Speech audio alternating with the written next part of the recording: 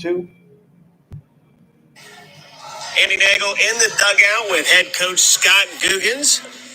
Coach, beginning your fifth season at the helm of the Bearcats. Welcome back. Looking at this year's roster, looking at last year's roster, we had 42 on the roster last year. There's 16 that are off that roster. We have 13 new people on the Bearcats roster this year. 7 freshmen, 6 transfers. We lose Jace Mercer, Eric Santiago, Joe Bellini around the infield. How's this crop of Bearcats look as compared to last year's, Coach? Well, we are different, Andy. And again, we lost a lot from last year. We lost a lot of leadership. But that being said, I really like our returners. Again, they've really stepped up. We're still trying to establish who our leaders are. But, our leadership is growing every day in practice. Our newcomers have really bought into what we're doing. And again, that's why it's exciting to play these fall ball games, because we've been practicing and we've had some ups and downs this fall, but I think we're starting to put it together, and now you get to play against another uniform, another team, and kind of see where we stack up and what we really need to be working on. Coach, you bring up excitement. There's an excitement down here. Obviously, it's game day here on the campus at the University of Cincinnati, but just back from day one when the guys got here in August, there just seems to be a different excitement around this group. You've been around baseball for a long time. What's fall ball? What are you looking for in fall ball from to bring your team together? Well, there is a buzz this year, and part of it, Andy, is, and to be honest with you, is we don't have the COVID restrictions we did last year. Last year was a very difficult year for us where, again, we couldn't use the locker room. We couldn't have the same guys in the dugouts, and we were all spread out. And just, it was just different. And so this year, again, we're trying to, connect with our guys and grow that chemistry and that culture by being close. And, we've talked about being relentless. And so this year it's been different in a good way because we're back together. We're back, in the locker room. We're back practicing every day. We're not going in shifts and practices. We're not, doing the COVID test. We're just out here playing and getting better. 2 games slated. Well, 1 long game split into 2 7-inning games. Obviously, you'd like to win both halves. But game 1 typically in these fall baseball games is kind of, you throw out who you think right now would be your starters. So what are you looking for today as the Bearcats take on the Hoosiers? The first game, again, is more the guys that have established themselves right now in fall ball that they're going to, hopefully contribute in the spring. The second game is, again, obviously we want to win both games, but then we also need to get some of those guys in there to see, maybe they haven't done as well in their inter squads or practices, but, maybe they will do okay, when we're playing another team. So we need to get them out there, get some experience, get them, acclimated to college baseball. So we're trying to do what we do, again, play hard-nosed baseball, blue-collar baseball, being relentless. But, we're also trying to find out our depth chart, who's going to, help us and who still needs to be developing during not only the fall but the offseason.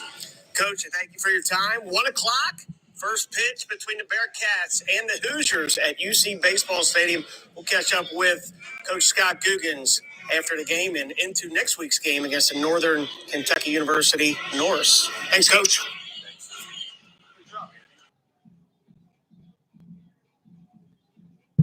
Good afternoon, everybody, and welcome back to Bearcats Baseball. I'm Andy Nagel, Director of Baseball Operations here at UC. You want October baseball? Well, you got it, and it should be a good one today with the visiting Indiana Hoosiers taking on the Cincinnati Bearcats. There's been a lot that's happened over the past 5 months since we were last together last May. We'll go into that and more over the course of today's game. Speaking of baseball, of this baseball game this afternoon, we are scheduled to go a total of 14 innings. We split into 2 7-inning games. This format is pretty typical for fall baseball. Usually the first quote-unquote game, if you will, both teams will run out who they think could be their opening day lineup, along with the pitchers that they expect will throw for them on the weekends and in conference play. Things can change and will more than likely do so from this day until opening day, till conference play, to the end of the season. It's just the nature of college baseball. Game 2 will usually see a mix of expected starters and then those that are in the mix for the starting job. So both head coach Scott Guggens of the Bearcats and coach Jeff Mercer of the Hoosiers will run out, try to get some different faces in that second game and get some action for them. Might be a little different for the Hoosiers since they actually played a fall baseball game back on September 17th against John A. Logan, a 10-6 victory. They played 13 innings. We'll go into more on that. But this is the Bearcats' first official fall baseball game versus another team, and that always adds a little bit more to it than just playing against yourselves in an inter-squad scrimmage setting. Hey, we're just happy to have baseball here in the Queen City in October. What a beautiful day on the campus of the University of Cincinnati. So sit back, enjoy today's double feature between the Hoosiers and the Bearcats. Now to the starting lineups. First for the visiting Indiana Hoosiers. Indiana is led by head coach Jeff Mercer, who enters his fourth year in Bloomington. Leading off, number 5, second baseman Tyler Dones. Batting second, number 1, shortstop Philip Glasser. Batting third, number 10, the right fielder Morgan Colopy. Batting fourth, number 35, the designated hitter Matthew Ellis. Batting fifth, number 38, first baseman Jake Skrine. Batting sixth, number 30, the third baseman Kip Fugers. Batting seventh, number 16, the center fielder Bobby Whalen. Batting eighth, the left fielder Carter Matheson. And batting ninth, number 6, the catcher Peter Ceruto. That's Dones, Glasser, Colopy, Ellis, Skrine, Fugers, Whalen, Matheson, and Ceruto. And pitching for the Hoosiers, number 2, freshman Luke Hayden. We're going to pause momentarily before I run through the Bearcats starting lineup. We got the national anthem about ready to start, so I don't want to get into that and have to take a delay for today's anthem.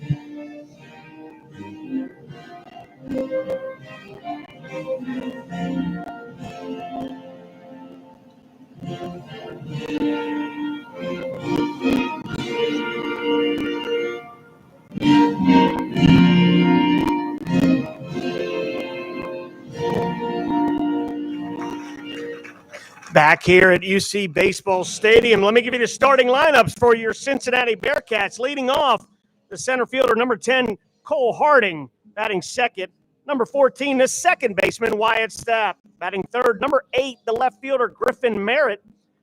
Ryan Nicholson, number 25, will back cleanup and play first base. Paul Comistak, number 32, will play right field and hit fifth. Batting sixth, number 9, shortstop Jake Hansen. Batting seventh, number 15, catcher Joe Powell. Batting eighth, number 21, freshman Boston Smith, who will be your designated hitter. Batting ninth, number 16, the third baseman Dondre Bremner.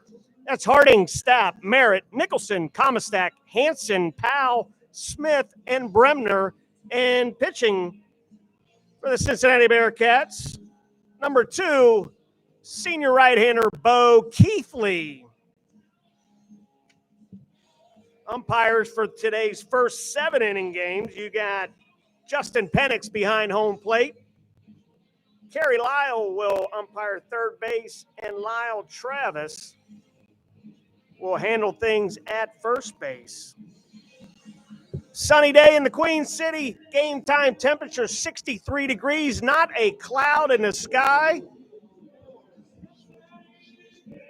And the Bearcats have taken the field. Going around the outfield, you got Meriden left, Cole Harding in center, Paul Komistak in right. Across the infield, left to right, Dondre Bremner at third, Jake Hansen at short, Wyatt Stapp at second, Ryan Nicholson at first, Joe Powell behind the plate, and right-handed pitcher Bo Keithley on the mound. If you follow Bearcats baseball, a lot of familiar faces in the lineup, but a brand new infield that Coach Googans is tinkering with this fall, with the subtractions of the ever-steady Eric Santiago, Joe Bellini, and Jace Mercer, third base, short, and second. Those are three tough guys to replace here for the Bearcats, and that is the coaching staff's task each and every year in the fall, is to see who's going to replace who at those positions. We talked about with Scott Googans pregame. Big time excitement here with this team. Very confident, feel very good going into this year. Just a different buzz, a newness, so to speak. Kind of a changing of the guard. Great crowd so far. Both schools represented well here on campus. And we're about ready to go. We got right-hander Tyler Dones, the second baseman for the Hoosiers, who will lead things off. Bo Keithley works from the stretch. And the first pitch, and we're underway. Strike one.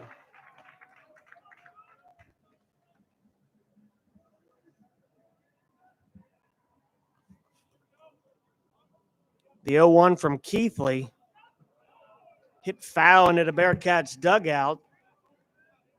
Third base. For the Hoosiers, you got assistant coach Derek Simmons coaching third. And coaching at first, Zach Weatherford. We talked about earlier, this is the Hoosiers' second fall game. By NCAA guidelines, you're allowed to play 2 fall games against other schools without having it count towards your spring schedule. There are some exceptions. You can play an international game. So, in essence, you could play the international team and 2 fall games. So, the Hoosiers played John A. Logan, a junior college school back. That's fouled back to the right side. Back in September at the Bearcats today. Conversely, the Bearcats have the Hoosiers today. And then this Friday, October 22nd, they got the Northern Kentucky University Norse is going to visit UC's baseball stadium. There's a ground ball to Bremner at third. He flicks on to Nicholson at first for out number 1. A 5-3 put out. So good start for Keithley to erase that leadoff hitter. And that brings up the shortstop, number 1, Philip Glasser.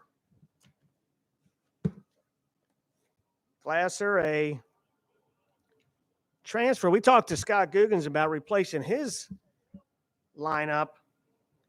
The Indiana Hoosiers have 21 new faces on their fall roster, 10 freshmen and 11 transfers.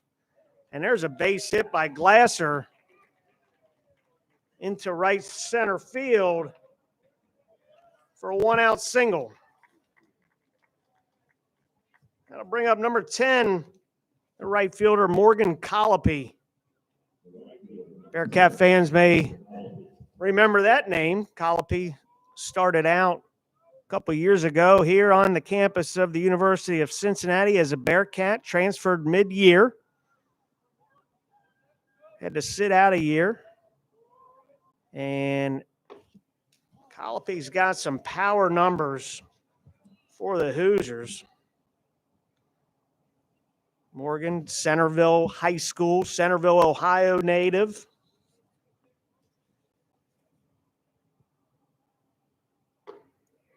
A 1-0 from Keithley is taken inside. Colopy played in 39 games last year, hit .274, 5 home runs. But he's got some serious juice in that bat, does Morgan Colopy.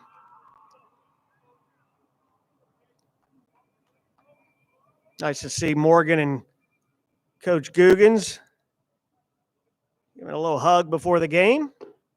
The check swing and called strike by home plate umpire Justin Penix.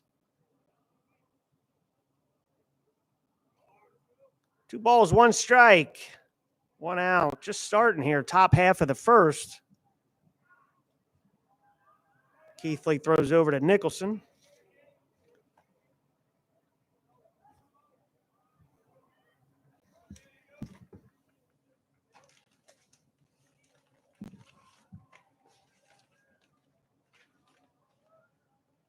Bearcats have a lot of innings to replace on the mound.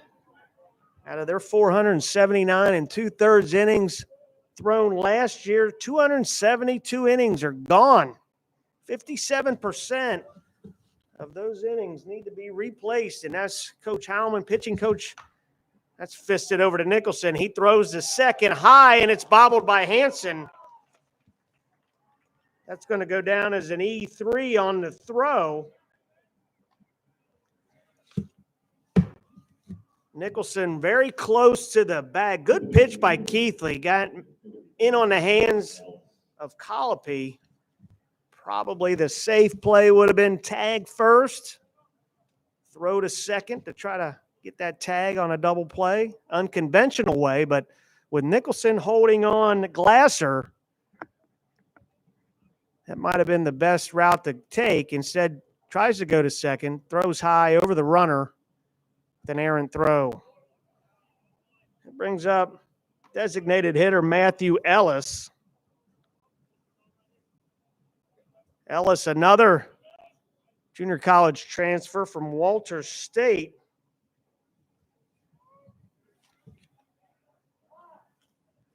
Left-handed bat. Left-handed bats play well here at this stadium.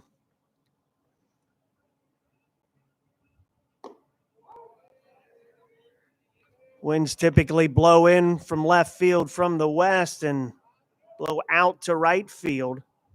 Kind of a windy day, cool, 63, but just an absolutely beautiful day in Cincinnati.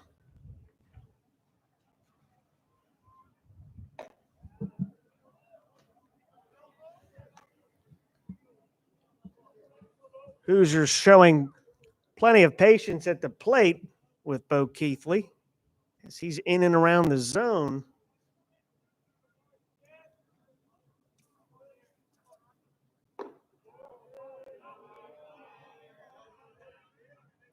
Pitch is just outside the big Matthew Ellis.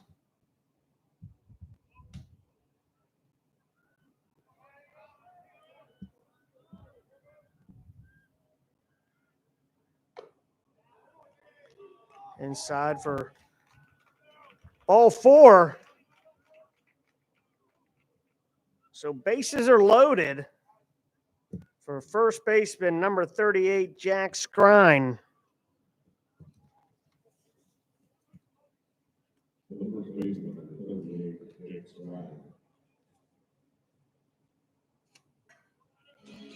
Jake Scrine, my apologies. I think I said Jack.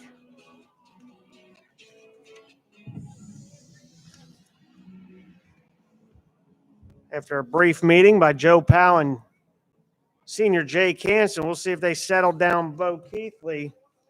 See if he can get him back in his zone. Keithley, usually a ground ball pitcher. Strike one. High strike, about 87 miles an hour.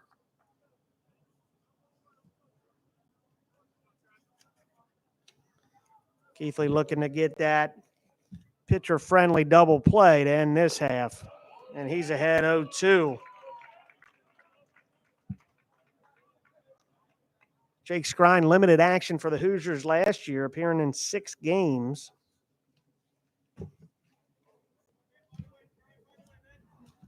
As Coach Googans and Coach Mercer trying to find the right combination to lead these two teams. That's fouled off his foot into the spring. Last year, COVID year, kind of a strange spring schedule. The Big Ten Conference chose to play Big Ten opponents only. The Hoosiers finished 26-18, finished 4th in the Big Ten Conference, and conversely, the Bearcats finished 4th in the American Athletic Conference with an overall record of 29-26. And there's a good pitch by Bo Keithley to get Jake Skrine looking for out number 2.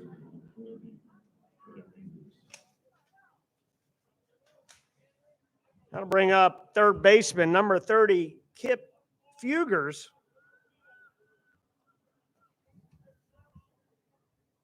Fugers, a sophomore, right-handed bat. This is way inside.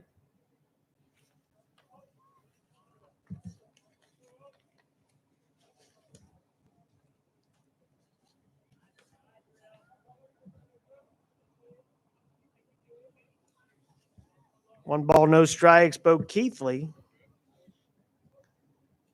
misses outside to Fugers.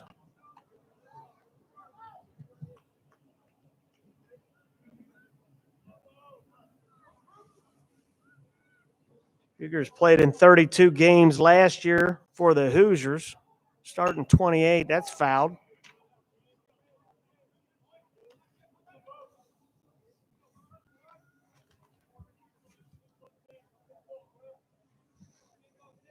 Two balls, one strike. Top of the first inning here at UC Baseball Stadium on the campus of the University of Cincinnati. The 2-1. That's going to be fisted through the right side into right field, and that's going to score 2. A 2-out, 2 RBI single by Kip Fugers. Matthew Ellis checked up at second. That'll bring up center fielder number 16, Bobby Whalen.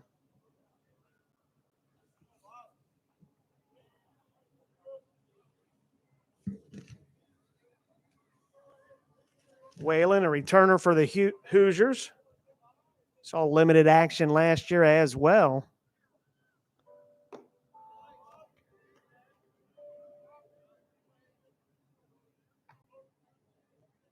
That pitch looked good by Bo Keithley, called ball by home plate umpire Justin Penix.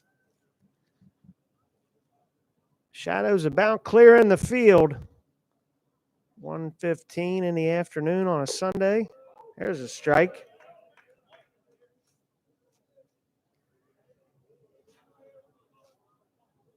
See Keithley looking at his belt. Bearcats pitching staff goes with the Cards.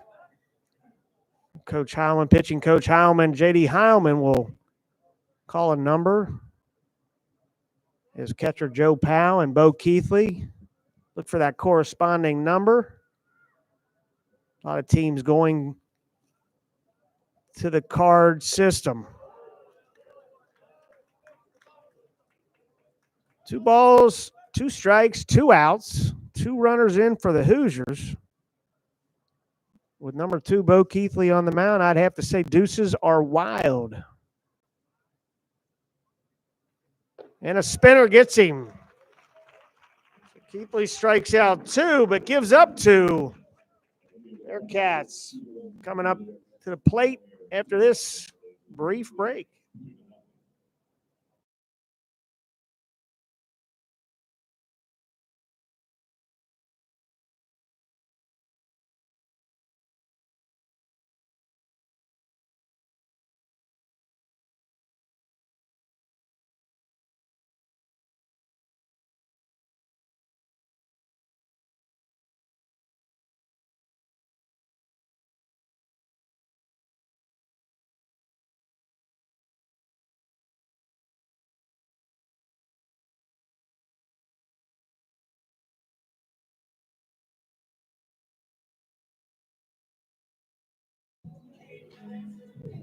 Back here in Cincinnati, Andy Nagel, the Director of Baseball Operations for the Bearcats. Flying solo today. My usual broadcast partner, Matt Noonan, is just next door calling the women's soccer game. It's senior day for UC women's soccer.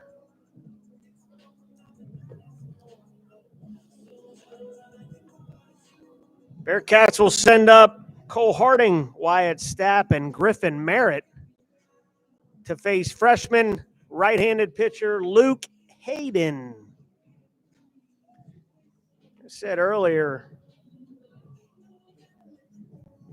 I think Luke Hayden's choice through the whole recruiting process was down to the Hoosiers and the Bearcats. And Hayden chose to stay home in Bloomington, Indiana, and pitch for the Hoosiers.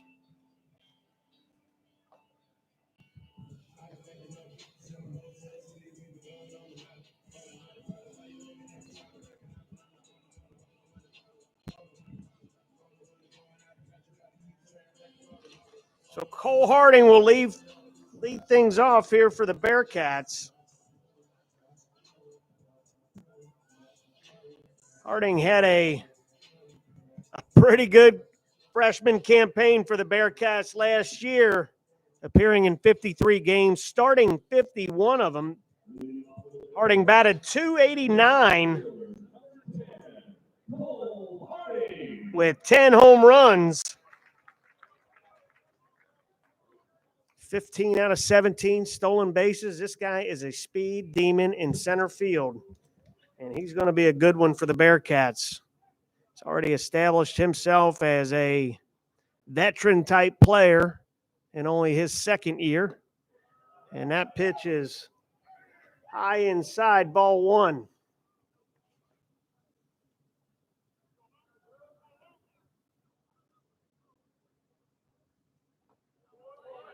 Hayden tries to spin one in on Harding, and Cole takes it for ball two. 2 balls, no strikes to Cole Harding. Upstairs, 91 miles an hour from Luke Hayden. 3 balls, no strikes. Head coach Scott Guggen's in the third base coach's box with first base coach Lee Sponseller. There's a strike. 3 balls, 1 strike. Cole Harding, hailing from Mason High School. The Bearcats are well represented by Mason High School, just north of the city. Got a great high school program that head coach Kurt Bly runs up there. Coach Sponseller is a Mason grad. Cole Harding, Joe Powell are the starting catchers from Mason. Evan Kemp from Mason. Outfielder J.P. Sponseller from Mason. And there's ball 4. So Harding's on with a leadoff walk. And that'll bring up number 14, Wyatt Stapp.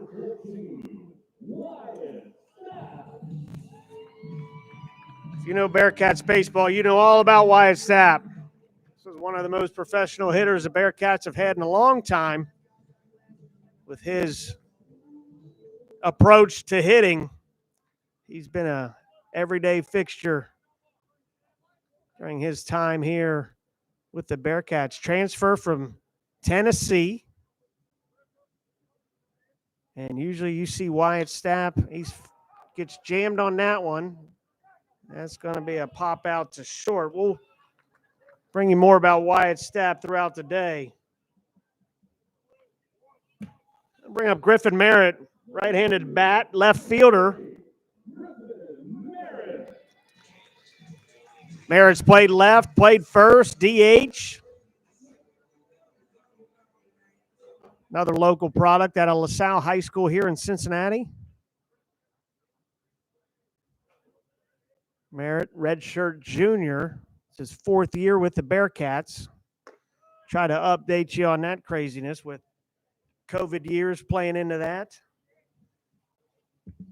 Griffin Merritt has some serious pop in that bat. Offensively from the Bearcats, you're going to see a lot of power and aggressive base running. They like to run every chance they get.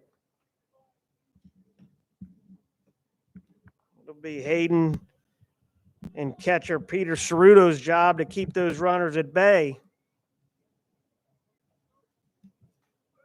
The 1-0 to Merritt. And Hayden chooses to pick it first, knowing the speed of Cole Harding.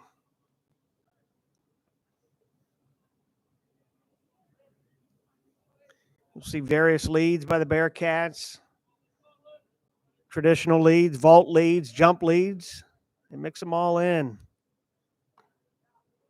As Coach Kyle Sprague and Coach Lee Sponseller do a great job, not only with base running, but with the Bearcats hitting as well.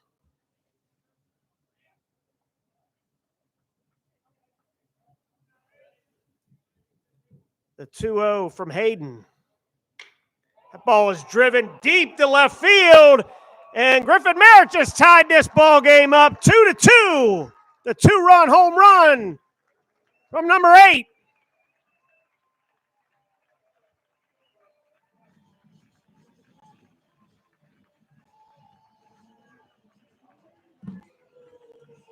That was 91-mile-an-hour fastball in and 105-mile-an-hour off the bat by Griffin Merritt to tie this game up 2-2. Just talked about the Bearcats and their offensive power.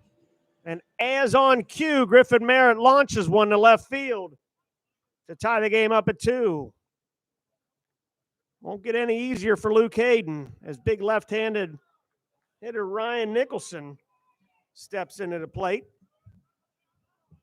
Nicholson changes to number 25 this year from his old 44. Ceruto tried to bring that one back in the zone, and Justin Penix, the home plate umpire, didn't want anything to do with that. Nicholson ahead 2-0. Pulled foul.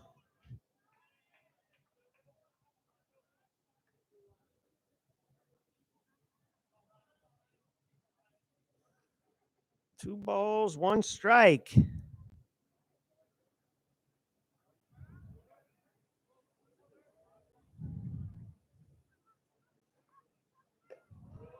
Hayden misses high and away. 3-1. Crowd still coming into UC Baseball Stadium. Great crowd on hand, and it's continuing to build. There's a drive to left center. Center fielder Bobby Whalen gives way to left fielder Carter Mathewson, who makes the catch for out number 2. So call that an F7 deep left center.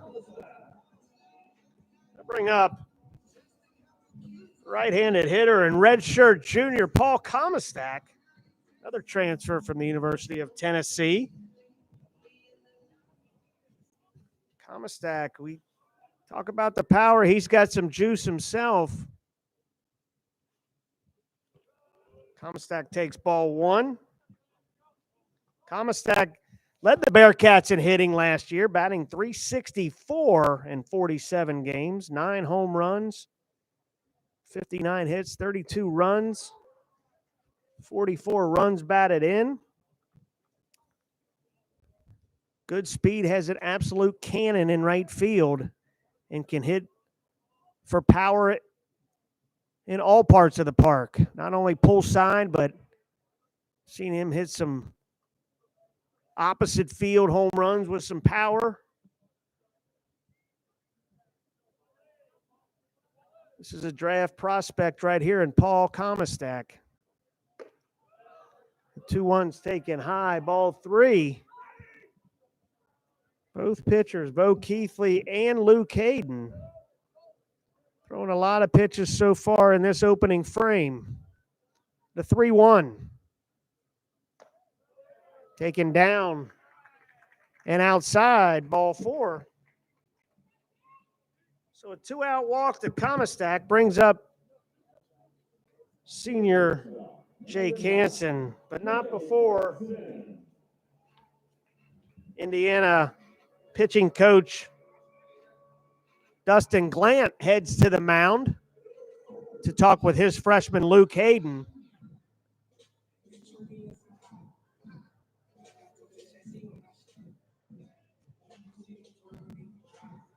Jake Hansen,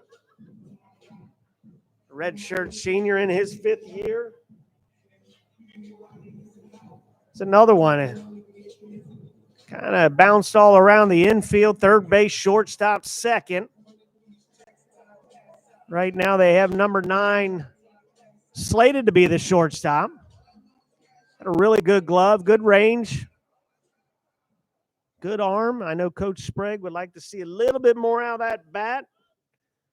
But being one of the elder statesmen on the team, staff feels that Jake Hansen will have a good year this year. There's a swing and a miss. Good pitch by Luke Hayden.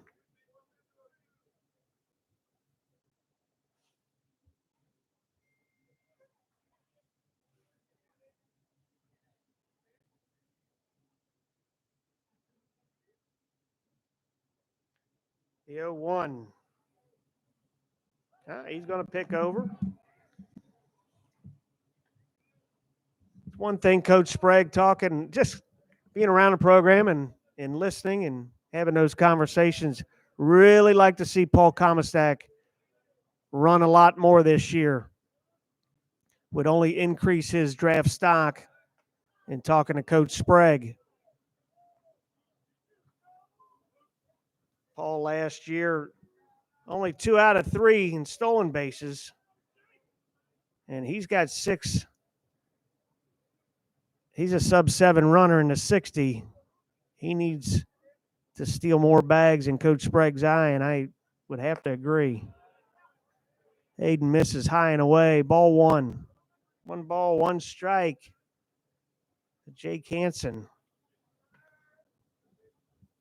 If you're watching a game and you get that feel that this is a veteran lineup for Coach Guggens, that feeling would be correct, as they were a veteran lineup last year, and it seems to be the replacement parts are not going to miss a beat here with the Bearcats. 1 ball, 1 strike to Jake Hansen. Hayden delivers outside. Ball 2.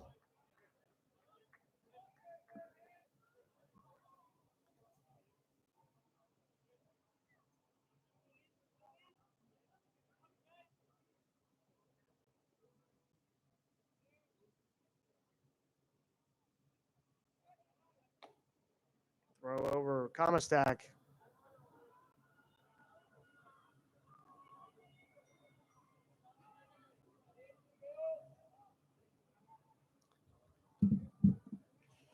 Two balls, 1 strike, 2 outs.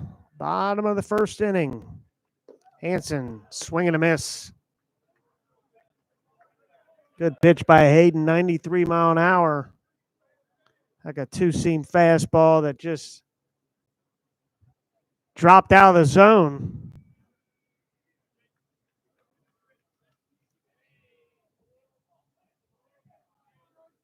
We'll see if Comastak gets running on this 2-2 pitch. Hayden thinking the same thing as myself.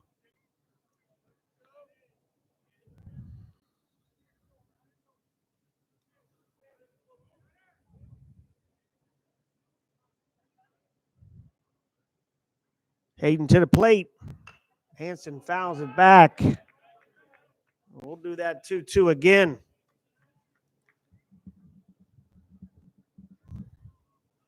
Talked about the card system from a pitching perspective. The Bearcats have employed that system with the offense as well.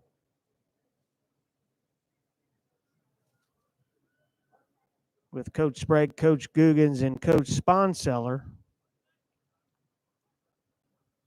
There's a swing and a miss to strike out Hansen. Big blow by Griffin Merritt ties the game up at 2. We've played 1 out of a scheduled 14. Bearcats and Hoosiers tied at 2. We'll be back after this brief pause.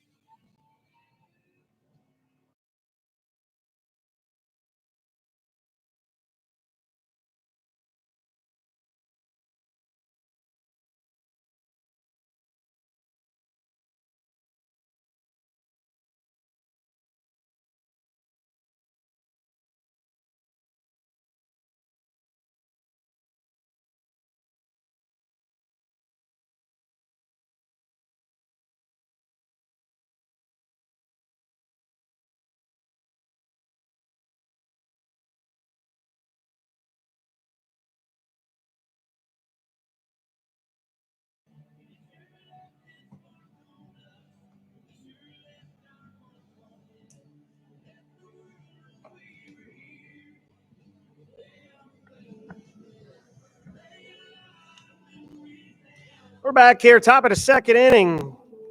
The Hoosiers will send up 8, 9, and 1 in Carter Matheson, Peter Ceruto, and Tyler Dones. Left fielder Carter Matheson, left-handed bat. Freshman from Fort Wayne, Indiana. Keithley will come on and work a second inning of pitching for the Bearcats. Talking to Coach Heilman before the game. For this first set of 7, he's got Bo Keithley, and he's looking to get some innings from freshman Garrett Harker, Evan Kemp, and Chase Hopewell. We'll talk more about them as they enter the game.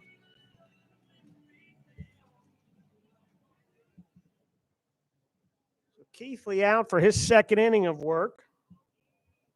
He'll face Carter Matheson.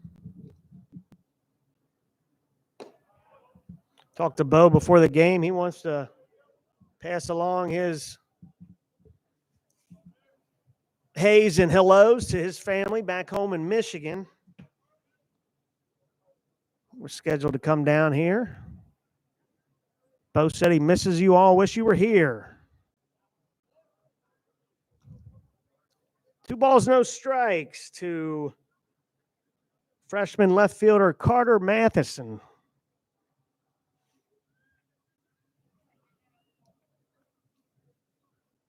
That's pulled in the right side for a leadoff single.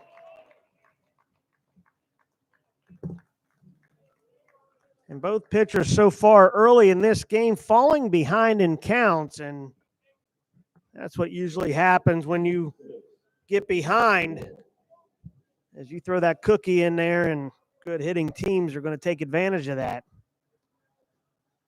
It brings up the catcher, Peter Ceruto.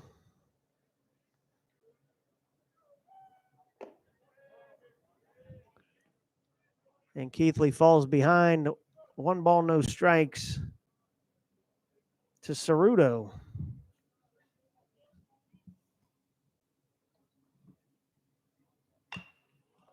Fly ball right field. Paul Comistack drifts over to make the catch. 1 out.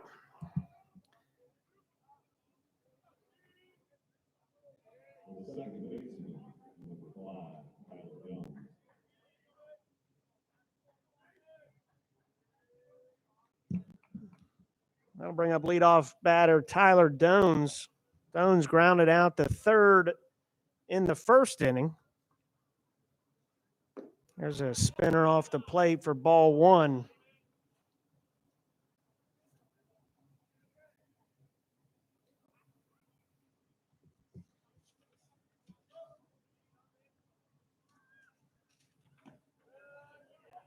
One ball, one strike. Bo Keithley last year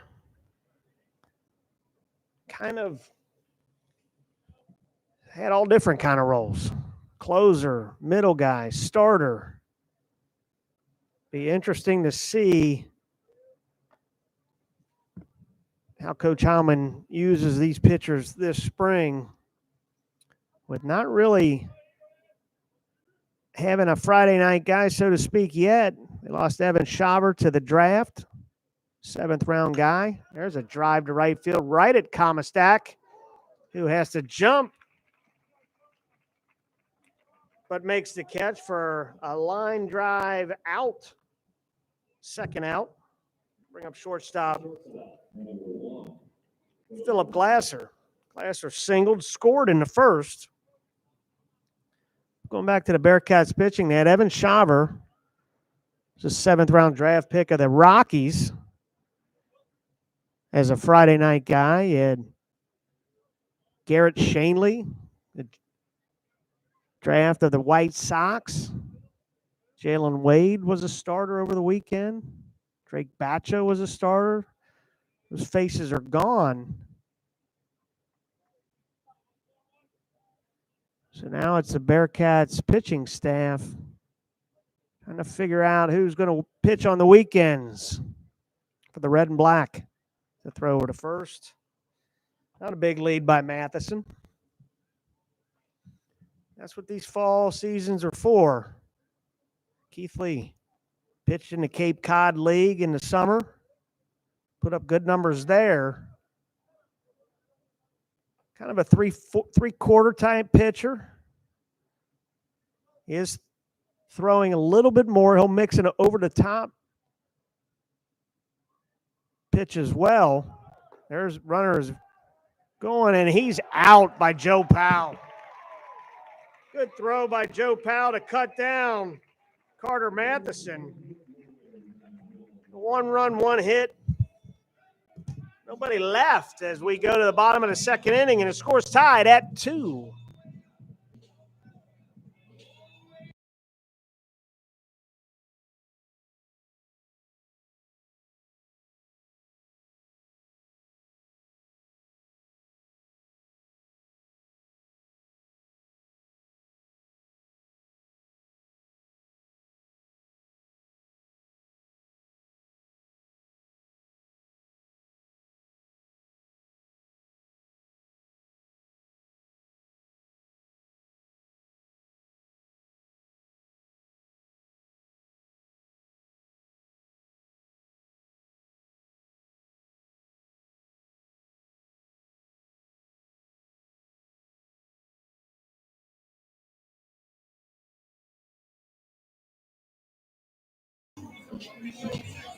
Back here in Cincinnati, where head coach Jeff Mercer will go to his bullpen. Luke Hayden's day is finished, and he'll give way to number 34 right-handed pitcher Braden Tucker.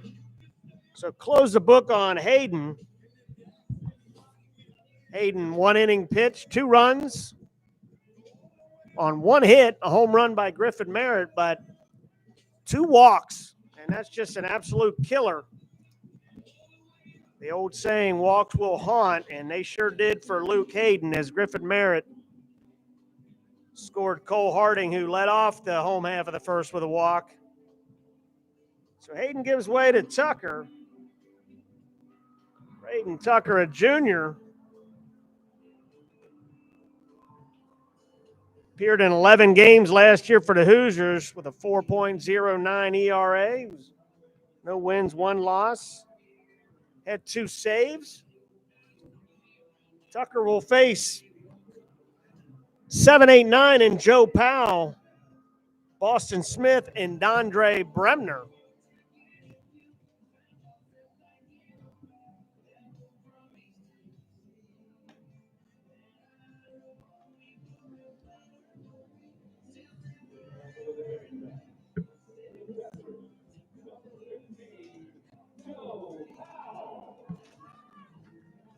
I'll bring up Joe Powell, redshirt sophomore. Powell in his 3rd year for the Bearcats. You saw his arm just gotten better and better as a receiver. Very quiet behind the plate. Pitchers love to throw to him and Cam Sheeler. We'll see Cam in the 2nd set of 7 innings behind the plate. But Powell, good receiver, great arm, good speed as a catcher. Another Bearcat draft prospect. There's a swing and a miss. Good pitch by Braden Tucker to get ahead of Joe Powell 0-2.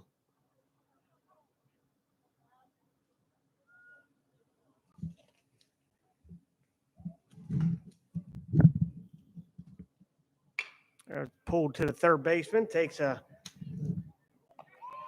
strange hop. But Kip Fugers makes the play and retires Joe Powell for out number 1. I'll bring up number 21, freshman Boston Smith. Remember this guy's name. He has some serious juice in that bat, Boston Smith does. He checks his swing and takes strike 1. Braden Tucker coming in throwing strikes, and it's exactly what pitching coach loves to see. Quick worker. He's outside, 1-1. Boston Smith, very good eye at the plate. Great tools, good arm. Comes to the Bearcats as a catcher, but he played center field for the Midland Redskins this past summer.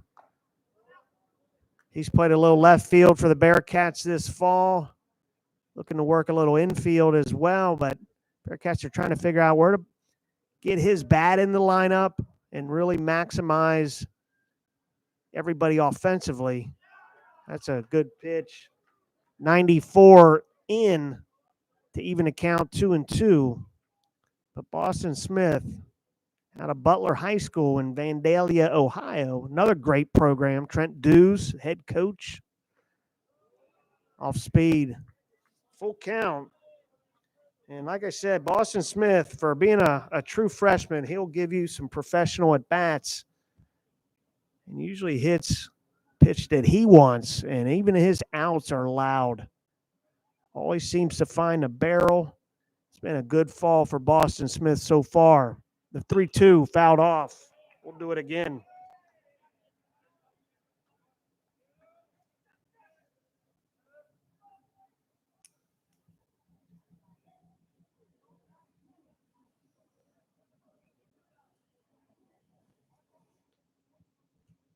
Tucker to Smith, and he misses high. Slider. Missed up in the zone, and Boston Smith has a 1-out walk. That'll bring up the third baseman, number 16, Dondre Bremner. Bremner, a fifth-year guy here at UC from Toronto, Canada. Another left-handed bat with some juice. That's going to be a flare over to second baseman. In the right field for a base hit by Bremner.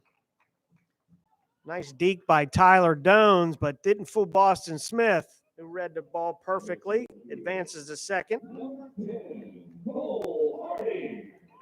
So Bremner swings at the first pitch, singles.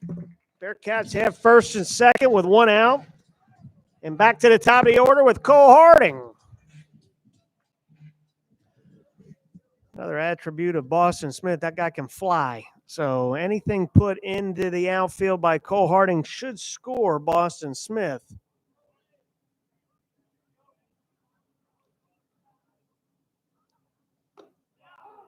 Strike 1. 92-mile-an-hour fastball by Braden Tucker.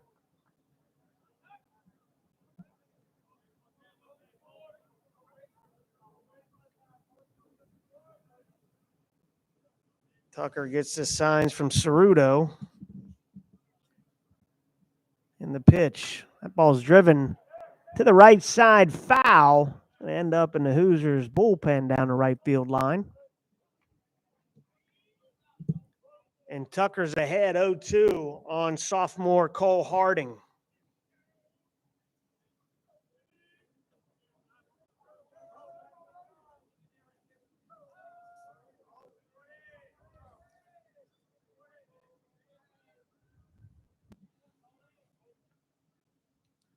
Bearcats been very aggressive this fall on the bases. Short lead by Smith at second.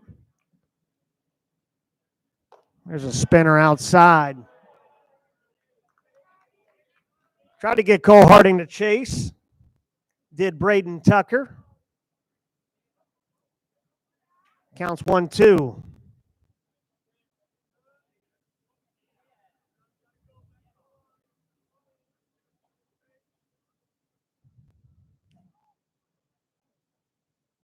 Fastball up in his zone, 93. Strikes out Cole Harding for out number 2.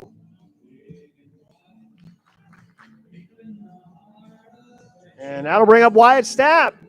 See if Wyatt Stapp can do a little 2-out damage.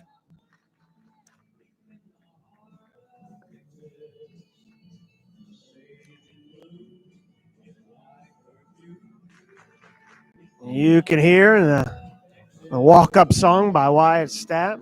He does hail from the heart of deep in the heart of Texas. Does number 14. This is a situation the Bearcats want to see this guy in. That's pulled to the first baseman. Good play by Jake Scrine to retire Wyatt Stapp for out number 3. We've played 2. The score's tied 2-2. We'll be right back.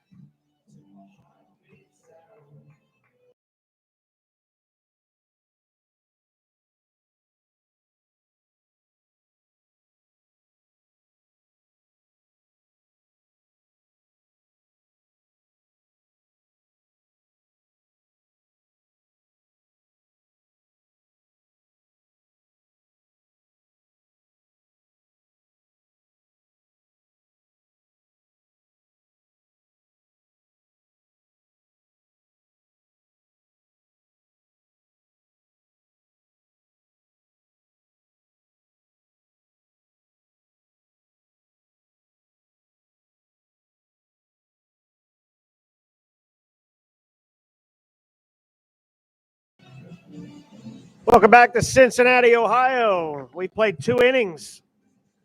The Bearcats and Hoosiers are tied at 2. Beautiful fall afternoon in October. 63 degrees, sunny, not a cloud in the sky. Senior Bo Keithley is back out there for his 3rd inning of work.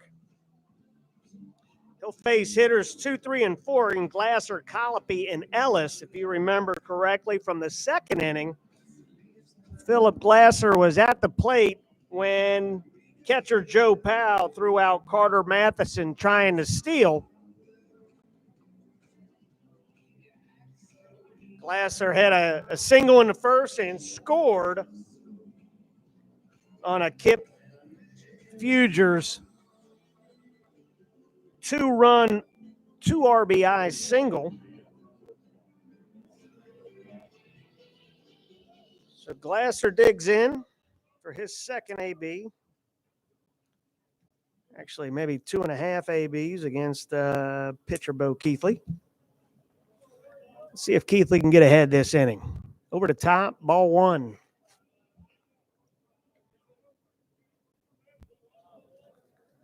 Scheduled to play a total of 14 innings today. We'll split it into 2 7-inning games. That ball's fouled. There will really be no traditional 40, 45-minute type window in between games. We'll let the umpires change and get the new lineups into the stat system, and away we'll go with game 2. Maybe a 10-minute delay. We'll throw some DJ music on there by our new marketing person, DJ Marissa Bear. There was a cross right there between Keithley and Powell. Joe Powell goes to the mound. We'll get them back on the same page, but we'll clear the score after 7. Talking to Coach Googans, if you missed the pregame interview, typically the first 7 innings, both teams will kind of throw out where they see their starters would be for the spring as it stands right now. There's a strike. Obviously, we're in October, and we're not scheduled to start college baseball until Friday, February 18th. So a lot can happen and will happen between now and then. That ball's fisted down the right field line. Foul. We'll do that 2-2 again.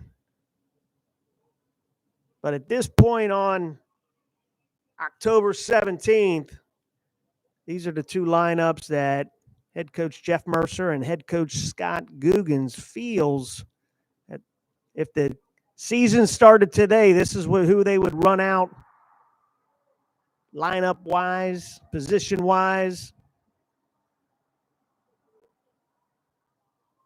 This is a great opportunity when the NCAA changed the rules to allow two schools to play against each other without counting against their spring schedule. They could do it in the past, but any fall games would count against the spring max of 56 games played. You know, when Coach Googans was at Xavier, he used to play the Hoosiers every fall. That ball's driven foul on the third base side. So they would schedule 56, and then when Coach would head over to Bloomington and take on the Hoosiers, they would lose a game from the spring, so they could only play a max of 55 at that point. So the NCAA changed the rules, and they gave schools 2 free fall games to play. That ball's outside. Good at bat by Philip Glasser to work a walk, leadoff walk, and that'll bring up number 10 right fielder Morgan Colopy.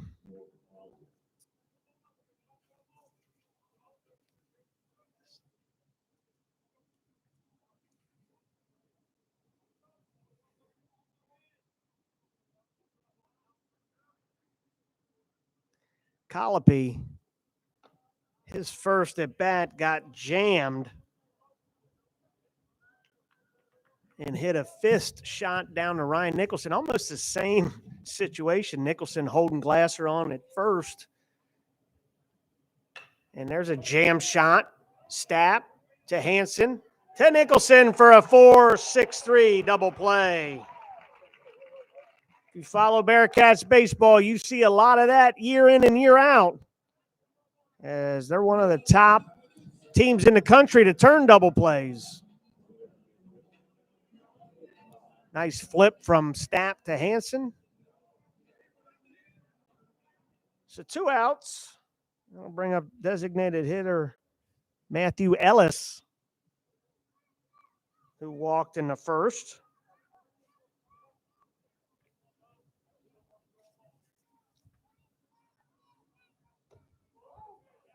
The spinner in for strike 1. Would have to think this is probably Keithley's last inning. He'll go 3. Maybe Garrett Harker go 3. Hopewell close it out with 1. Strike 2, 0-2. Bo Keithley has settled in. Maybe Coach J.D. Hammond runs him out for a 4th. We'll see.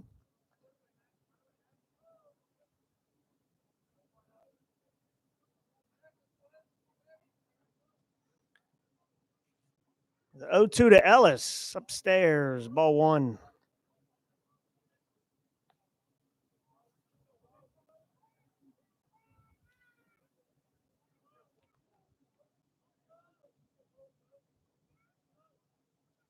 One ball, 2 strikes. Keithley to Ellis in the dirt. Good block by Joe Powell.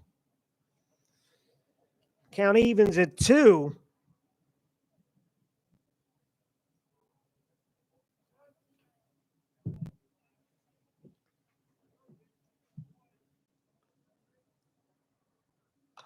Two Ellis fouls off. Good pitch.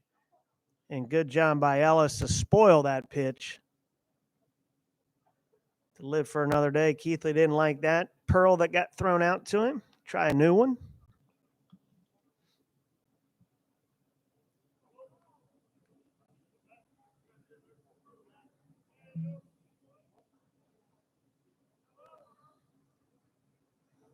The 2-2. Outside.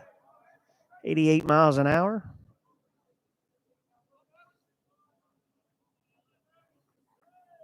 I'm going to guess this will be Keithley's last inning. Throwing a lot of pitches in 3 innings. Swing and a miss. Gets Ellis swinging for Keithley's 3rd strikeout of the game. We'll go to the bottom of the 3rd. We'll stay right here as the Hoosiers and Bearcats are locked up at 2. Talked earlier in the open that a lot of changes have taken place since we last got together in May. Bearcats enjoying another great run on the gridiron as the number 3 team in the country entering this weekend defeated the UCF Knights yesterday at historic Nippert Stadium. And with number 2 Iowa Hawkeyes losing yesterday, the Bearcats may jump up to a number 2 spot. So forgive me if I get towards the end of this cast with and my voice starts to give. A lot of cheering yesterday for the Bearcats football team. Bearcats baseball also hosted their official visits yesterday, this past weekend. 6 committed Bearcats and their families enjoyed the weekend. I think that's a great time for all programs out there when they have their official visits. They get to bring them in for a football or basketball game and really let them experience great campus activities. And this weekend was no different. Be remiss if we didn't talk about Bearcats entering the Big 12 Conference. That's big news here in Clifton as well. No later than the 24-25 season. And we'll see what happens with that. But as of right now, the Bearcats are getting prepared to face the American Athletic Conference, a meat grinder of its own, 5th best ranked baseball conference in the country last year and this past season in 2021. So Braden Tucker is on for his 2nd inning of work. He'll face Griffin Merritt, Ryan Nicholson, and Paul Comistak. If you remember in the first, Griffin Merritt hit an absolute bomb to left center to tie this game up at 2. 2-run home run off of starter Luke Hayden. And Braden Tucker has come into this game just filling up the zone. He's ahead of Merritt 0-2. 85-mile-an-hour slider there. He's up in his 90s with his fastball. There's an 82-mile-an-hour off-speed pitch.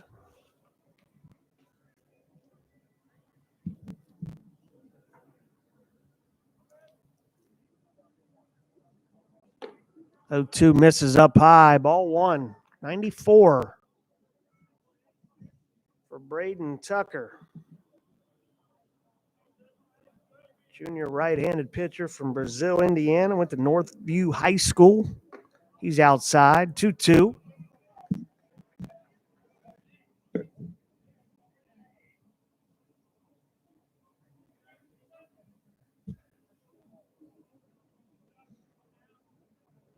Tucker to Merritt. There's a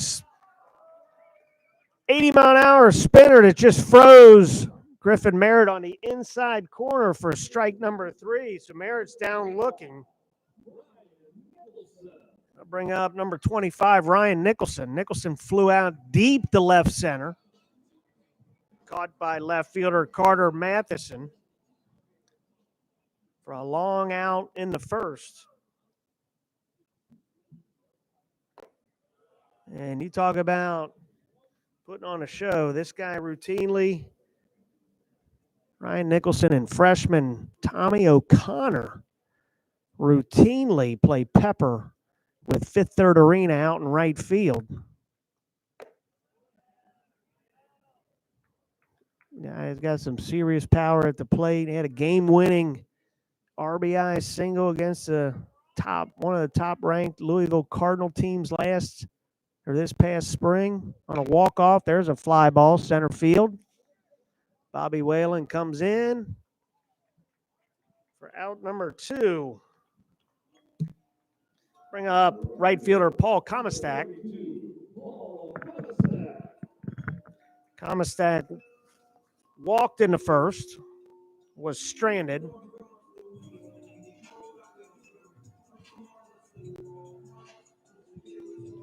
Tucker gets a new ball.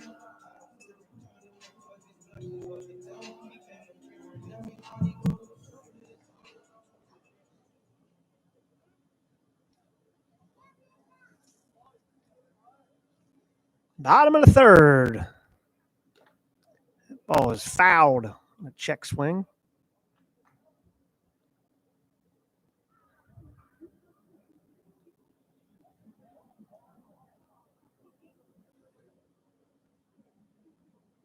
A little delay to see give home plate umpire Justin Penix a sec. That foul tip hit off of his chest protector. Tucker ahead. No balls and 1 strike. The right fielder Paul Comastak. Good take by Paul Comastak to even the count. 1 ball, 1 strike.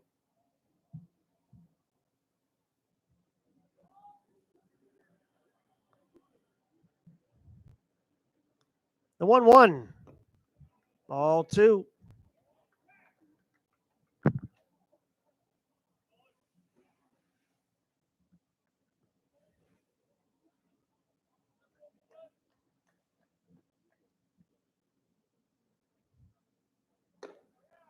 There's a strike.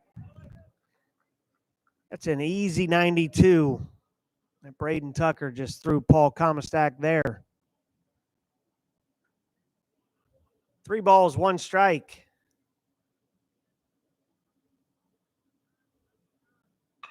Comastak ground to third, and it's going to be booted by Kip Fugers. Call that E5. Tough play. But I think a play that Kip Fugers should make. Looks like they're going to rule that a hit.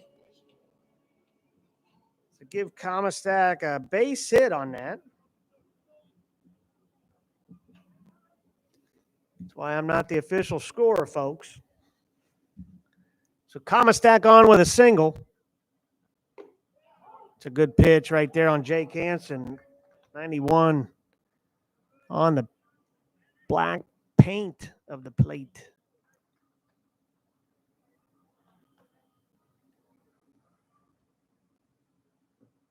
That ball squirts away from Ceruto, and Comastak's going to move up to second. Call that a wild pitch.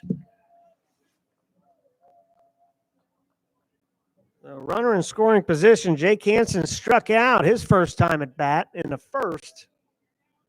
See if Hansen can get a big 2-out knock to score Comastak. Outfield is playing relatively shallow here at UC Baseball Stadium. The 1-1. And that gets... Well, Hansen's jogging to first.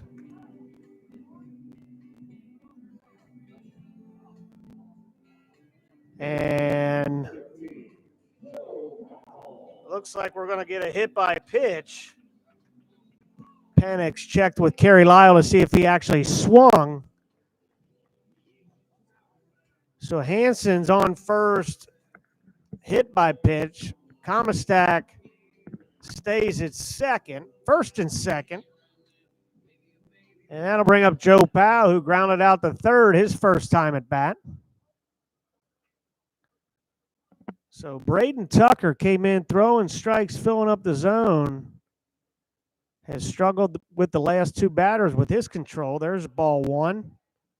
Got behind on Comastak, walked him, or actually gave up a a 3-1 infield single and then hit Jake Hansen, and he's behind a Joe Powell, 1 ball, no strikes.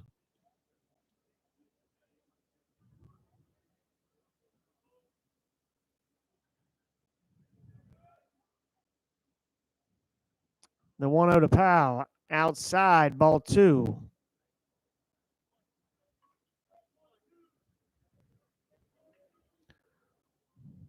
Might be able to hear assistant coach Kyle Sprague calling out numbers for his offensive plays. 2-0 to Joe Powell. Swing, foul back. I think Joe Powell wishes he had that ball back. 2-1.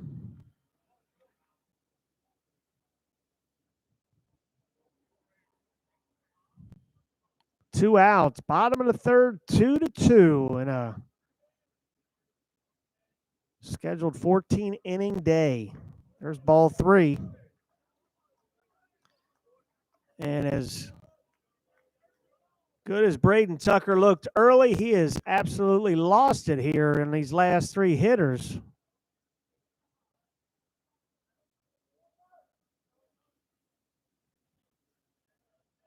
Three and 1 to Joe Powell. And he misses up and walks Powell. So a single hit by pitch and a walk loads the bases for freshman Boston Smith. And that might be it for Braden Tucker. We'll see. As Braden Tucker walked Boston Smith in the 2nd inning.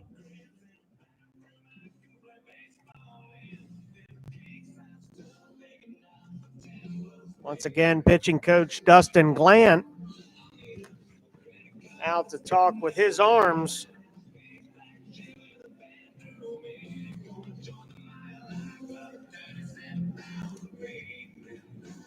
This is Glant's first fall with the Hoosiers as he replaces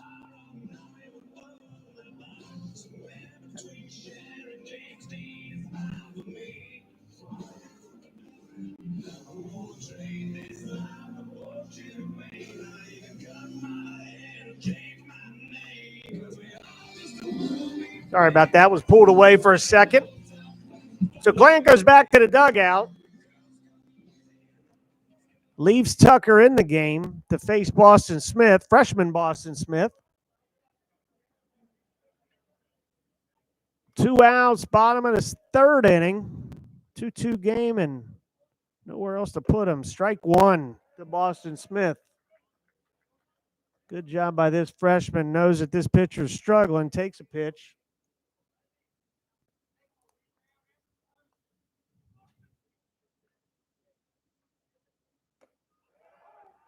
And takes strike 2. Good pitch by Braden Tucker. 2 good pitches to get ahead of Boston Smith 0-2. So whatever Coach Dustin Glant told Braden Tucker, it has worked so far on these 2 pitches. And he strikes out Boston Smith to end the threat.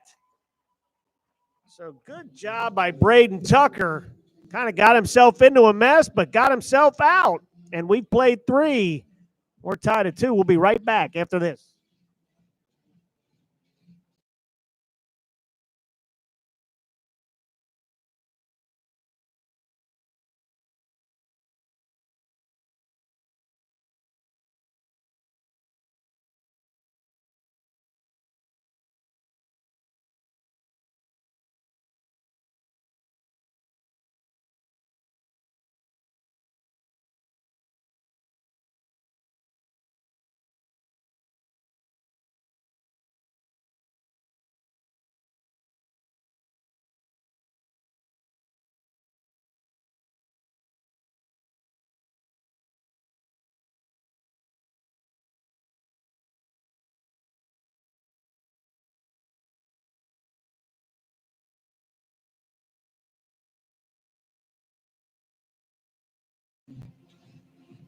We head to the fourth inning here in Cincinnati, and Coach Cougans has gone to the bullpen to bring in freshman right-handed pitcher Garrett Harker.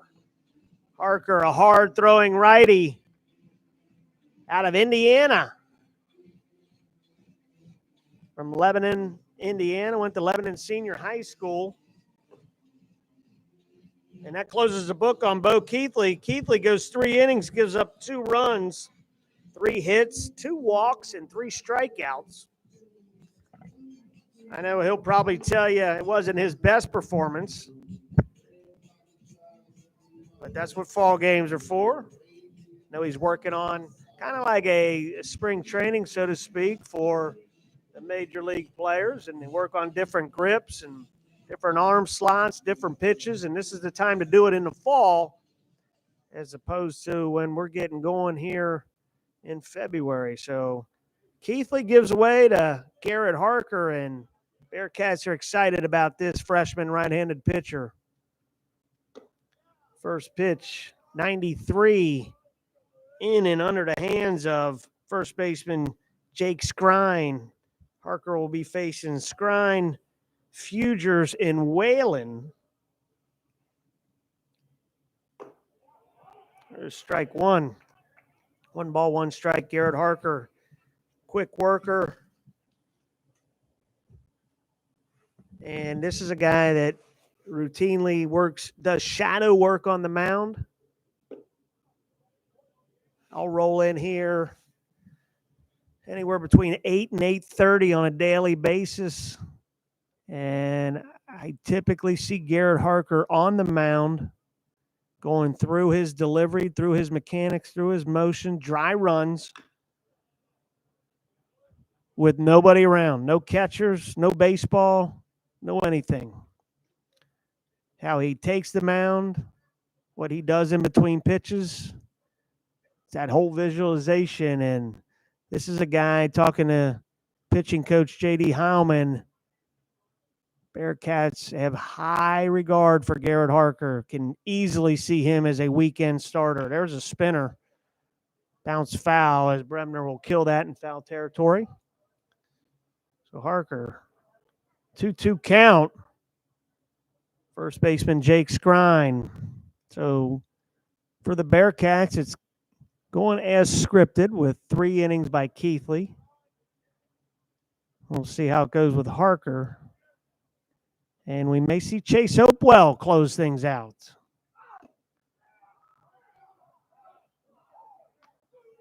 And Garrett Harker just gave a big grunt on that 94-mile-an-hour fastball.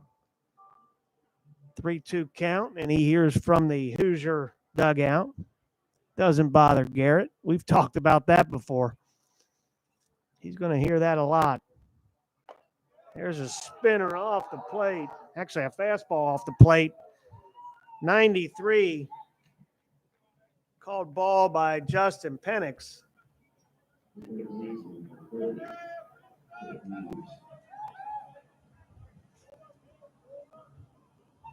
So a leadoff walk will bring up third baseman Kip Fugers.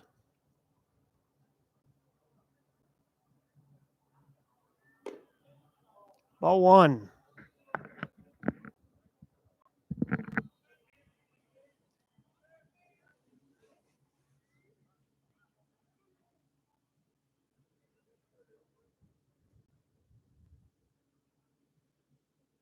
That ball is fouled off the right side. So the Bearcats have 7 freshmen on their roster. Garrett Harker being one, Boston Smith, who we've seen in the game so far,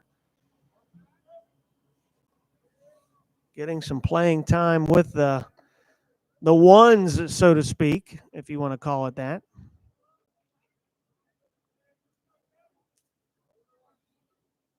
It's a talented class that's coming in here in Cincinnati.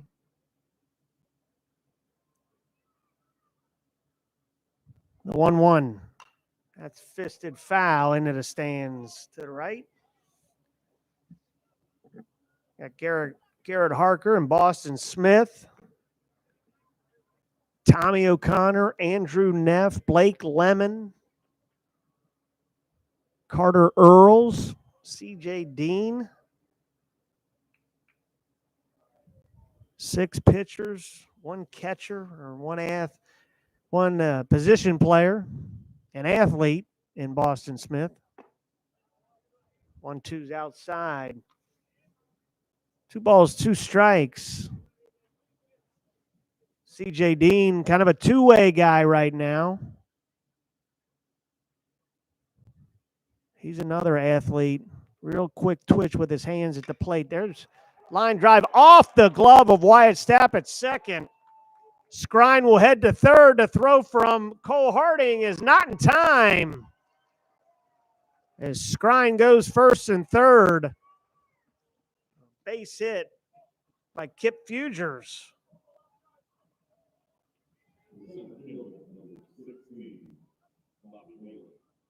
That'll bring up the center fielder, number 16, Bobby Whalen. Whalen was a strikeout victim of Bo Keithley in the first. 4th hit of the day by the Hoosiers. And they got things cooking here in the top half of the 4th inning in a 2-2 ball game.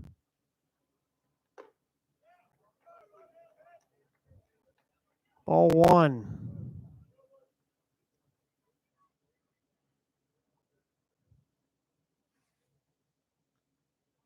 First and third situation. Let's see how the Bearcats play it. Ground ball, Jake Hansen. A 6-4-3 double play. Score Jake Skrine. The Hoosiers take the lead 3-2, but a big-time double play on a chopper to Jake Hansen. Nice turn by Wyatt Stapp at second to cut down Bobby Whalen at first. So 2 outs, 1 in for Carter Matheson. Matheson singled in the 2nd inning off Keithley and was cut down trying to steal second by Joe Powell.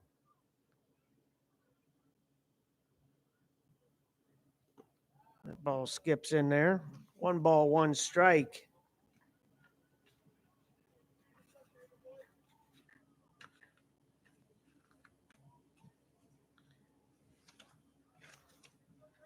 Garrett Harker, there was a 4-seam, 2-seam curveball, slider, and a changeup.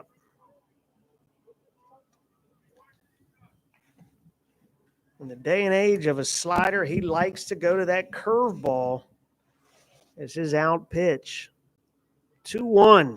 That ball's driven to center.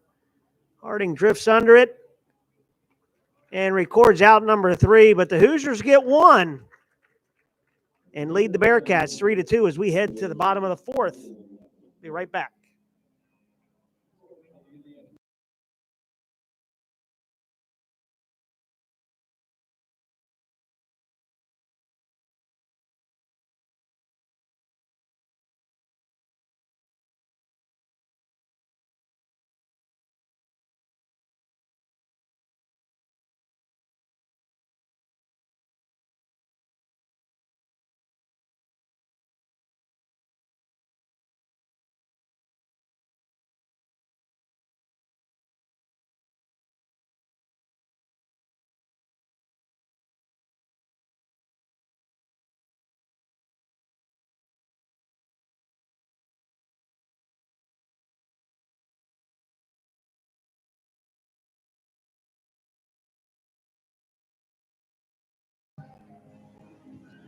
We're back here in Cincinnati as we head to the home half of the 4th inning. The Bearcats trail the Hoosiers 3-2, and in for the Hoosiers pitching number 41, Ty Bothwell. Bothwell, a redshirt sophomore from Hebron, Indiana, went to Boone Grove. Let's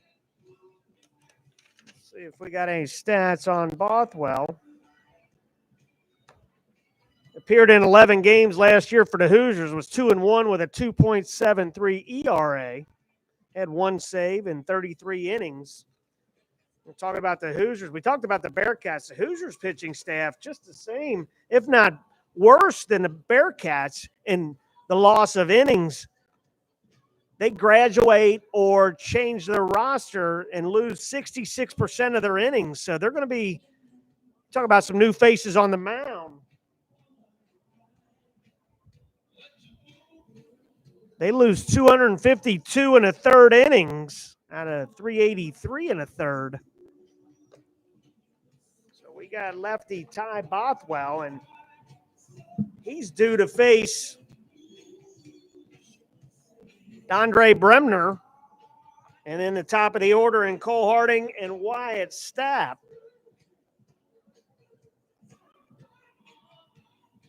Bremner singled, first pitch swinging against Braden Tucker.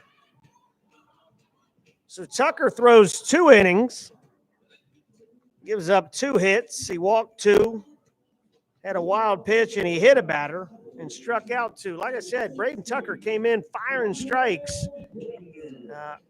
Kind of got away a little bit his second inning of work, but came back and got a big strikeout of freshman Boston Smith with the bases loaded to hold the Bearcats to no runs in that home half of the third inning. So we head to the bottom of the fourth, and Bothwell faces Bremner, lefty on lefty. Bothwell's in, strike 1, 90 miles an hour. Scheduled for 14 innings. We've talked about we're going to break it up in 7 and 7. Foul back, and Bothwell's ahead 0-2. We'll reset it after 7. Now, both teams playing this first game.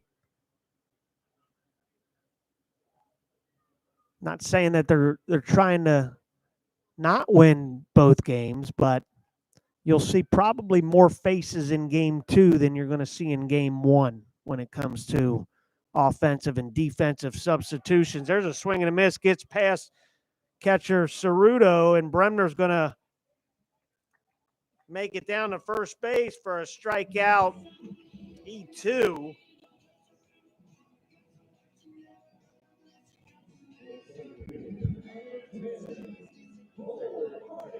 And that'll bring up leadoff hitter Cole Harding. Let's see how the Bearcats play this. Typically, offensively, Coach Guggen's philosophy is let them swing away and play a lot of small ball in the fall. Big lead by Bremner. And Harding takes strike 1. Showed no signs of bunting there.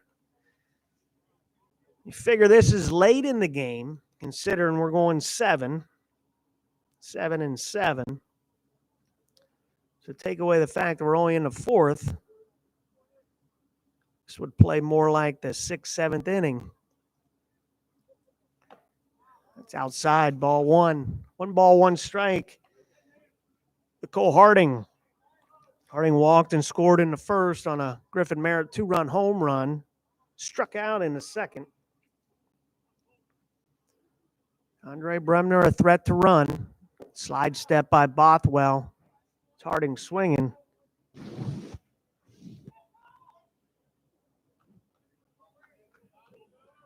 And he's ahead of Harding 1-2.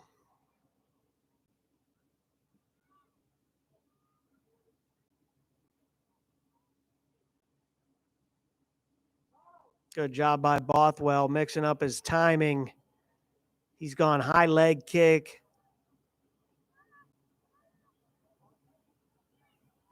Long delay hold there to a slide step. And he does come to the plate quick. Sub 1. 90 miles an hour. He's been sitting with his fastball.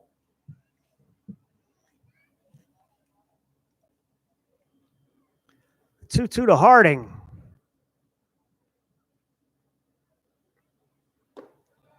Got him swinging up high for strike 3. 1 out. That's 2 strikeouts by Cole Harding on fastballs up. And that'll bring up Wyatt Stapp. Stapp 0 for 2 today. A little pop-up to the shortstop in the first, and then had a ground out to the first baseman in the second. Stapp was really cruising, having a great spring last year. Got hit in the hand, kind of derailed him for a couple weeks, and just never seemed to get his groove back. But this is a guy the Bearcats love in the middle of that order. Try to get him as many at-bats as possible. Talked about him being a professional type hitter.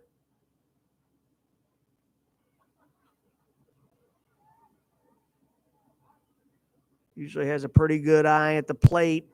Doesn't strike out too many times. The 0-1 fouled off. Last year in 155 ABs, Stapp had 31 strikeouts, hit 271. Got hit 5 times, walked 15, couple home runs. Bothwell ahead of Stapp 0-2. And he's up and in. 1 ball, 2 strikes. See if he's trying to change Wyatt Stapp's eye level. Buzz him up and in and see if he'll go that spinner low and away.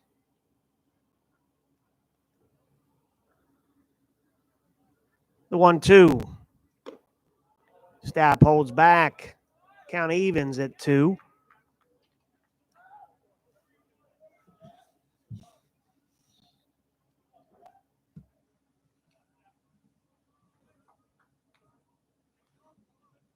Two balls, 2 strikes, 1 out. Home half of the 4th. Pick over to first.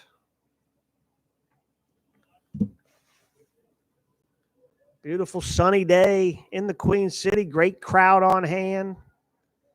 Big Hoosier contingent on the first base side. Bearcat contingent on the third base side.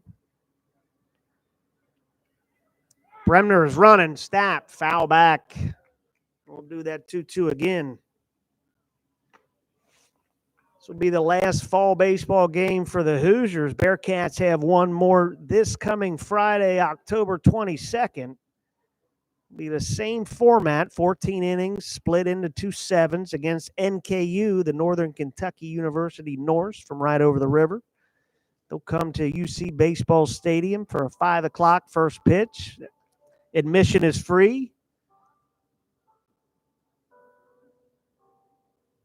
That ball's chopped, foul to first. So we'll do some Friday night lights this Friday against the Norse and the Bearcats. Come on down.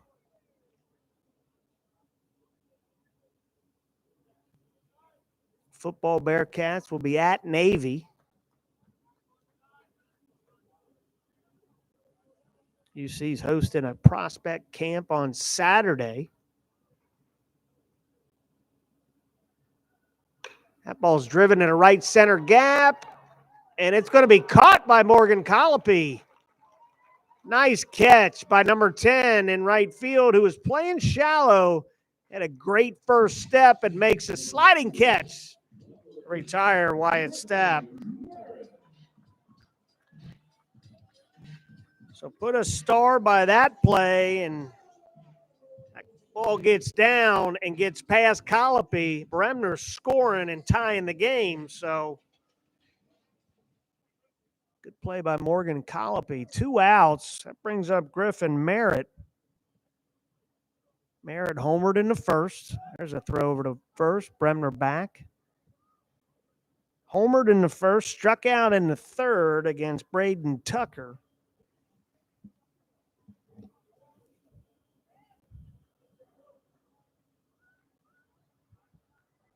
And the pick, and they got Brem. And it's thrown out in the left center field, and Bremner's going to advance to third.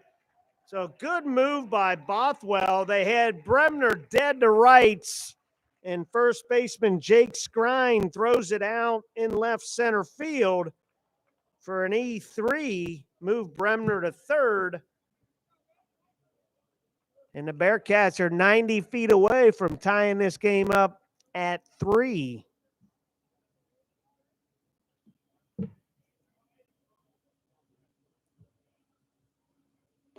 That ball is high and away, ball 1. 1 ball, no strikes, 91 miles an hour. Bothwell starting to heat it up a little bit more from the left-handed pitcher.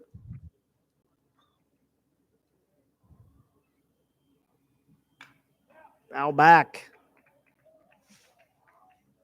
Caught the bricks behind the plate. Ricochets back out to the mound. 1 ball, 1 strike.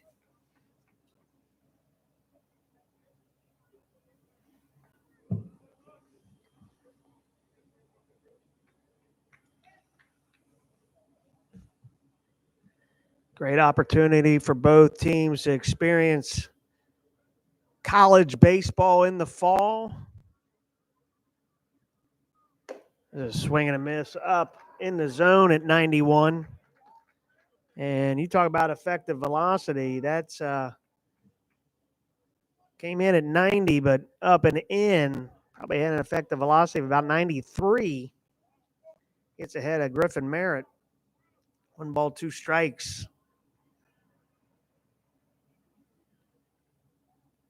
Outside.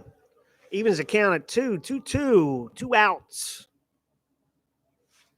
But for the Hoosiers to travel from Bloomington, it gives especially new faces a chance to experience charter bus travel, meals, pregame, postgame. It's good to kind of do that dry run, those rehearsals in the fall. So come springtime and you're making that first trip, it doesn't seem as new, and especially the freshmen aren't overwhelmed with everything that goes into a college baseball travel unit. 3-2's taken upstairs, and Griffin Merritt, it's a 2-out walk. So the Bearcats have met the corners for Ryan Nicholson. Nicholson flew out deep to left center in the first, flew out to center in the third. So Nicholson would like to collect a run here. But the Bearcats won't get to travel anywhere this fall as they hosting the Hoosiers and the Norse for both of their fall games. There's an off-speed pitch taken for strike 1 by Nicholson. No place like home, but there's always good to work in that travel. Upstairs. 1 ball, 1 strike.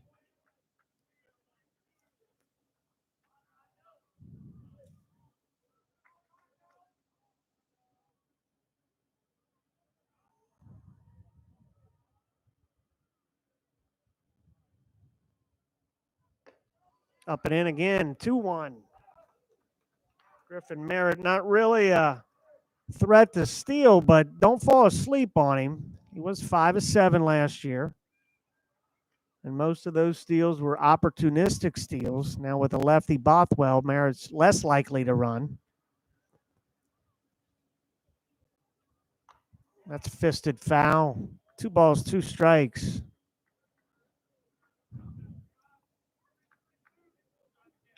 Bothwell not really giving Merritt too much attention at first. Concentrating more on making pitches to Nicholson. Try to keep the Bearcats at bay. Oh, he does throw over to first. Murphy's Law, every time I say one thing, the pitcher does something else. Proving me wrong, Ty Bothwell. Good job holding that runner. 2-2. 2 outs. Bottom of the 4th. The pitch. Swing and a miss. Strike 3. So Bothwell gets out of the jam. No runs for the Bearcats. We end 4. The score is 3-2 Hoosiers. We'll be right back.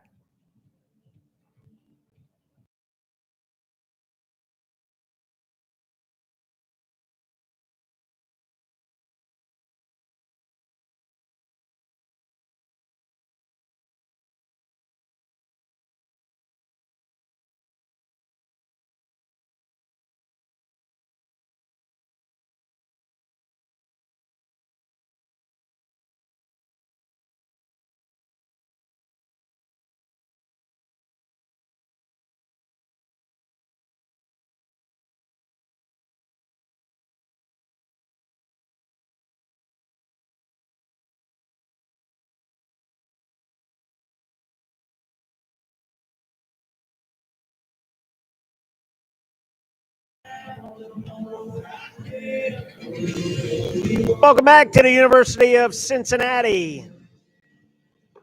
The Hoosiers and Bearcats have played 4, and Indiana leads 3-2. Garrett Harker is on for his second inning of work. He'll face 9-1-2 and Peter Ceruto, and then the top of the order, Tyler Dones and Philip Glasser.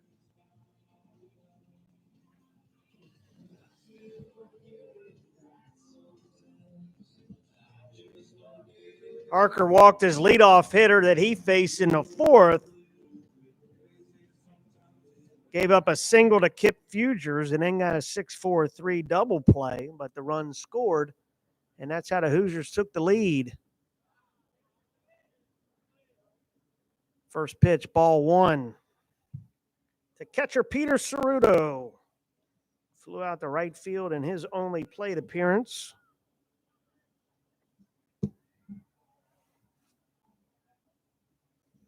The 1-0, fastball. Swing and a miss.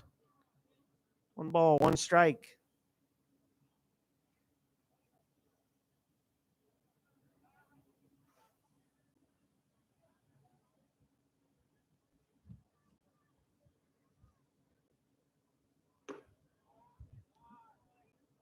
Ball just down. 2-1.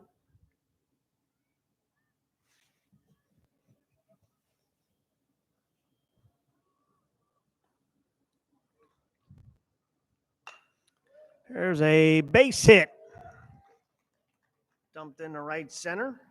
So a leadoff single. And the Hoosiers are in business again. That'll bring up the leadoff hitter, Tyler Dones, who's 0 for 2 today.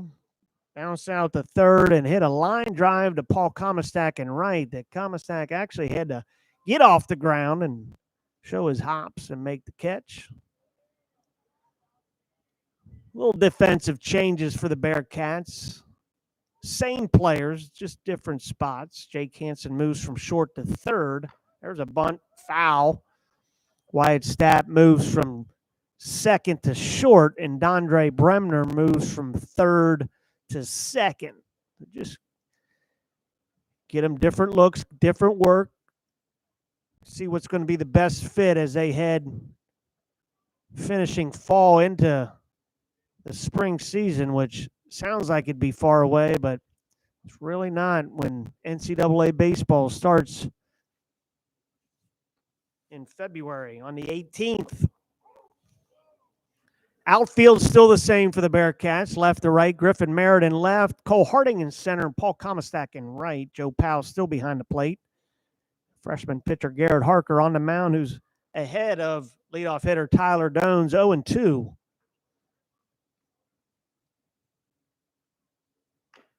Ball's chopped to third. Hansen's got to come in, make a tough play, and doesn't get him.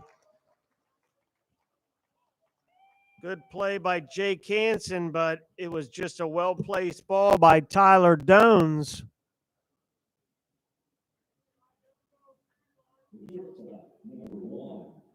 So first and second, that'll bring up Philip Glasser, who has singled and walked in his 2 plate appearances. I would expect top of the 5th up by a run that the Hoosiers will play small ball here. Move the runners for 3 and 4 coming up, and Morgan Colopy and Matthew Ellis. Time is called. So good 0-2 pitch by Harker and a good job by Tyler Dones to put the ball in play. And Glasser is not bunting. He's first pitch swinging, base hit into left field. So 3 singles in a row loads the bases. Nobody out, and that brings up Morgan Colopy, and that'll bring out pitching coach J.D. Heilman.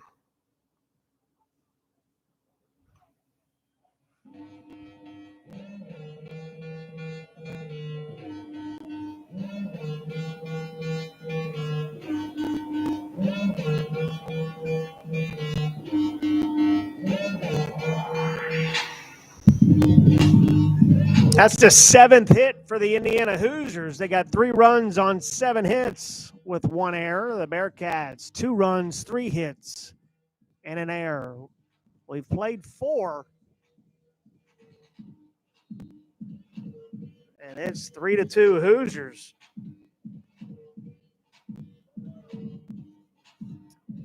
Coach Heilman looks down at his bullpen, was I'm sure is getting hot. Chase Hopewell is scheduled to throw in this game 1. So Morgan Colopy reached on a fielder's choice and scored in the first. There's a ball.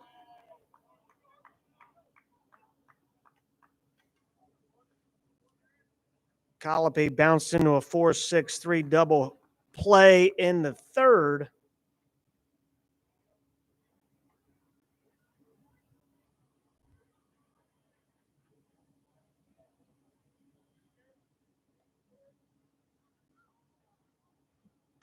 That ball is pulled foul.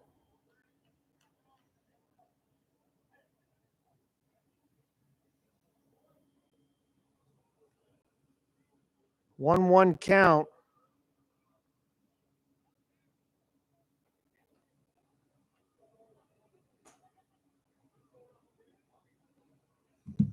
The 1-1. Swing and a miss. Strike 2. 91-mile-an-hour fastball that ran in on Colopy's hands. And Harker gets ahead. 1-2.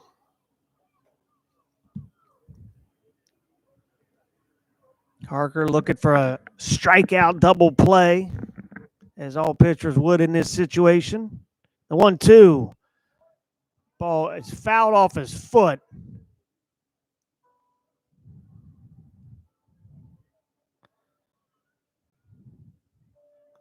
And we'll do the 1-2 pitch again.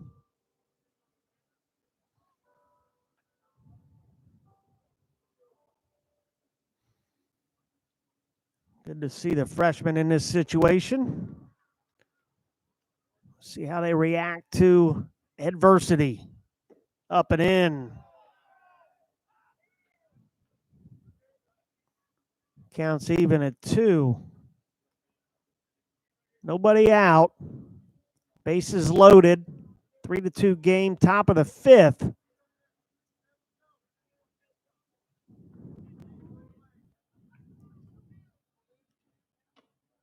Inside. Count is full with nowhere to put them.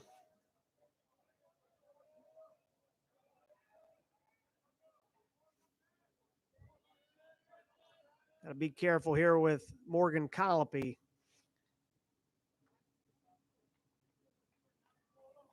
This guy's got some serious power. The 3-2.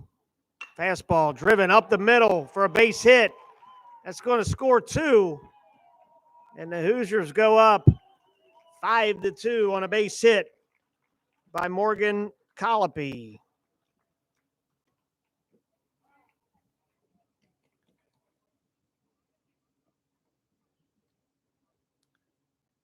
Glasser checks up at second.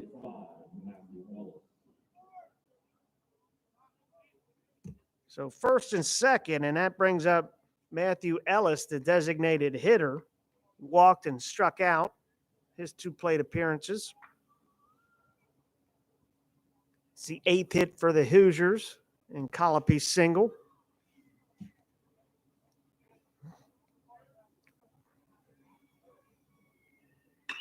That ball's up the middle, off the glove of Wyatt Stepp, and that's going to score Glasser to make it 6-2 Indiana.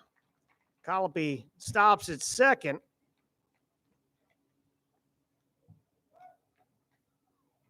So 5 batters faced here in the 5th, 5 singles. And that'll bring up first baseman Jake Skrine, who struck out, walked, and scored in the 4th. Left-handed pitcher Evan Kemp is warming up in the Bearcats bullpen. See how much rope they give Garrett Harker. Ball's inside. 1 ball, no strikes. 3 runs in for the Hoosiers, and we don't have an out yet here in the 5th.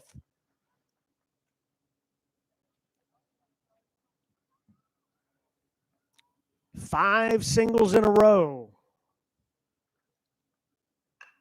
The ball's hit to the right side. Comistak giving chase. He's going to catch it in foul territory to record the first out. So Scry is out F9. Move up Colopy to third. Ellis stays at first. And that brings up number 30, Kip Fugers. Fugers is 2 for 2 on the day. 2 singles.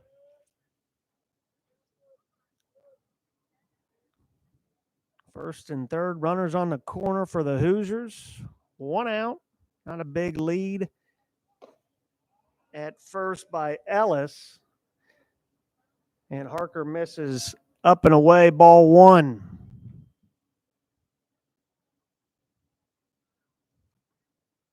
Harker not getting ahead on these hitters and paying dearly for it. There's a strike. 1 ball, 1 strike. The sophomore Kip Fugers, third baseman.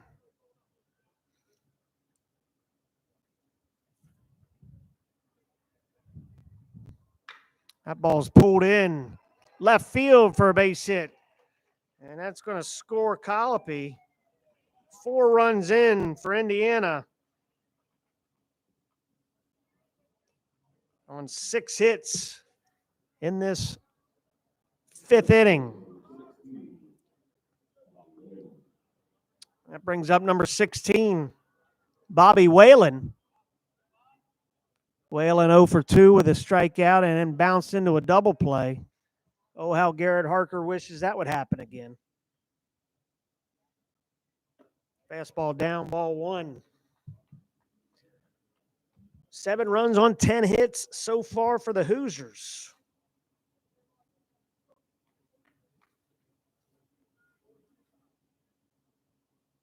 Six of those hits coming in this frame alone.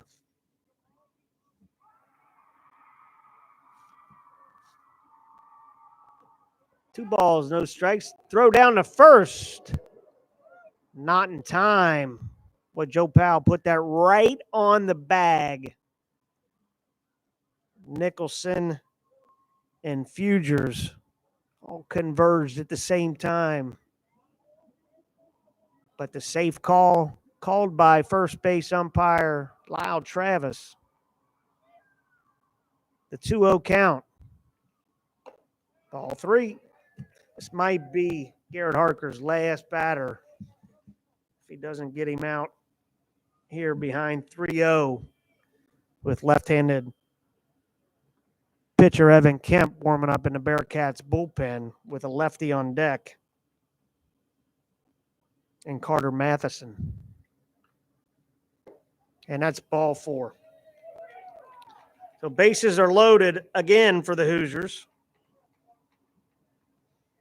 And here comes head coach Scott Googans, and he's going to go to the pen and go to Evan Kemp. And we'll come back after a brief pause.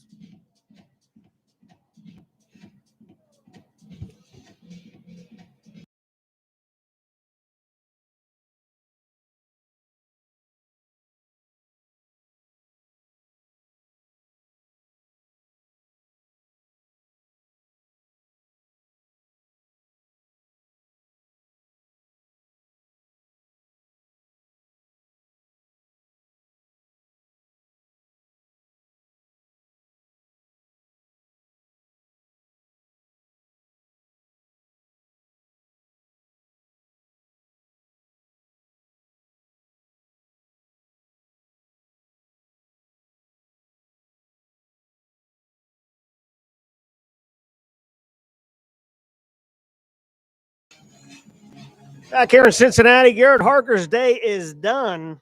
The freshman right-handed pitcher went officially an inning and a third, giving up 7 hits, walking 2, has given up 5 runs so far, and the 3 runners that are on base are his responsibility, as well as left-handed pitcher Evan Kemp comes into the game. Kemp's a redshirt sophomore in his 3rd year with the Bearcats program. Once again, we talked about that COVID year. So a lot of these are redshirt years, quote unquote, because they were given an extra year by the NCAA. So Evan Kemp, redshirt sophomore from Mason, Ohio, left-handed pitcher, went to Mason High School. Last year, Evan Kemp appeared in 5 games for the Bearcats, had 1 save, 5 1/3 innings. So Kemp is called upon here to induce a double play. No pressure, Evan Kemp, right? He'll face Carter Matheson. Left-handed batter will go lefty on lefty. Matheson, freshman left fielder, who is 1 for 2 today, singled in the second and was thrown out trying to steal by Joe Powell.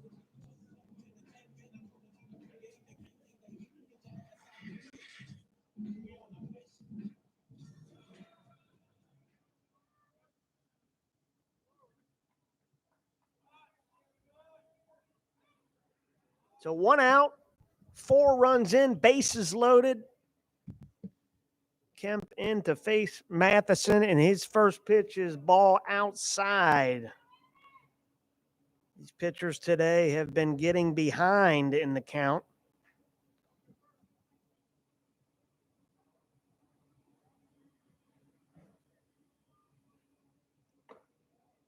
Ball 2.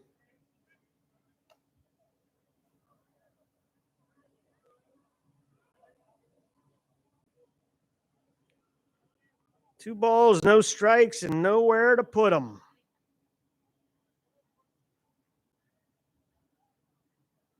Swing and a miss. Good pitch by Evan Kemp.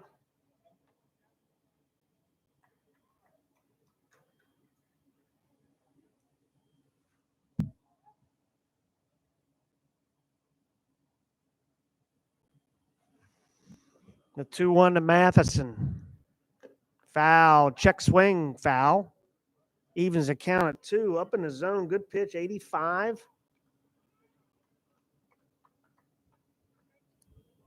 Kemp's not going to overpower you, but he's had a good fall so far from a pitchability point of view. He's really matured. There's a lazy fly ball. Comistack battle in the sun. Makes the catch. He's going to throw to third, and they almost had him tagged out at second. Give Matheson a sac fly. Score Ellis, which is Harker's 6th run. That's an F9. And that brings up Peter Cerullo. Runners at first and second. 2 outs. Kemp does his job, comes in, gets an out. And they almost had Kip Fugers picked off at second with that throw coming in from Comistack. There's a good pitch by Kemp, strike 1. Comistack to Stapp, just a tad high. Stapp might have been able to get Fugers had he come down with that catch. 0-1 to Cerruto. Swing and a miss. Good changeup by Evan Kemp.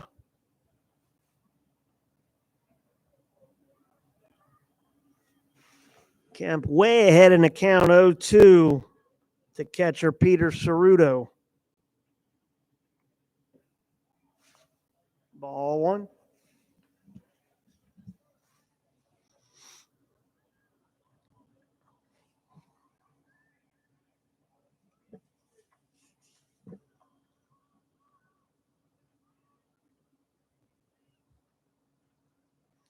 1 ball, 2 strikes.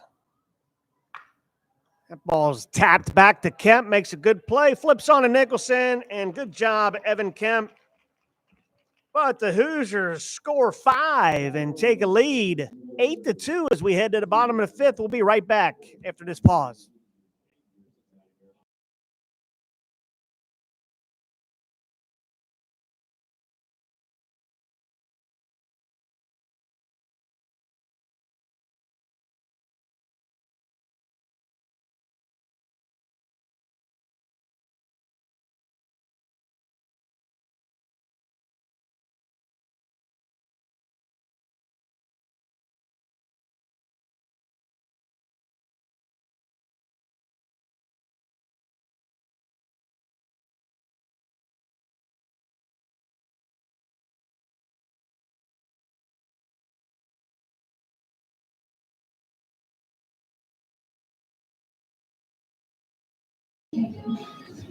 Back here in Cincinnati, and Coach Jeff Mercer has made a pitching change for the Hoosiers. He's going to go to right-handed pitcher Bradley Bramer. Number 44, Bramer, a junior from Indianapolis, Indiana. He comes over, I believe, to transfer from Wright State, where Coach Mercer spent many a years up in Fairborn, Ohio, coaching the Raiders. Bramer was a mainstay in Wright State's rotation. 85 strikeouts and 76 2/3 innings this past spring in 2021. It's going to be a fastball 90-93, can touch 94. And he throws 4 pitches. He's a fastball, curveball, slider, changeup guy. And you're probably looking at a weekend type arm here in Bradley Bramer. Bramer will come in and face 5, 6, and 7. And Paul Comistak, Jake Hansen, and Joe Powell.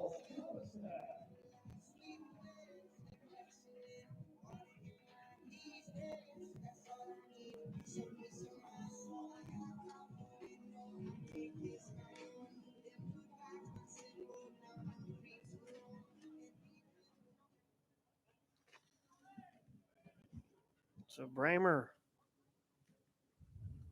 will face Paul Comistak. And there it's ripped into left field for a leadoff single by the Bearcat right fielder. 94 miles an hour on that pitch. 97 miles an hour out to the outfield.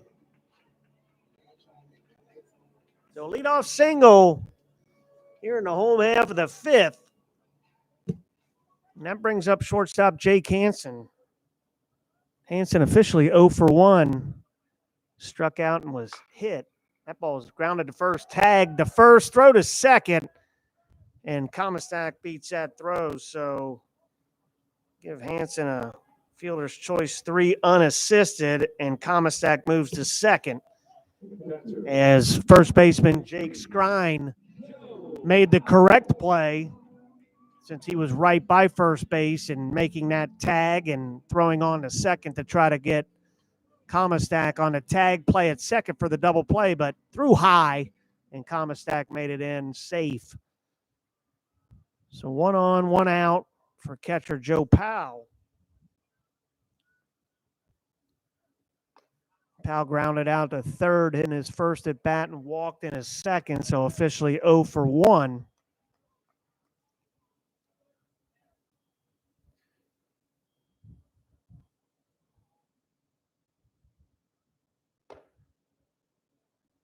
.93-mile-an-hour fastball by the big right-handed pitcher, Bradley Bramer. Comistak single to lead off this inning, only the fourth hit for the Bearcats. That ball's pulled in the left, and that's going to get down, and that's going to score Comistak as Joe Powell doubles to left field.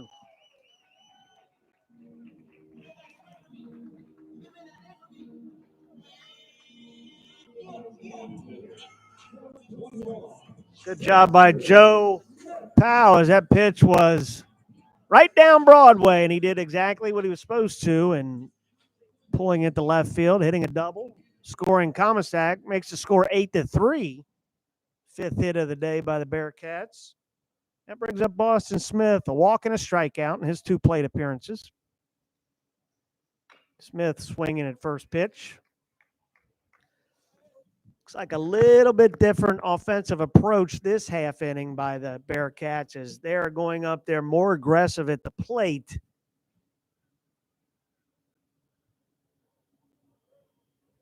Trying to get that first pitch fastball swinging at it.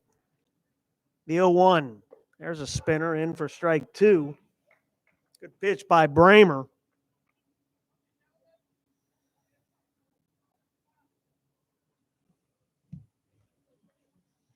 No balls, 2 strikes to freshman Boston Smith. And he goes back-to-back spinners for a strikeout. To record out number 2. So 2 outs, and that brings up Dondre Bremner. Bremner singled in his first plate appearance in the second. Struck out in the fourth, but reached first base on the error by catcher Peter Ceruto. First pitch swinging, bounced over to first baseman Jake Skrine, who takes it for out number 3. The Bearcats get 2 hits and score 1. And the score is 8-3 as we head to the 6th inning. Be back after this pause.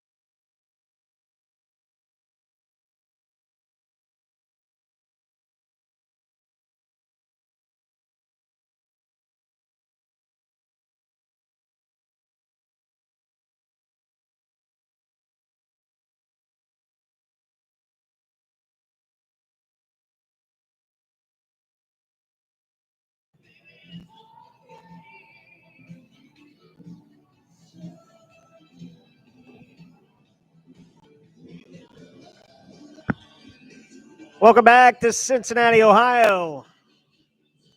Fall baseball in October. Indiana Hoosiers lead the Cincinnati Bearcats 8-3 as we head to the top of the 6th inning. Scheduled to play 14 total innings. We'll split it into 2 7 and 7 halves. Evan Kemp, who came on in the 5th inning in relief of freshman Garrett Harker, recorded 2 outs. With the 2 batters he faced, a fly out and a ground out. He's back in to begin this top half of the 6th inning, and he'll face the top of the order in Tyler Dones, Philip Glasser, and Morgan Colopy. Dones 1 for 3 today. He singled in the 5th.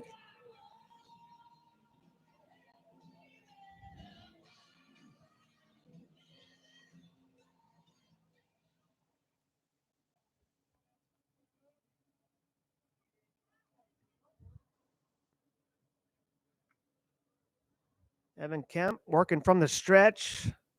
The pitch inside, ball 1.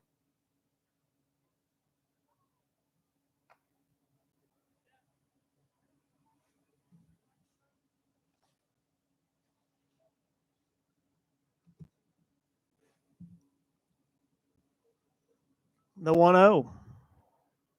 Ball 2. If you joined us late, after this 7 innings, umpires will go back and change. We'll probably have a new plate umpire. We'll get the stats loaded in for the new lineup, and away we'll go. Maybe a 10-minute type break.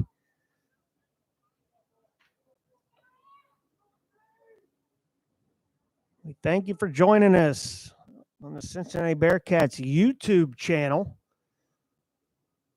The plan is to broadcast this game, the NKU game, on Friday coming up, and the Red and Black World Series at the end of the month, played on the 28th, 29th, and 30th, and that will end the fall season for the Bearcats. There's a good pitch by Evan Kemp just off the plate, and he walks leadoff hitter Tyler Dones.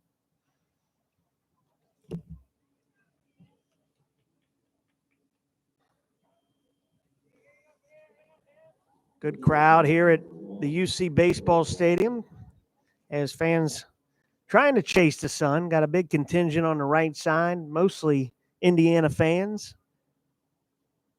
It's a sunny day, 64 degrees. It's just a wee bit chilly, especially when the tri-state's been used to 75, 80-degree weather. Last couple days have been the coolest we've had so far this fall. There's a strike to shortstop Philip Glasser, who's officially 2 for 2 with a walk, 2 runs scored. Good pickup by the Hoosiers so far based on his performance today, Philip Glasser.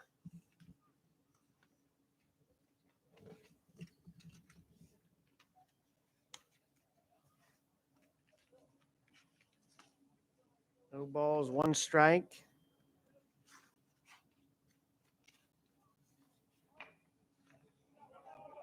Kemp fields, throws to Nicholson, out number 1.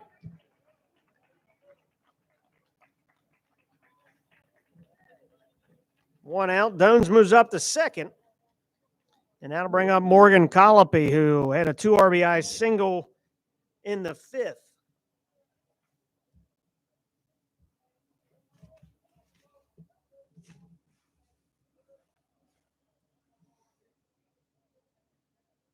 Colopy in that fall baseball game against John A. Logan in September walked 3 times. There's a swing and a miss. Good pitch by Evan Kemp to Morgan Colopy.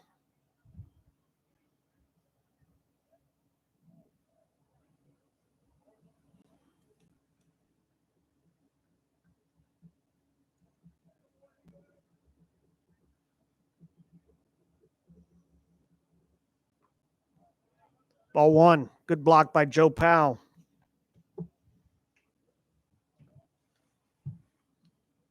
Bearcat catchers really good at their defensive skills under the tutelage of head coach Scott Guggens.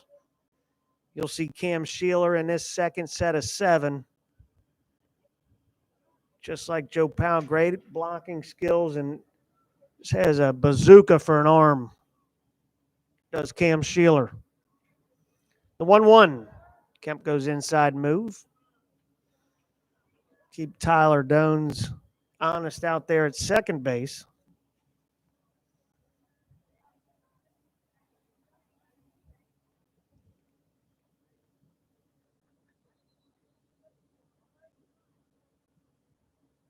Swing and a miss. Good pitch by Evan Kemp.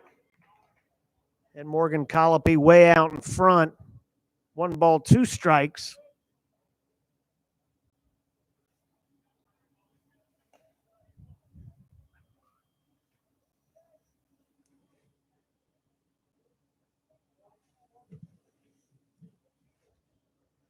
The 1-2.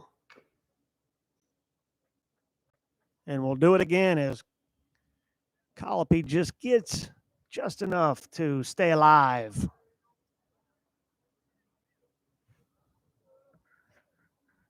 As Kemp goes change.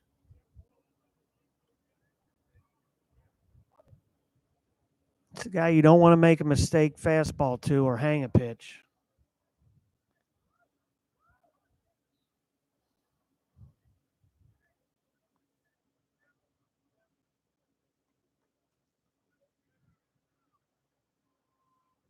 The 1-2 upstairs. Ball 2.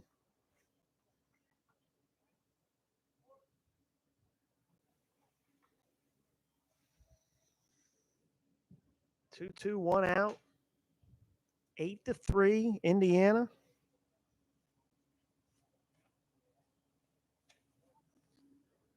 Swing and a miss. Good pitch by Evan Kemp to strike out Morgan Colopy on a slider back foot for out number 2. That'll bring up the designated hitter, Matthew Ellis. Ellis officially 1 for 2 with a walk. Scored a run in the 5th. He was part of the 7 hits in the 5th inning. He was hit number 5 out of 5. The first 5 hitters in that Hoosier 5th inning singled before it was broken up on a fly ball by Jake Scrine. There's a swing and a miss. Good pitch by Evan Kemp.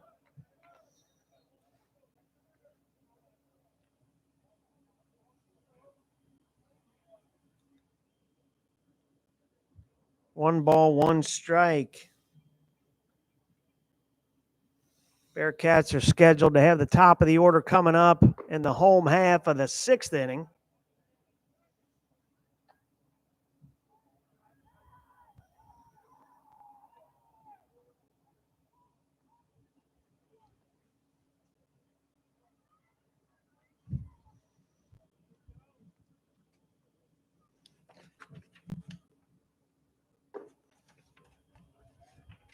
Two.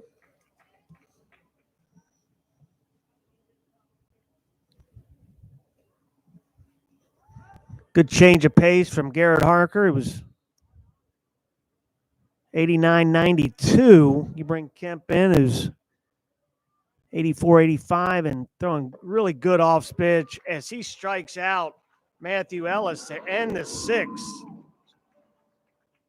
So we go the home half of the 6th. The Hoosiers lead the Bearcats 8-3. We'll be back after this pause.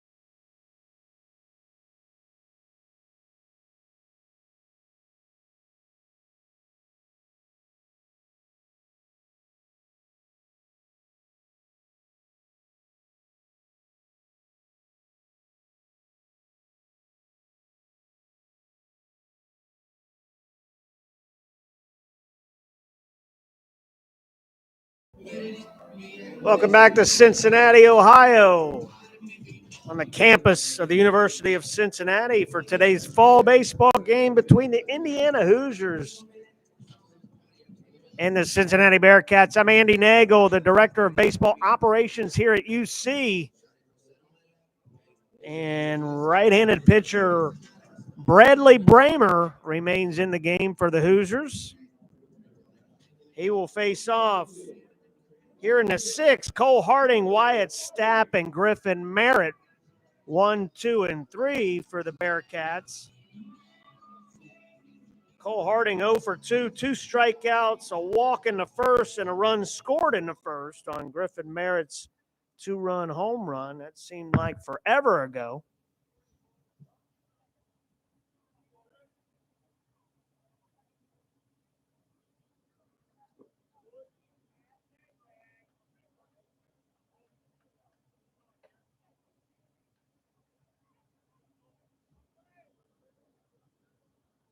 Bramer starts off with a ball, the 1-0. Taken strike 1. 1 ball, 1 strike to Cole Harding.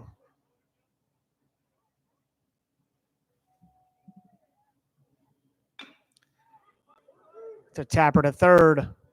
Nice play and safe. Nice play by Kip Hoosiers, and Cole Harding was able to leg it out for a base hit. It's a good pitch by Bramer that Harding just beat into the ground. 80-mile-an-hour slider. And Harding just too fast. But like I said, a great play by Kip Hoosiers at third base. The Bearcats get a leadoff single. Their 6th one of the day. And that brings up Wyatt Stapp, left-handed middle infielder. Singles in the right. Harding will put on the brakes and stay at second. And the Bearcats have back-to-back hits. Only a matter of time before Wyatt Stapp collected that first knock. I'll bring up Griffin Merritt. Merritt had a 2-run homer in the first. Showed some serious power on that home run against freshman Indiana pitcher Luke Hayden. 105 miles an hour off the bat of Griffin in the first.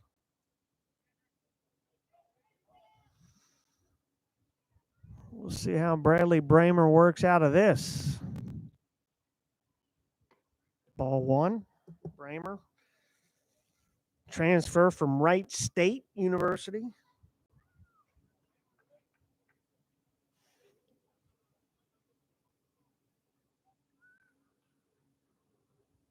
Projects to be in the weekend mix for the Hoosiers come spring.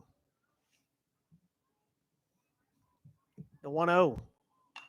Swing, and I think it will find the seats on the right side.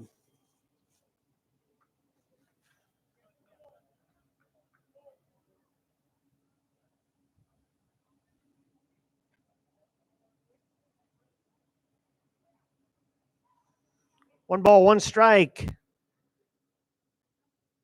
to left fielder Griffin Merritt.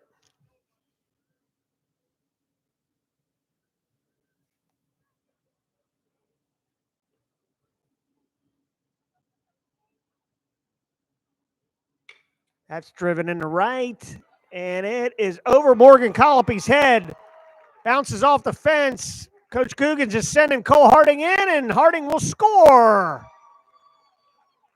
RBI single by Griffin Merritt. Base runners had to freeze as Morgan Colopy was going back on that ball and just got over his head. The speed of Harding came in play there as he ran all the way from second and scored. First and second, 1 run in, 8-4 Hoosiers. 3 singles in a row, and that'll bring up big first baseman Ryan Nicholson. Nicholson 0 for 3 today.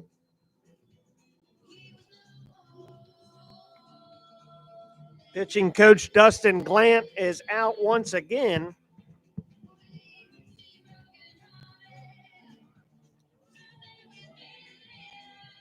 He will talk it over with Bradley Bramer.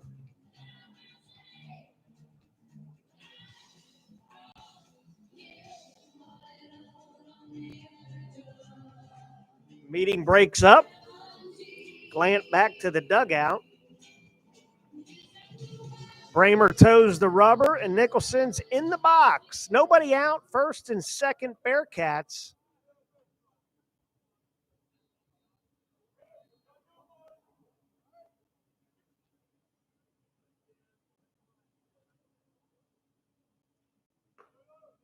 Ball one.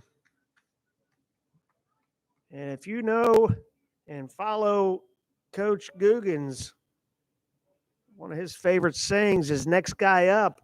He believes that the Bearcats have a chance no matter what. Brings that positive, infectious energy and enthusiasm to this team. And there's been many a games where the Bearcats have trailed late and come back to win.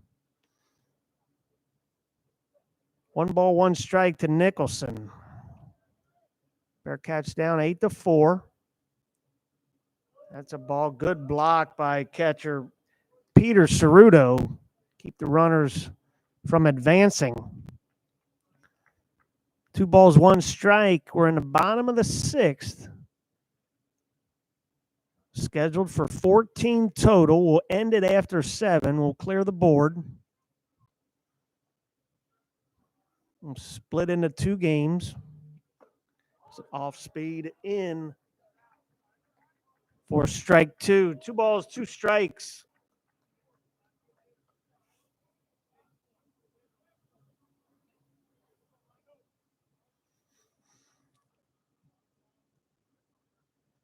See what Bramer goes with here on the 2-2.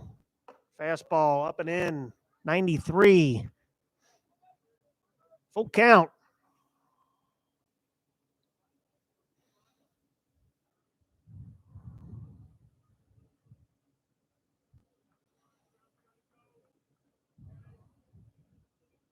The 3-2. Foul. Out of play.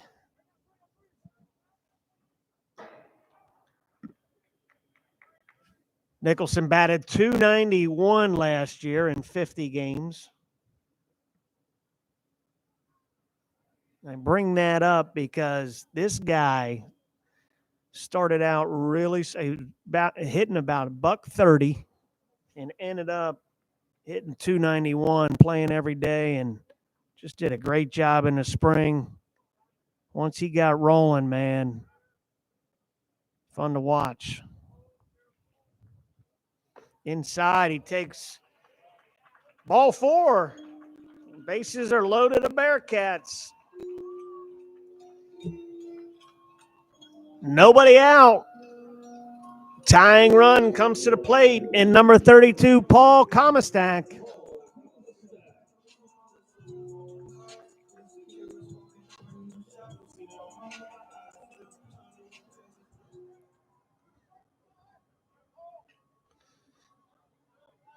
Comistak 2 for 2 with a walk, 2 singles, a run scored.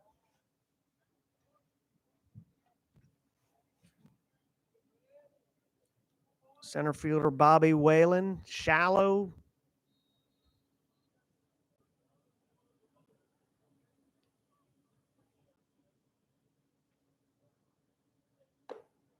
Outside, 2-0. Hoosiers looking for a double play. Bearcats looking for a big hit. Whalen is moved towards the left field side of second base. Playing Comistak the pull. Seen Paul Comistak go a lot of times to right field. Right field line is wide open. Morgan Colopede, right fielder's playing deep in right center. 3-0 pitch taken. Ball 4.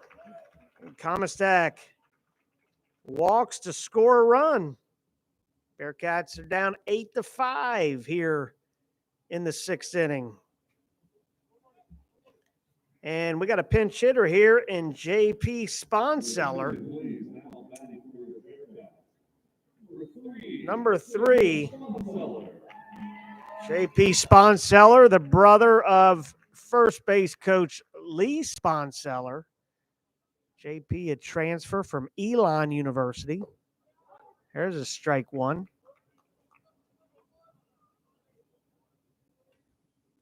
Sponseller left-handed bat. Outfielder has some pop.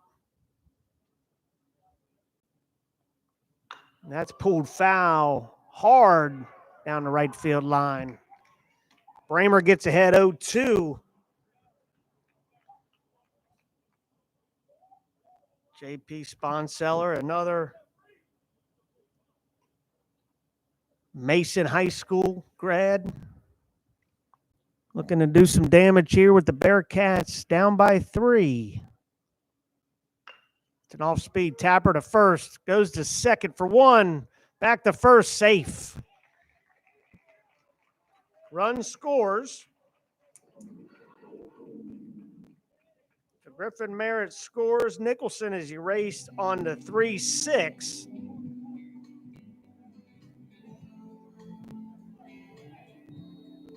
JP Sponseller to first base on the fielder's choice. I'm sorry, Paul Komistak is erased 3-6.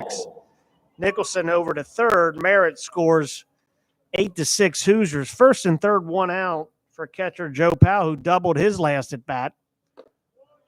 There's an off-speed pitch up high, ball one.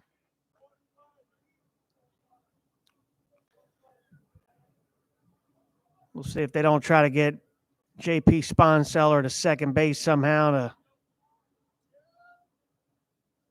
get that tying run in. Grounder to third. Fugers boots it, and that's going to dribble out the left field. It's going to score a run.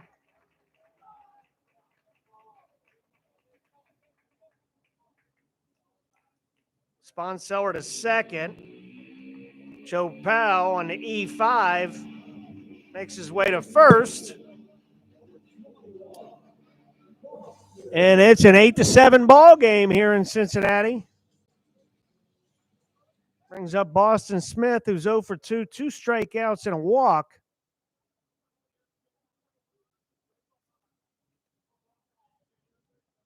Tying run at second base in JP Sponseller. Joe Powell at first base. One out, one ball, no strikes. Bradley Bramer to Boston Smith.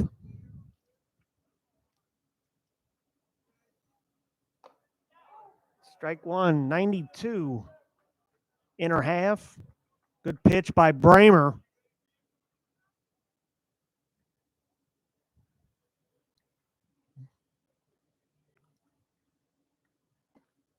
Another good pitch. Had Boston Smith way out in front on that changeup. Just ran away from the left-handed hitting Smith. For Bramer to get ahead. 1 ball, 2 strikes. Time is called by home plate umpire Justin Penix. Granted to Peter Ceruto, the catcher, who called time. The 1-2. Fastball inside. Just off the plate. 93. Taken for a ball. 2 balls, 2 strikes.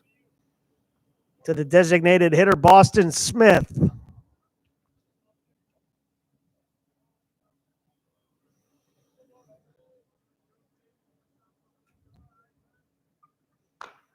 Tapped first. Foul ball called by first base umpire Lyle Travis.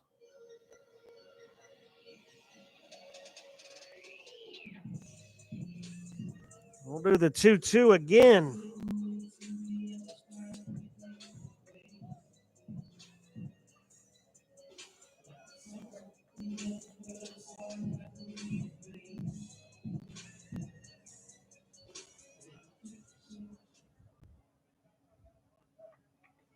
Two balls, 2 strikes. Bramer gets his signs from Ceruto. The pitch pulled. That ball is hammered to right, and that is gone off the scoreboard. Boston Smith. Count 3 runs, and the Bearcats take a 10-8 lead here in the bottom of the 6th inning.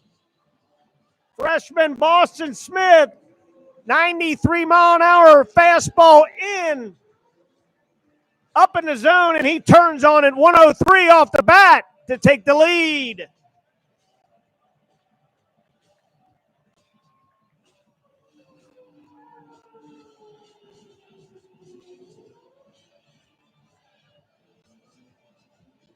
That ball was absolutely hammered by freshman Boston Smith off the scoreboard in right field, and the Hoosiers will go to the pen. We'll bring you that pitching change here after this brief pause.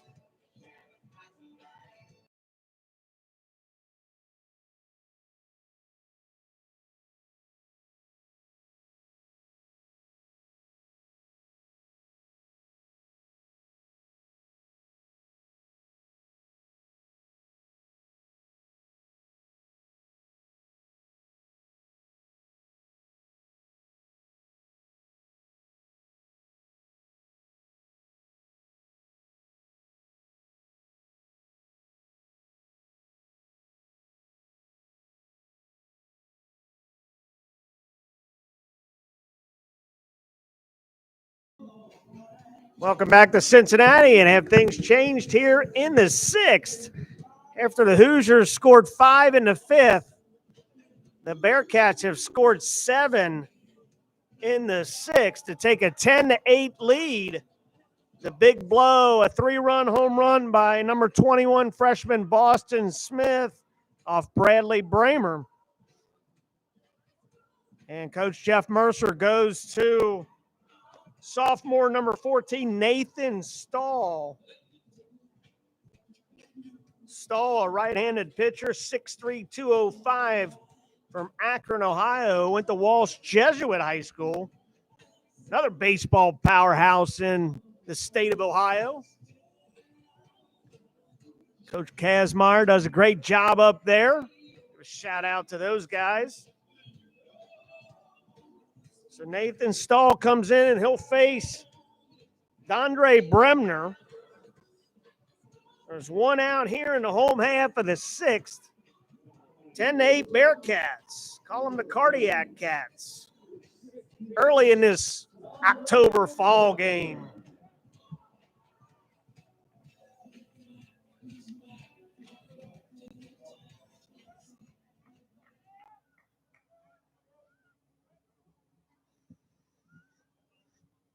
Stahl works from the stretch. He'll face Bremner. First pitch swinging. 90-mile-an-hour fastball. Fouled back.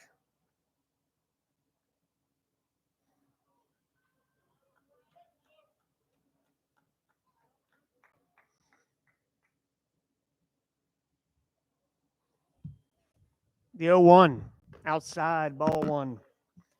1 ball, 1 strike.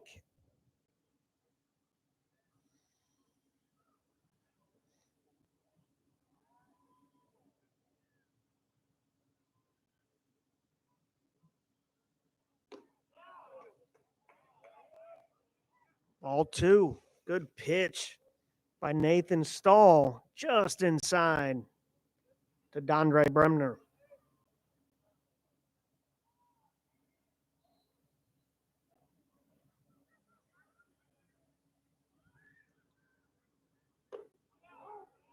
Spins that one in, evens the count, 2-2.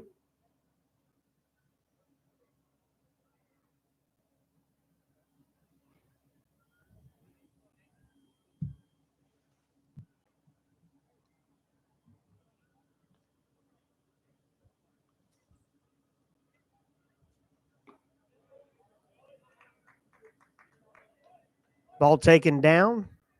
3 balls, 2 strikes to Dondre Bremner.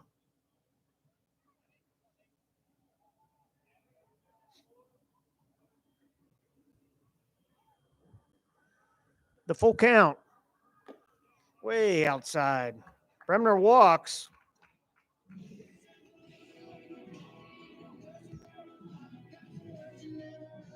And that'll bring up top of the order Cole Harding. Harding 1 for 3. 2 runs scored.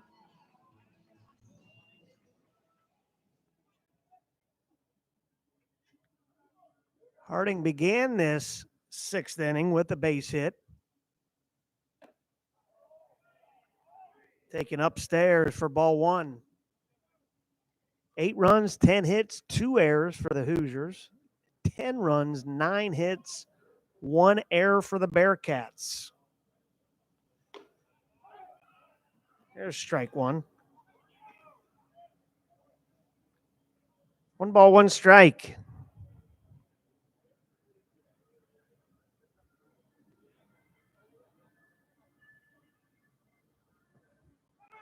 Runners off. Bremner is safe. Dropped the ball. Second base umpire, I think Sandy Lyle was going to ring Bremner up. The ball got there, and it looked like Bremner slid right into second baseman Tyler Dones' glove, knocked out the ball. So give Bremner a stolen base. Good throw by catcher Peter Ceruto. It's just unfortunate for the Hoosiers that ball got kicked out of the glove. 2 balls, 1 strike. Good patience by Cole Harding, allowing Bremner to get the second.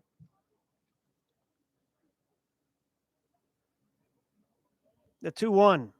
Fastball. Swing and a miss. Strike 2.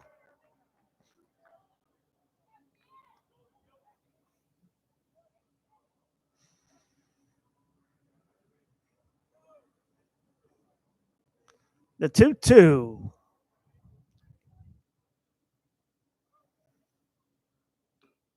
Check swing foul. And Harding stays alive. Good pitch by Nathan Stahl.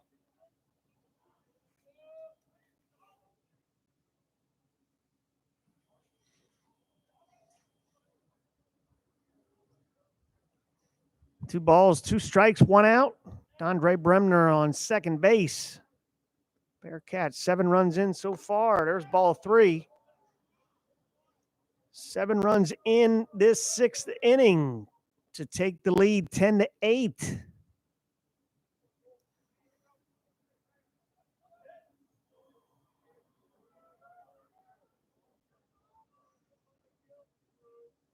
Inside, and Harding walks, his second of the day.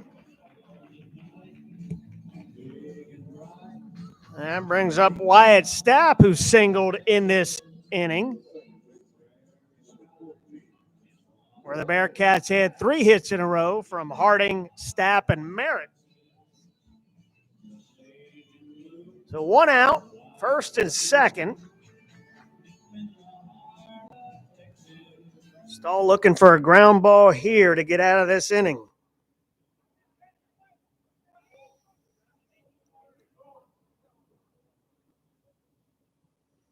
Swing and a miss. Good pitch.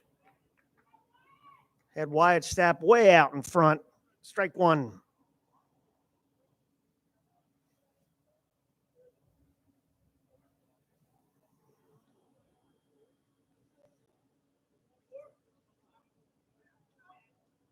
Stapp 1 for 4 today. Inside move. Just making sure Bremner's honest out there at second base. Already swiped 1 bag this inning.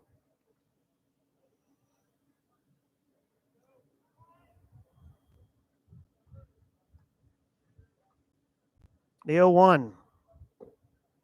All down. 1 ball, 1 strike.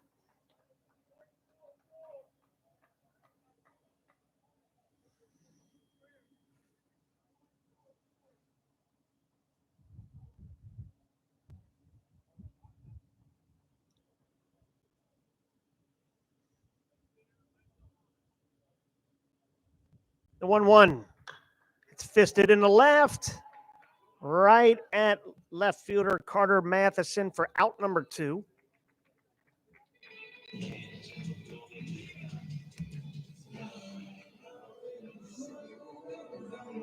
So 2 outs.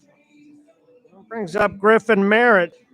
Merritt 2 for 3. Home run, single, 2 runs scored. With a strikeout and a walk.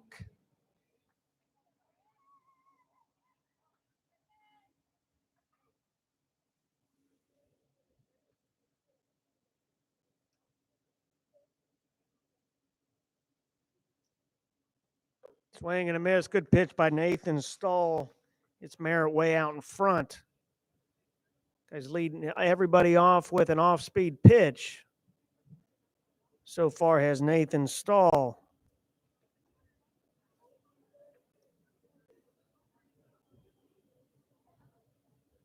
The 0-1 to Merritt. Ball down. Another good pitch by Nathan Stahl. Borderline. Could have gone either way. Back-to-back off speed.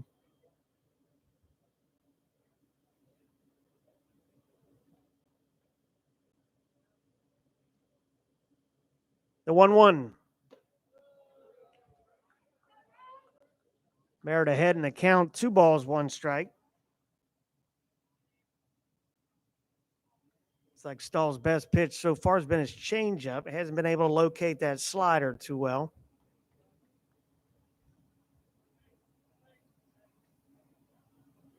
Two 1. Fastball on the corner. Called strike. Evens the count at 2.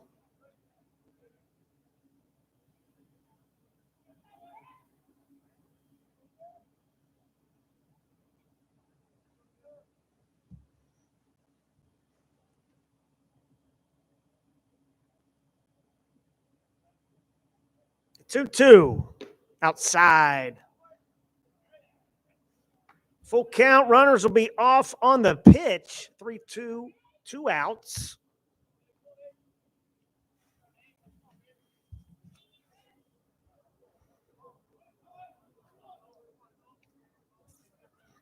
See if Stahl goes inside here or if he'll just deliver to Merritt. We'll see. The pitch. Swung to shortstop. Bobbles it. Throws it in the dirt. And he caught him out.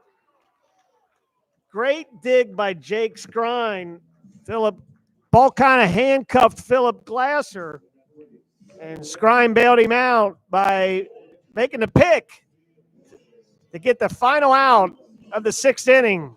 But the Bearcats put up 7 and take a 10-8 lead as we head to the 7th inning. We'll be back after this pause.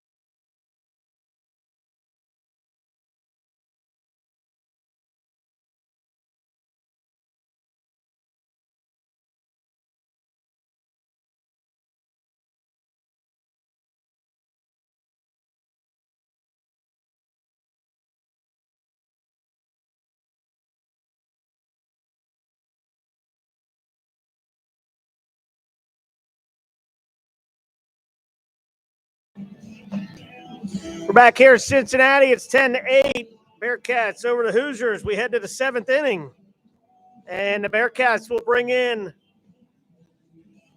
newcomer, Chase Hopewell. Hopewell is a redshirt sophomore from Hamilton, Ohio. Went to Baden High School, which is a suburb of Cincinnati. Well, I shouldn't say a suburb of Cincinnati, just north of Cincinnati. And Chase Hopewell comes to the Bearcats by way of the University of Findlay.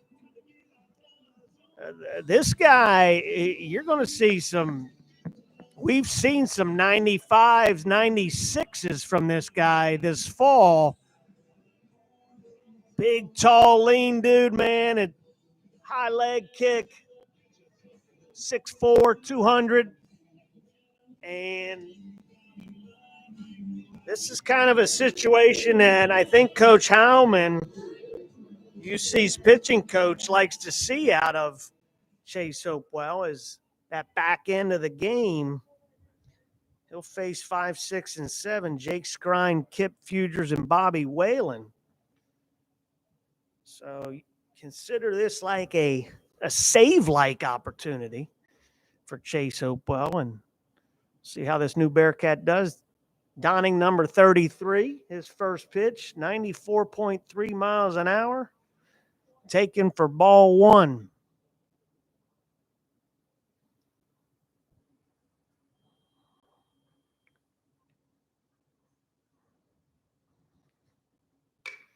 There's a drive to right field. Right at Paul Comastak for out number 1.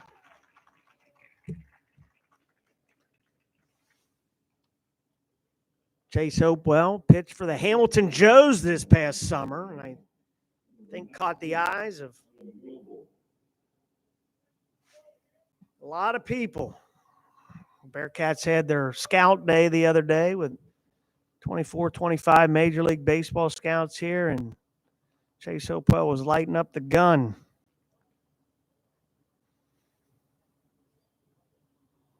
There's a ground ball up the middle, and Wyatt Stapp keeps it in the infield, but that's going to be a base hit. for pinch hitter Evan Goforth. That was number 19, Evan Goforth.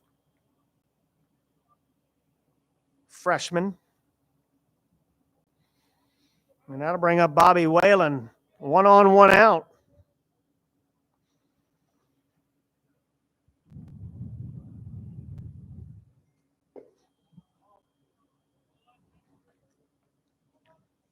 Ball 1 from Hopewell. Going to play 14 innings today. In the top of the 7th, about halfway through.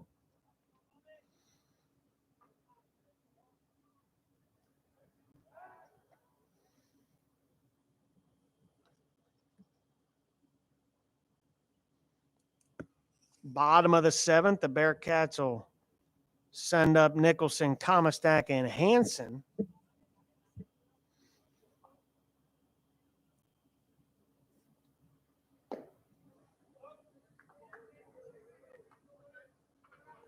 Two balls, no strikes.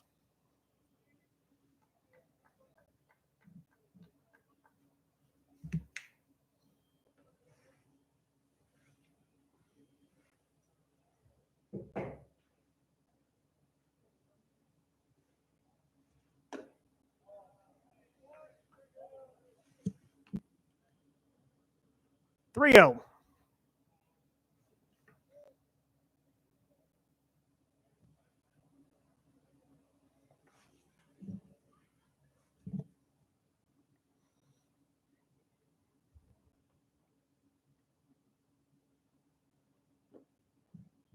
And Hopewell walks Whalen. So after getting a quick first out here in the 7th, single by Fugers, a walk to Whalen. That brings up Carter Matheson.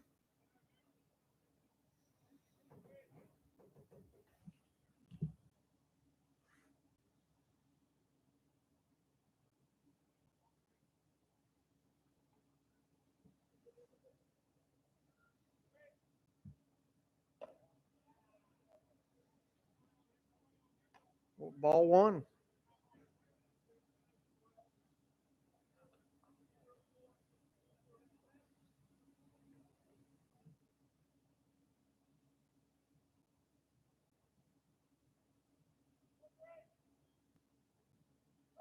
Inside move.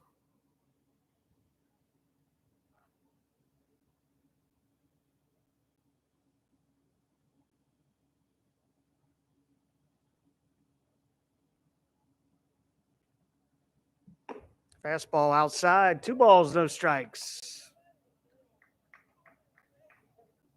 And here comes pitching coach J.D. Heilman. We'll be back after this pause.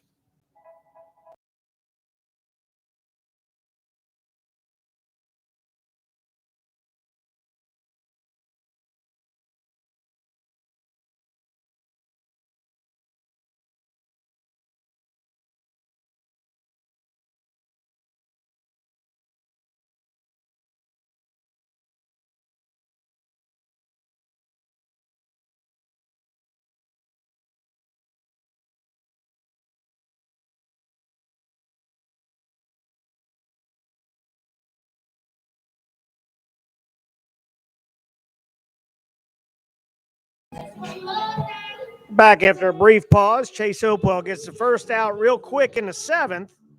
Jake Skrine flying out to right field.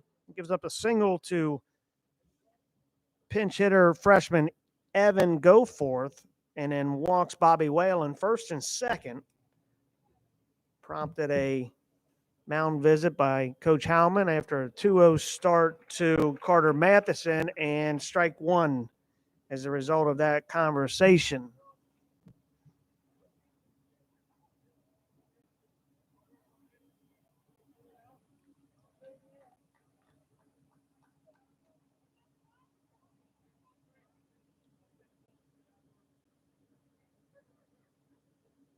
The 2-1.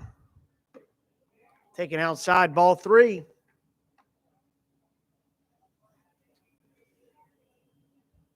Bearcats infield back to where it started with Bremner at third, Hansen at short, Stapp at second.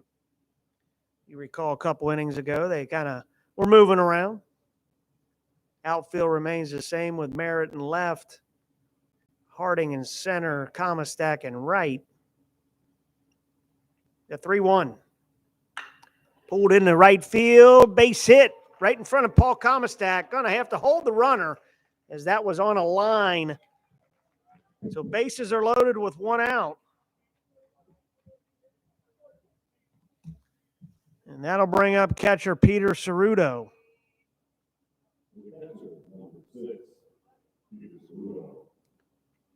Ceruto 1 for 3 today. Run scored.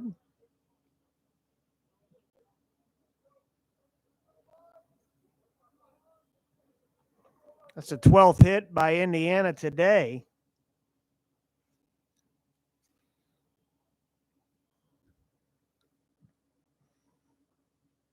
Swing and a miss. Hopewell to Ceruto. Pulled the string on that one. Had Ceruto all out in front. And Hopewell gets ahead 0-1.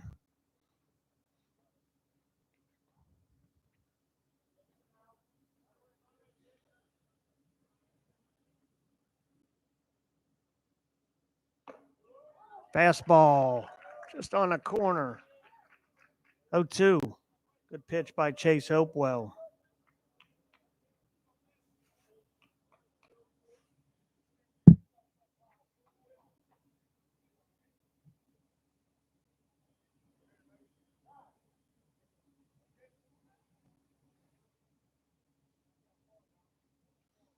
Hopewell ahead 0-2 to Ceruto.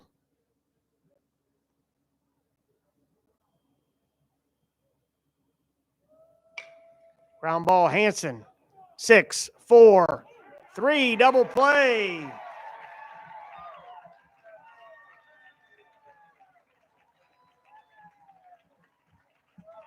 We end 7, or actually we go to the bottom of the 7th. The Bearcats lead 10-8.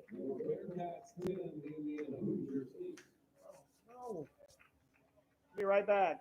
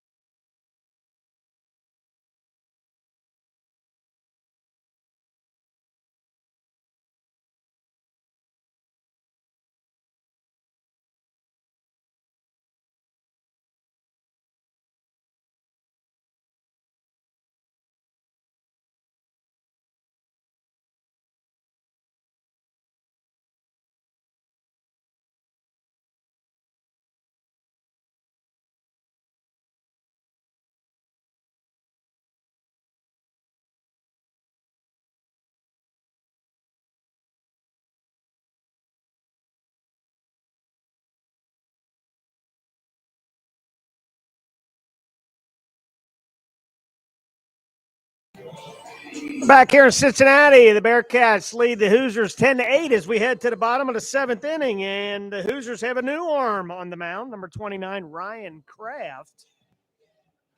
Kraft is a left-handed pitcher, freshman, 6'4", 190, out of Makina, Illinois, and he went to Lincoln Way Central High School. He will face the meat of the order. The Bearcats 4, 5, and 6, and Ryan Nicholson, Paul Comistack, and Jake Hansen.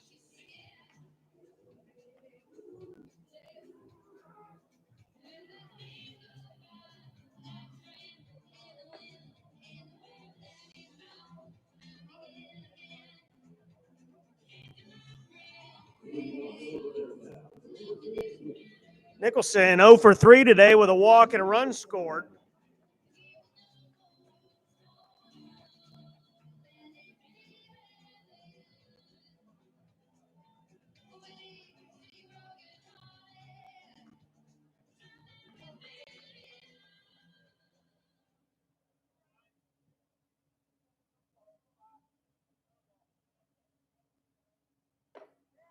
Nicholson takes strike one from Ryan Kraft. Kraft working quickly. 1 ball, 1 strike.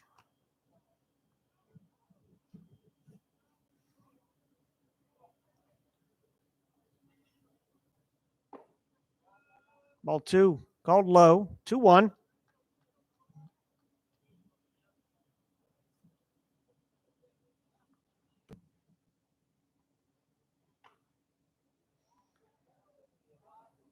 Had Nicholson out front. He caps one to the third base dugout. Counts even at 2.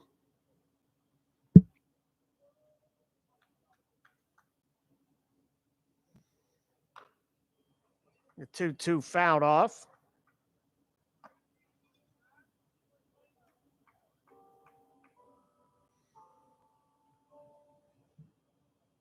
We'll do it again.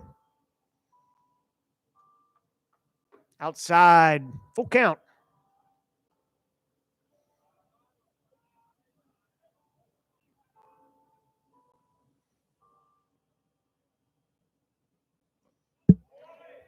Looked like he went on that one. And we lost our third base umpire as Kerry Lyle went underneath the change. So Nicholson walks.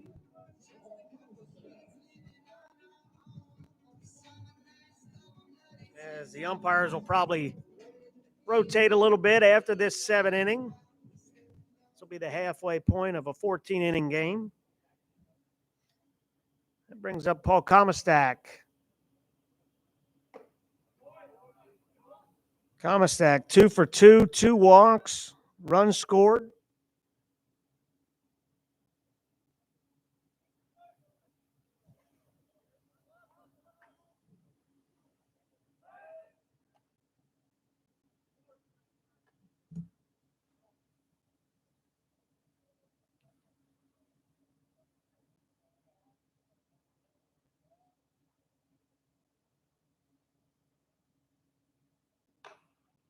Capped foul down the right field line.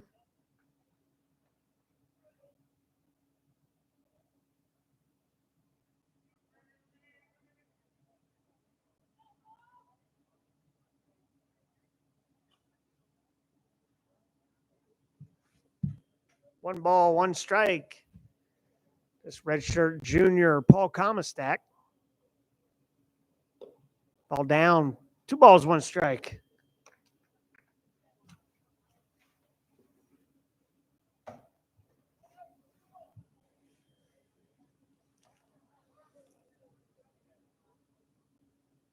Inside, 3-1.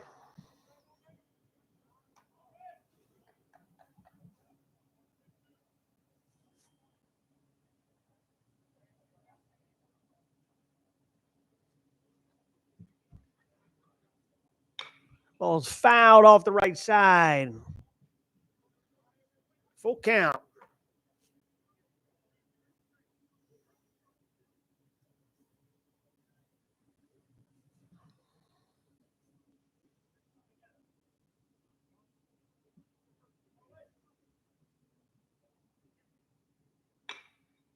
Ground ball up the middle, base hit. Just under the glove of shortstop. We got I think that's Evan Goforth out there. It is. He replaced Glasser. Nice try. But a base hit for Comastak, his third of the day. That brings up Jake Hansen. First and second, nobody out.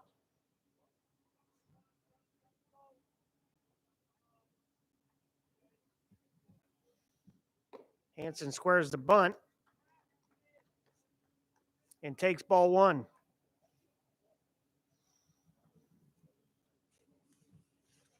Pitching coach Dustin Glant calls timeout. He'll head to the mound.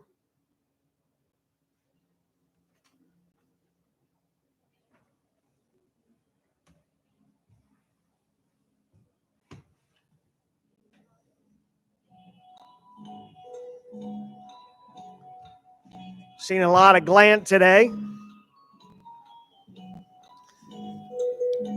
Talking over with his pitching staff.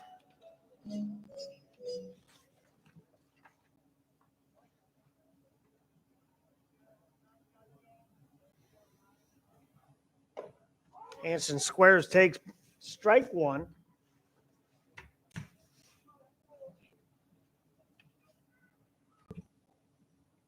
One ball, one strike.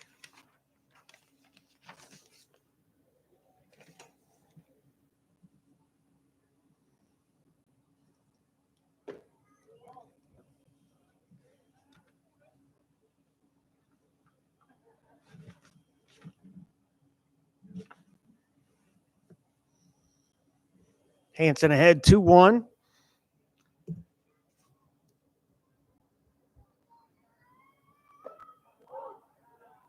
Slider by Ryan Kraft. Good pitch to Jake Hanson. Evens the count 2-2.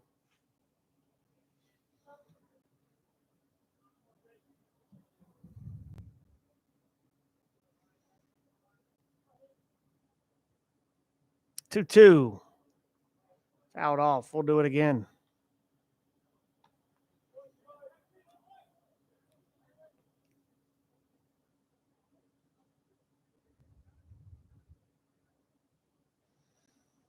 Full count, first and second. Nobody out in the home half of the seventh inning. Good pitch by Ryan Kraft to strike out Hanson. Slow slider that just kept running away from Hanson's bat. That'll bring up Joe Powell.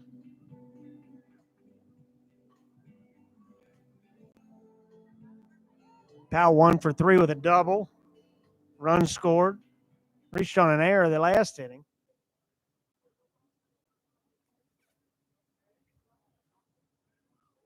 That ball's driven to left. It's going to hit off the fence. That's going to score Nicholson. Comistack to third, and Joe Powell with his second double of the day.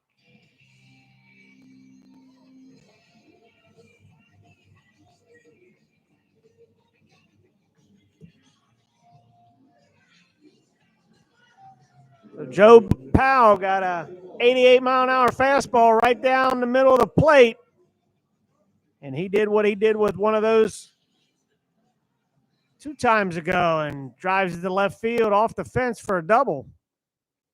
Bearcats take the lead, or increase their lead, 11-8. That brings up Austin Smith, who had a 3-run home run in the 6th inning. Capped off a 7-run inning for the Bearcats. Way out in front. Grounds out the first. Nice play with Kraft covering. And a flip from freshman Brock Tibbetts, who came in for Jake Skrine. So good job by Tibbetts to Kraft. Little PFP action there for you. That scores Comistack and increases that lead to 12-8. Powell goes to third. Smith retired on the 3-1 putout. Brings up Dondre Bremner.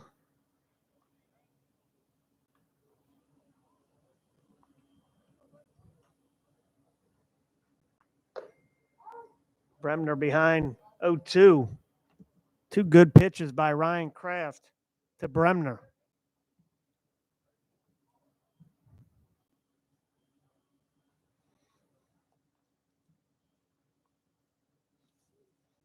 Swing and a miss, strikes out Bremner. That ends the 7th. 12-8 Bearcats. We'll be right back after this pause.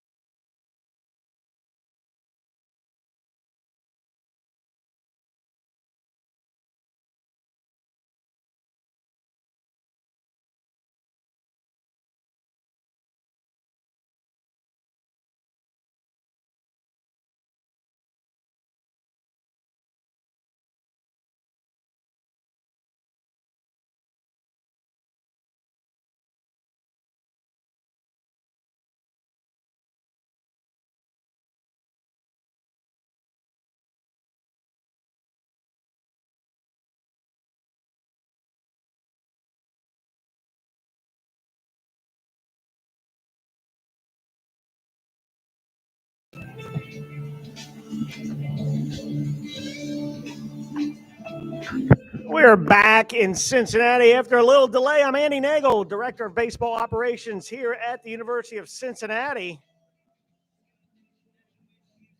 So we're going to continue this 14-inning game. Have some new lineups put together. So that's kind of our delay. The umpires are changing up their duties. And we'll give you the updated lineups right now. First for the Indiana Hoosiers with the updated lineups. Leading off, number 5, Tyler Dones, playing second base. Batting second, number 3, the left fielder, Carter Matheson. Morgan Colopy bats third and plays right field. Number 35, Matthew Ellis bats fourth and will catch. Batting 5, number 30, the third baseman, Kip Fugers. Batting 6, number 9, the first baseman, Brock Tibbetts. Batting 7th, number 16, the center fielder, Bobby Whalen. Batting 8th, the designated hitter, number 6, Peter Ceruto. And batting 9th, number 19, the shortstop, Evan Goforth. Once again, that's Dones, Matheson, Colopy, Ellis, Fugers, Tibbetts, Whalen, Ceruto, and Goforth. And pitching is number 23, Jackson Perkins for the Hoosiers. Now, for the home Bearcats, the starting lineups that they're going to roll out here in the second half of game one. Leading off, the center fielder, Cole Harding. Batting second, the left fielder, J.P. Sponseller. Batting third, the right fielder, Paul Comistak. Hitting fourth, the third baseman, number 9, Jake Hansen. Cam Sheeler bats fifth and will catch. Hitting sixth, number 31, second baseman, Cam Guidry. Boston Smith bats seventh and will DH once again. The eighth hitter, number 8, the first baseman, Griffin Merritt. And batting ninth, the shortstop, number 14, Wyatt Stapp. Once again, that's Harding, Sponseller, Comstock, Hansen, Sheeler, Guidry, Smith, Merritt, and Stapp. And the pitcher for the Bearcats, number 18, sophomore Max Bergman. Like I said, we got 14 innings of baseball today. We're going to clear the board. Don't want to call it a second game. It's a continuation of game one. But it just gives a chance for both teams to kind of take a breath, get some new faces in the lineups, and you'll see some more changes as we move towards the end of this second half of the game. So as soon as right-handed pitcher Max Bergman is ready, we will go, and it looks like the Bearcats are just about ready to take the field. We thank you for joining us here on the Cincinnati Bearcats YouTube channel. We have a great crowd here in Cincinnati. First pitch was at 1 o'clock. Temperatures are holding. It's a little chilly in the shade. 66 right now. Sunny skies. Not a cloud in the sky. Looks like Lyle Travis will take the home plate duties for game two.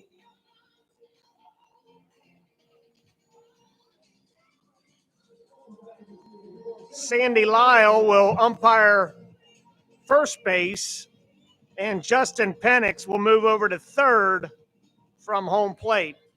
Bearcats have taken a field. Max Bergman toes the rubber. Bergman, sophomore pitcher, went to Louisville St. Xavier High School, where his battery mate Cam Sheeler is from. Max actually lived right across the river from Louisville, Kentucky, and Georgetown, Indiana. And this is a guy that the Bearcats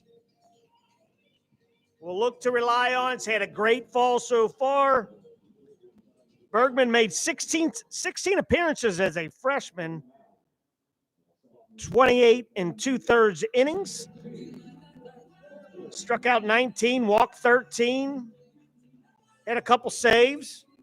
And this is a guy, Max Bergman, that, like I said, the Bearcats are going to rely a lot on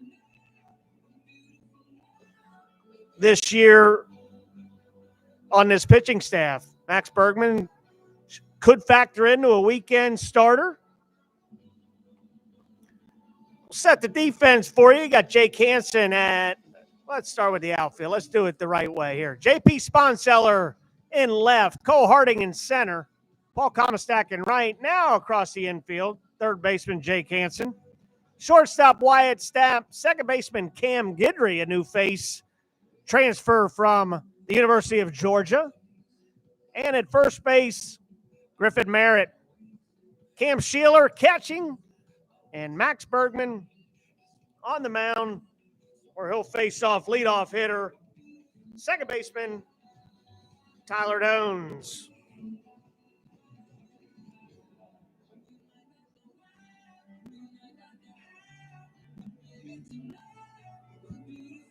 And just like that, we're ready to go. Tyler Dones in the first half of this game one. 1 for 3 on the day with a walk and a run scored.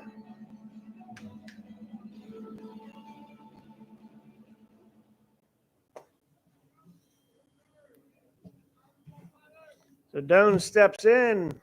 Bergman ready to go. Right-hander out of the full windup. The pitch. Taken outside, ball 1.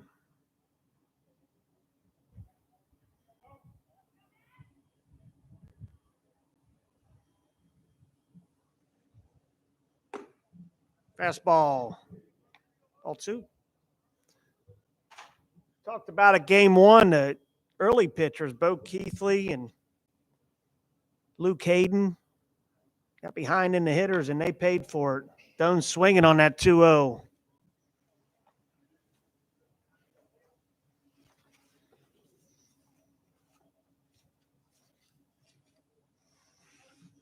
Don't want to be the master of the obvious here, but pitchers are more successful when they get ahead. The 2-1, spinner, good pitch. Had Dones tied up. Check swing, foul. Count goes 2-2. So brief little break in between here in game 1. Give both teams a chance to reset their lineups, and ball's upstairs. Full count. Probably get a bite to eat real quick. A little energy going back again. And like I said, you got some new faces out there right now. We'll see some more new faces probably in both lineups. High fly ball. Stapp calls, and Cole Harding calls him off to make the out. Out number 1.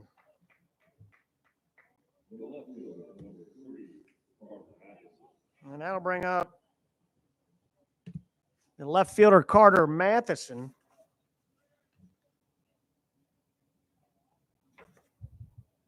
Matheson, a couple singles so far today.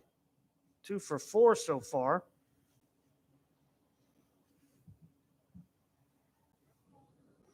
Pitch from Bergman outside, ball 1.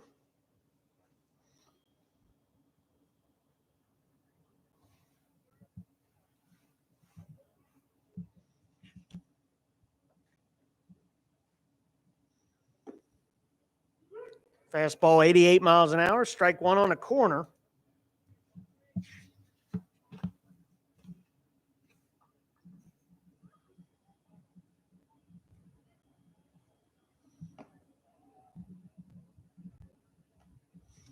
Two balls, 1 strike.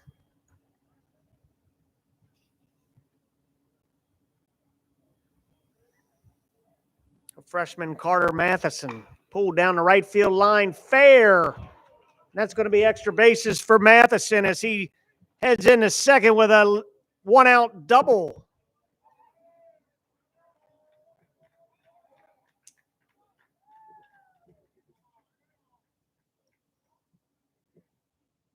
So fastball, middle of the plate, and Matheson turns on it.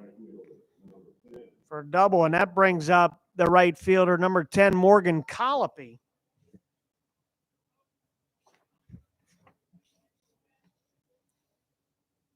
Colopy, one hit on the day, strikeout, ground out into a double play, scored a run, and he gets hit.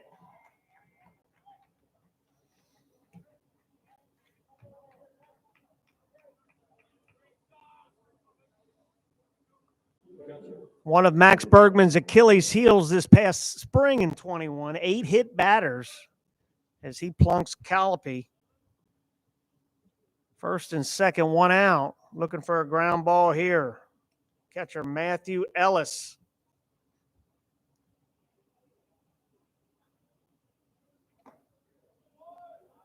Ellis was the DH in game 1.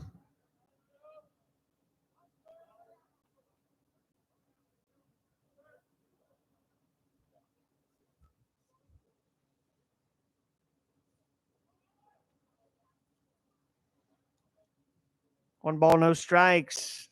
Outside, 2-0.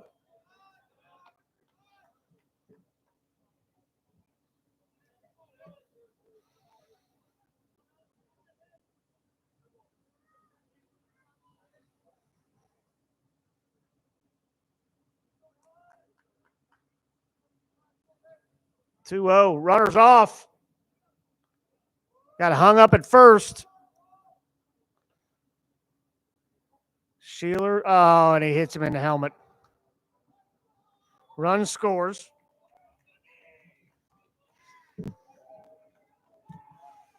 Coach Googans won't be happy with the way that play unfolded.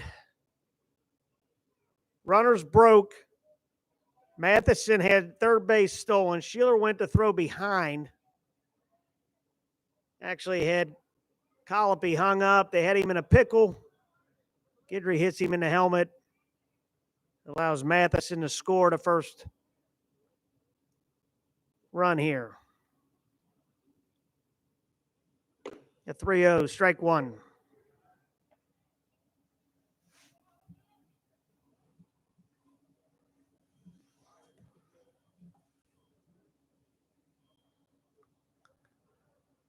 Three balls, one strike. And Matthew Ellis to throw over. Colopy safe.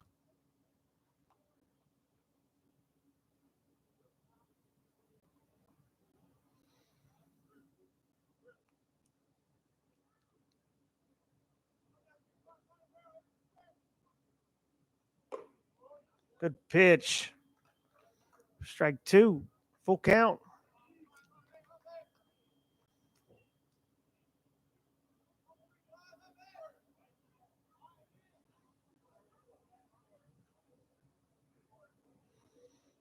See if Colopy will be off here on this 3-2-1 out.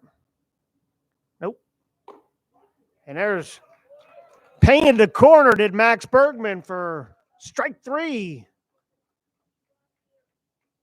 Gets Matthew Ellis looking.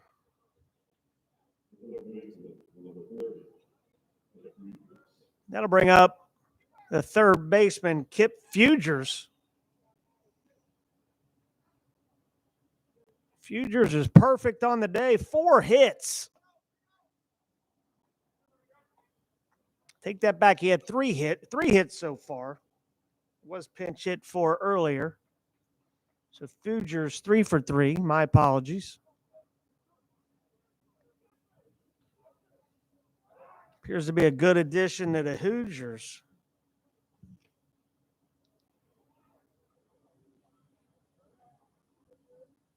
This sophomore infielder.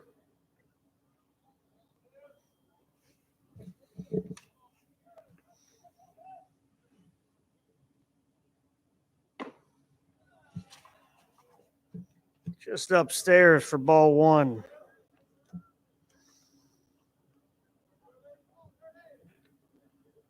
Fugers in his freshman campaign, played in 32 games, started 28. High fly ball. Wyatt Stapp camps and falls, and it hits off his body. Run, Colopy home. think I've seen it all here in this first inning. You say that and everything, you never seen that before. Wyatt Stapp camped underneath, lost his footing, allows Colopy to score the second run of this inning, and give Fugers an E6 and gets all the way to second base on that. And that brings up number 9, Brock Tibbetts. Tough luck pitching by Max Bergman so far in this first. Strike one. Tibbetts, freshman from New Albany, Ohio.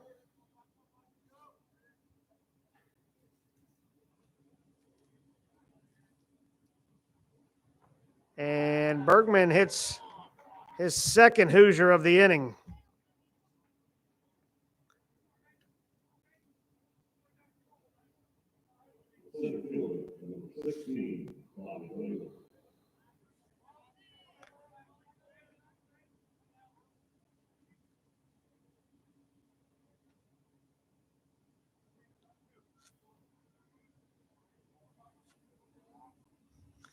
And it looks like they gave Fugers a hit on that one that Stapp fell down on. The error being Cam Guidry on the rundown that allowed Matheson to score.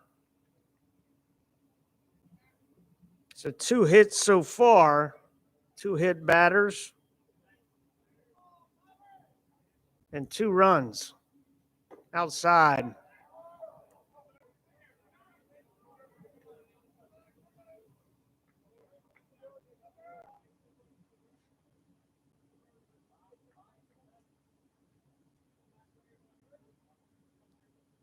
And where this cuts down is extend an inning like this, just cuts into Max Bergman's pitches for the day. There's a swing and a miss.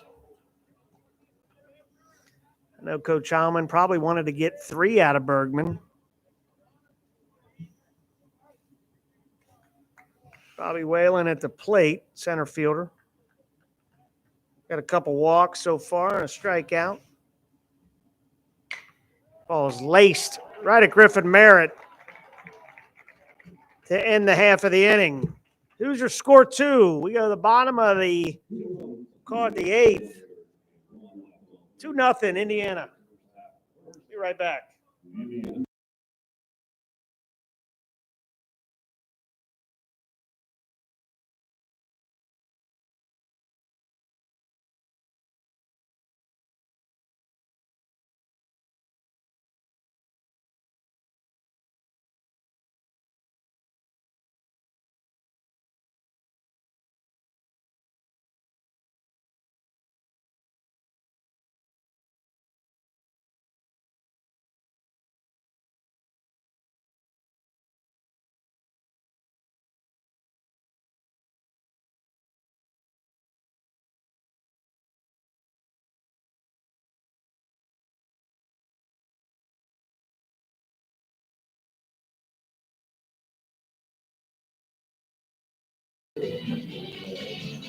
Back here in Cincinnati,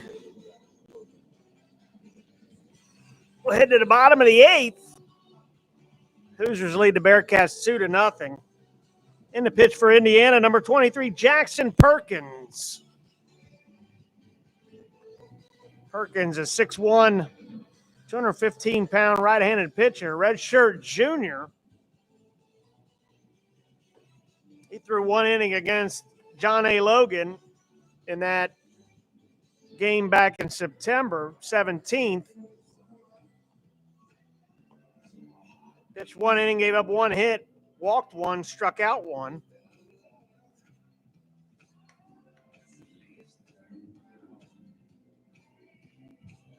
Perkins will face Cole Harding, J.P. Sponseller, and Paul Komisak, 1, 2, 3.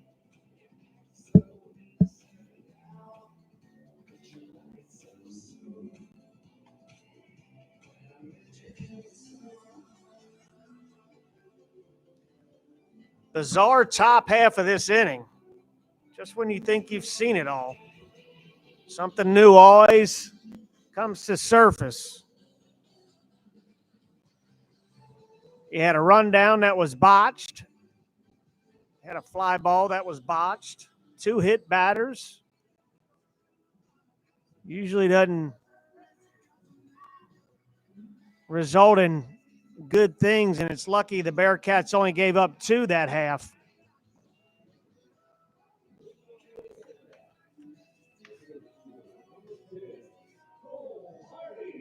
Cole Harding comes to the plate.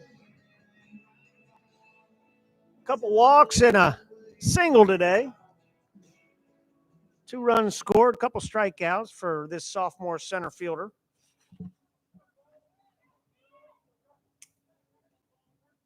And Jackson Perkins gets a sign, delivers a pitch. 92, strike 1.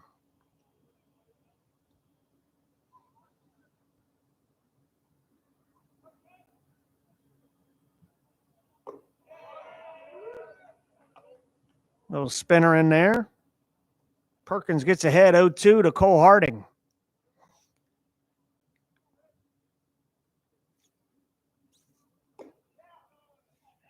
Oh, 2 inside.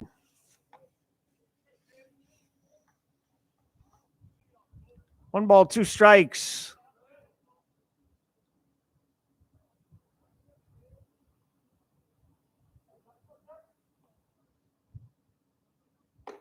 Upstairs. Slider got away. Count evens at 2.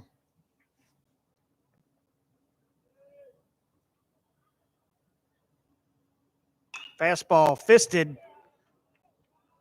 And that will drop at center field for a hit.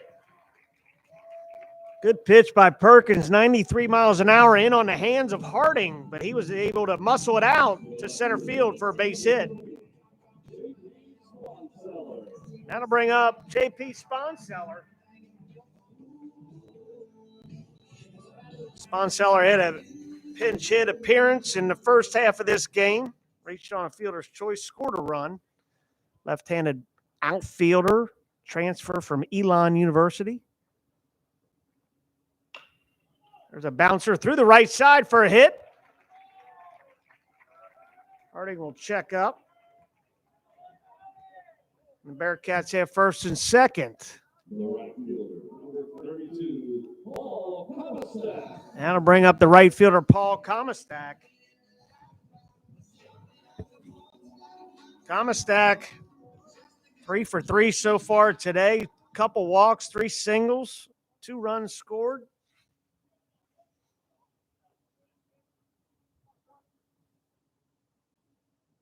Fastball swinging. 93 fouled back by Comastak.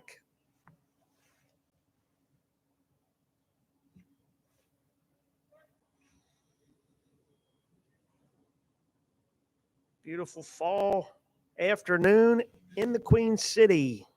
October baseball. 1 strike to Comastak. Top of the zone, strike 2.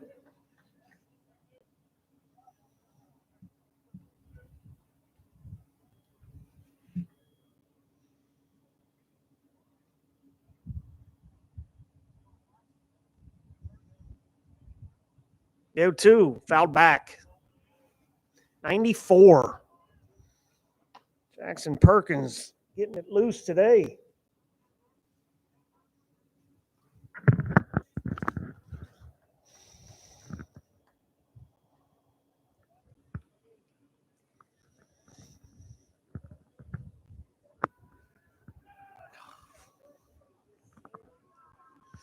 The 0-2 to Comastak. High up and in. 1 ball, 2 strikes.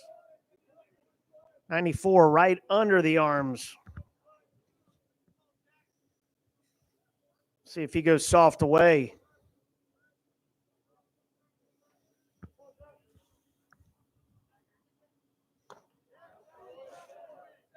Check swing. Count evens at 2.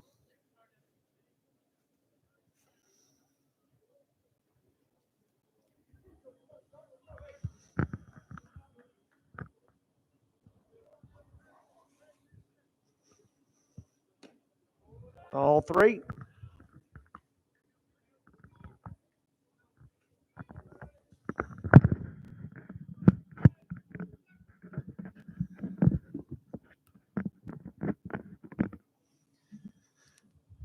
Three balls, two strikes to Paul Comistack. Jackson Perkins gets the sign from his catcher, Matthew Ellis.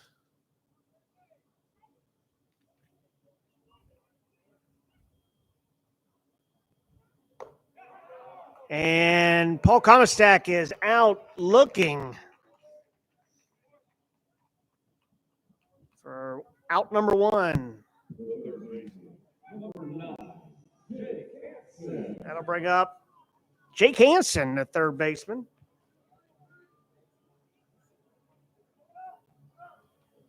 Hansen looking for the first hit on the day for him.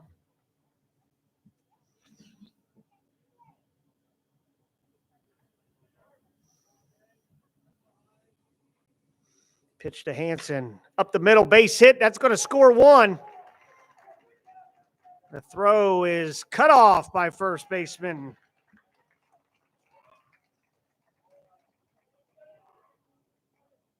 Brock Tibbetts, and the Bearcats score one as Cole Harding comes around to score on that RBI single by Jake Hansen. JP Sponseller stops at second, and that brings up the catcher, number 5, Cam Sheeler.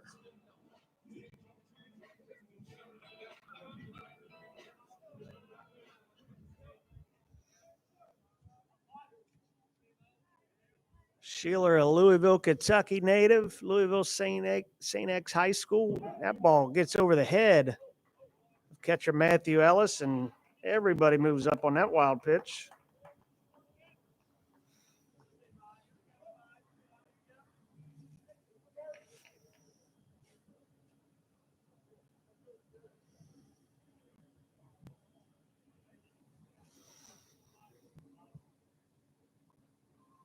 Another one.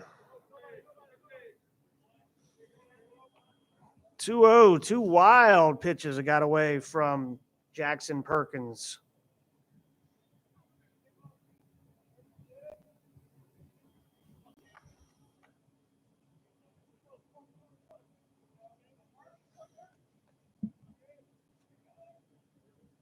The 2-0. Fastball, strike one.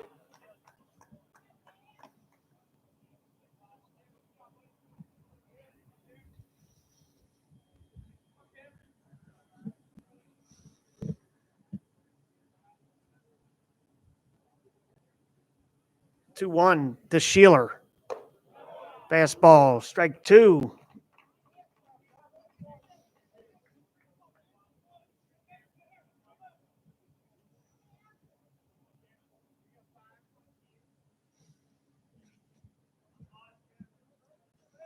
The 2-2 to Sheeler.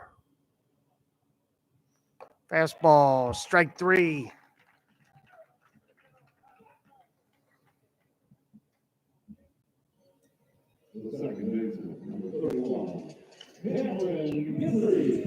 So that'll bring up the second baseman, Cam Guidry.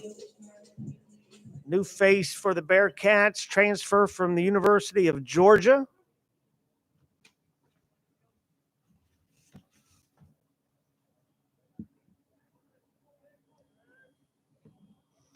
Foul back. Guidry, a native of Snellville, Georgia. Went to Redon High School down there.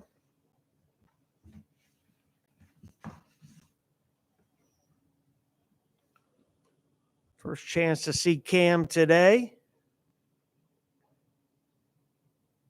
He's going to factor in that middle infield position, short, second. We'll see him at probably both positions today in this second half of this baseball game. I see him at second and short throughout the next 7 innings. Perkins ahead 0-2. And he's coming. And J.P. Sponseller will score on that wild pitch. Evens this game up at 2. I don't know if I call this effective wildness with Jackson Perkins. 2 wild pitches, 2 strikeouts, 3 hits. Scuffling here in his inning of work. The 1-2, Guidry, fly ball. And it's just going to get into the stands in that front row.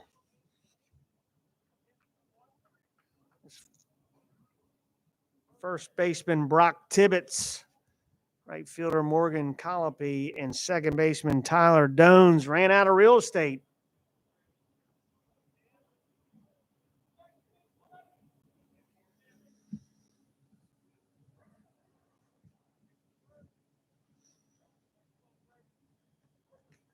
And another wild pitch is going to score Jake Hansen.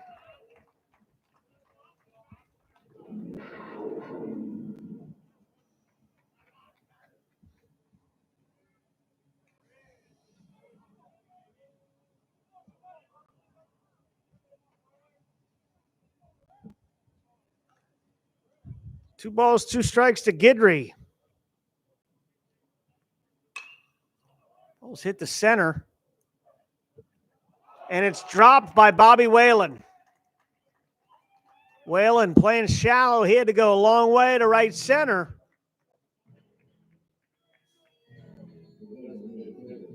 And they're going to give an error to Whalen.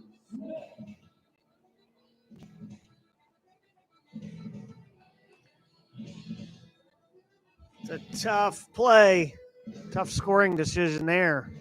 As, like I said, Bobby Whalen went a long way playing shallow center, raced all the way to right center. You ask Bobby Whalen, I'm sure he will tell you he should have had that ball. Just out of his glove. So Guidry reaches first on an error, 2 outs for Boston Smith. Just seemed to can't control that off-speed pitch. Really getting away from him. Jackson Perkins. Boston Smith, big 3-run home run earlier. Hit it off the scoreboard. This freshman from Vandalia Butler High School. And that ball, another wild pitch, Cam Guidry to second. It's 4th wild pitch of this half. He's dotting his fastball relatively anywhere he wants it. It's just been his off-speed pitches that he's had problems controlling. He's going to step off, reset, get his set of signs from catcher Matthew Ellis. 2-1. Fastball, check swing, and yes, he went. Says umpire Justin Penix. So counts even, 2-2, 2 outs. Here in this home half of the 8th inning, in a 14-inning game, Bearcats leading this half 3-2. Swing and a miss gets Boston Smith. So 3 strikeouts for Jackson Perkins, but 4 wild pitches, 3 hits, and the Bearcats score 3. We will be back after this brief pause.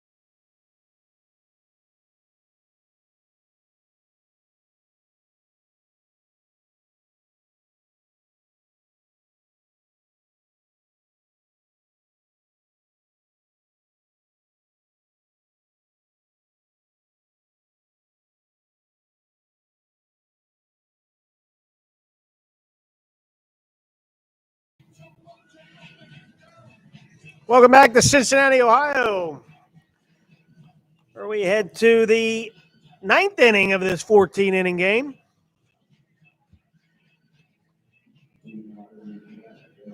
Played 7, kind of reset the scoreboard, and we're in this back half of the second 7 innings being played. Max Bergman on to pitch his second inning of the game. He'll face Peter Ceruto, Evan Goforth, and Tyler Dones.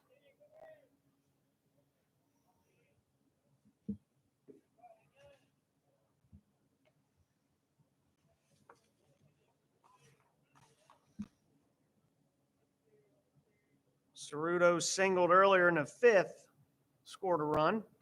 That ball's pulled hard foul down the left field line. Counts even at 1.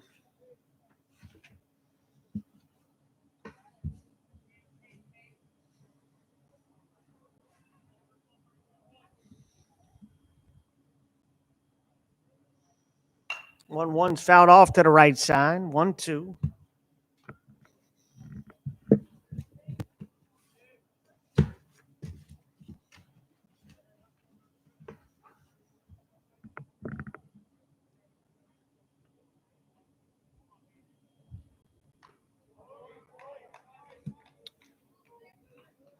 Ceruto spoils that 1-2 pitch.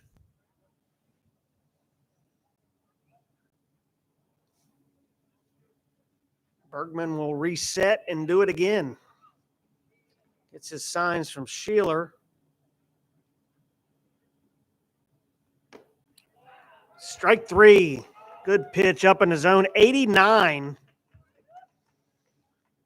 And Bergman strikes out Ceruto, his second strikeout of the day. And that'll bring up shortstop Evan Goforth, a freshman infielder from Borden, Indiana, to Floyd Central. 6'2", 190. Saw Goforth make a brief appearance in the first half of this game. He singled off of Chase Hopewell.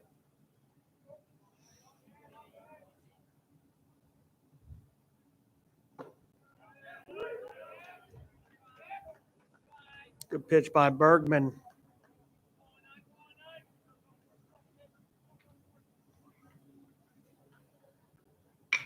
Ground ball down the left field line. That's going to be a long single. Good job by J.P. Sponseller to get over to the line. What looked like it was going to be a sure double. Sponseller hustles over, cuts it off, and holds Evan Goforth to a single. So base hit by Goforth, and that'll flip the top of the order to Tyler Dones, who flew out to center field his first at bat.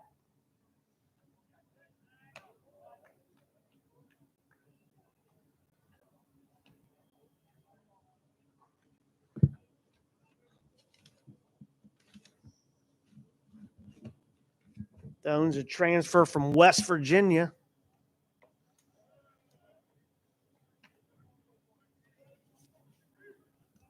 Going to be a good pickup for the Hoosiers. Gives them a leadoff guy. Good speed, athleticism. Been really good at the plate.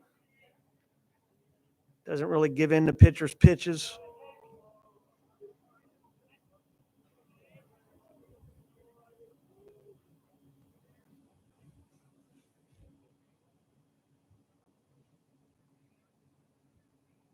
$20 walks last year, 18 strikeouts. There's a stolen base right there by Evan Goforth.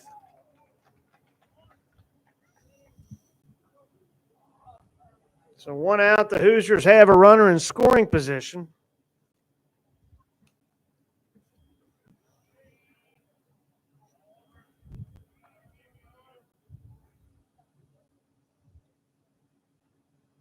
Two-0 to Dones. Strike 1.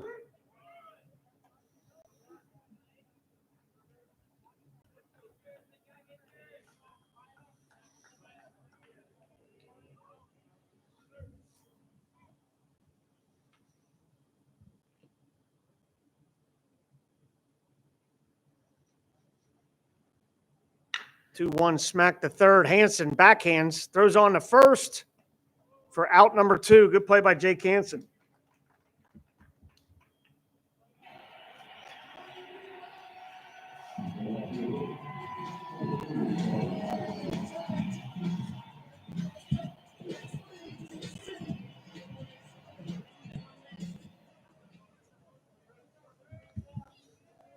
So 2 outs, brings up left fielder Carter Matheson.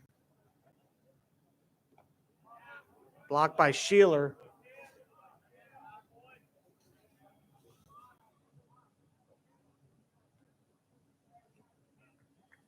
Freshman left fielder doubled his last at bat, right field.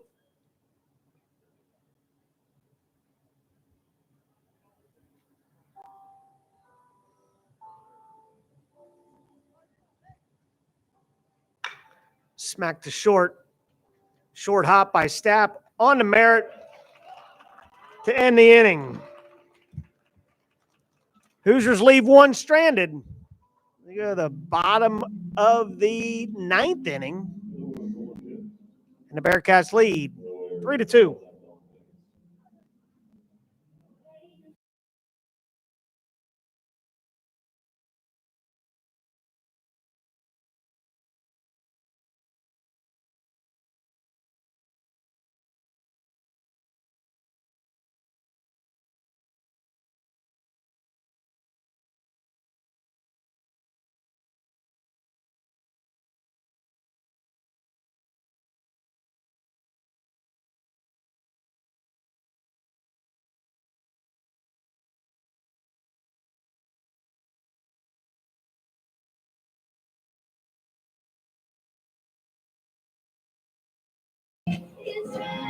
Welcome back to Cincinnati, Ohio. Andy Nagel here, the Director of Baseball Operations at UC.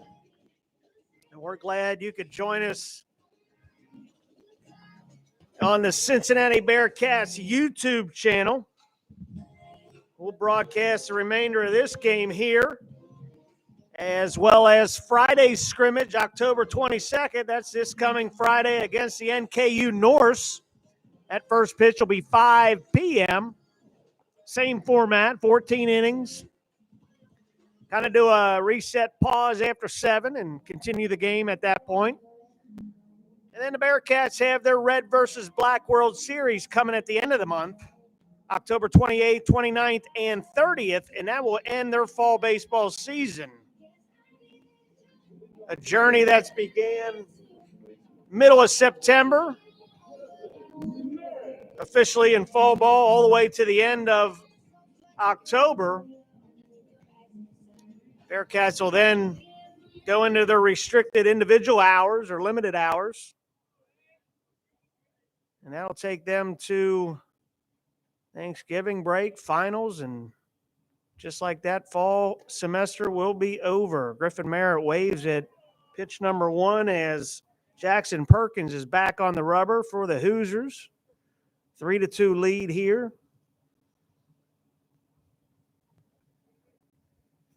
Merritt, big home run in the first inning. Way back when.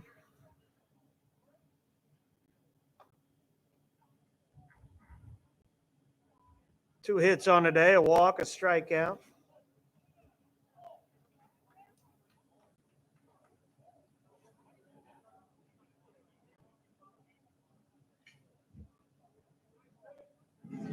And looks like we might have catcher's interference. Griffin Merritt goes to first. That'll be an E2.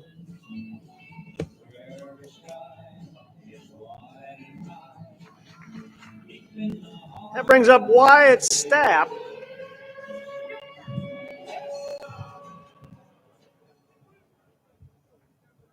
Stapp base hit, run scored earlier.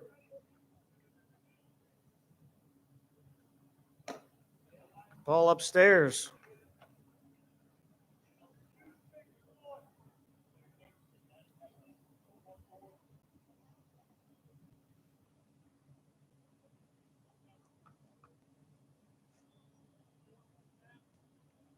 One ball, no strikes, throw over Griffin Merritt.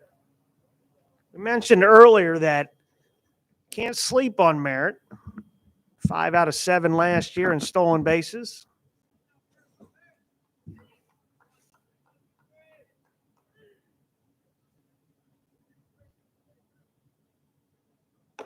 Stapp squares the bunt, pulls back, takes ball 2. 2 balls, no strikes.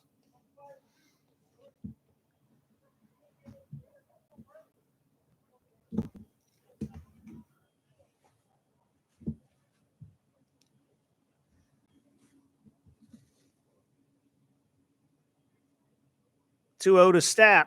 Fastball up the middle. Dones flips. 4-6-3 double play.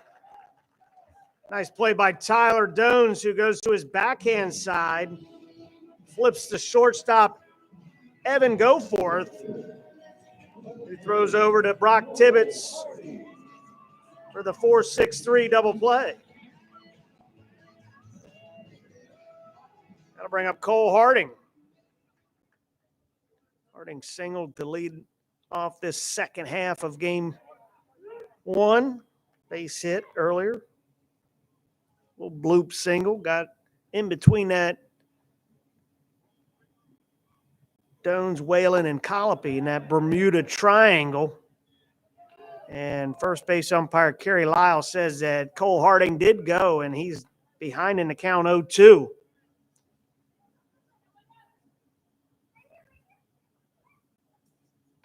And there's a fastball. Good inning by Jackson Perkins. So we'll go to the bottom half. We end 9, actually. 9 complete innings out of 14 scheduled. Bearcats lead this second half 3-2.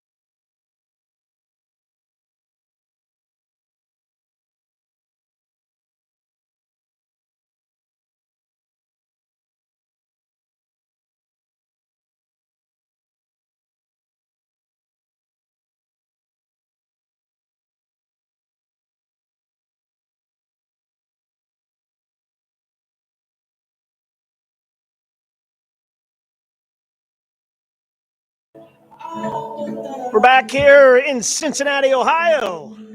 Andy Nagel, Director of Baseball Operations. We head to the 10th inning of a 14-inning game. 7, 8, 9, 10. 10 out of 14. And pitcher Max Bergman on for his third inning of work. He'll face 3, 4, and 5 in Morgan Colopy, Matthew Ellis, and Kip Fugers. Colopy was hit in the first inning, came around to score, and Bergman brings it inside to him again. Bergman hit 2 batters in his first inning of work. There's a check swing foul to right side. Counts even at 1.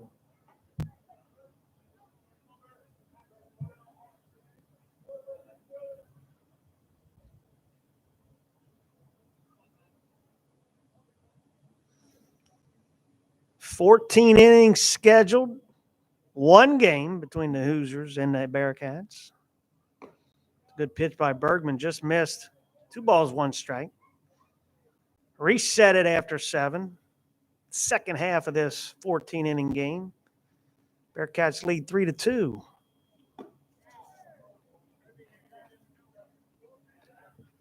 Three balls, 1 strike to Morgan Colopy.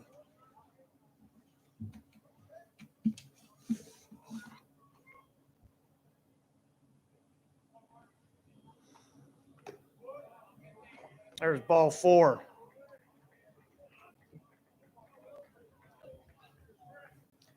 Defensive changes for the Bearcats. You got sophomore Sean Springer's at second base.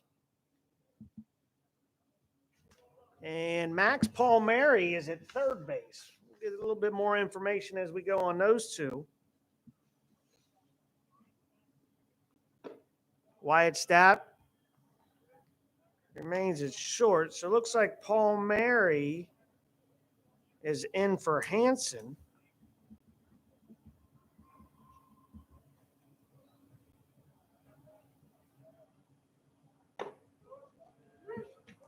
And it may be a case where Guidry, let me look at Coach Sprague's game 2 grid here.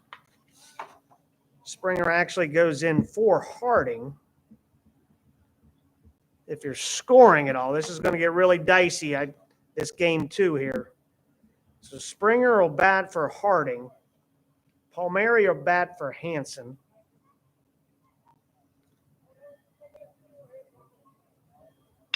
There's a ground ball. Springer to Stapp. 4-6-3 double play. Good job by Sean Springer.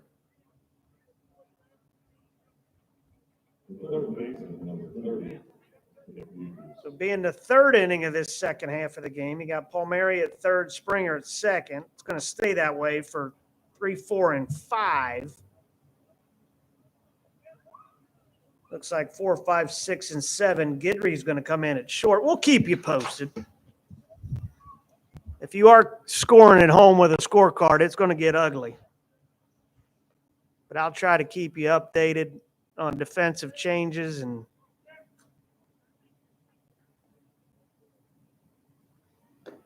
there's a spinner, strike one.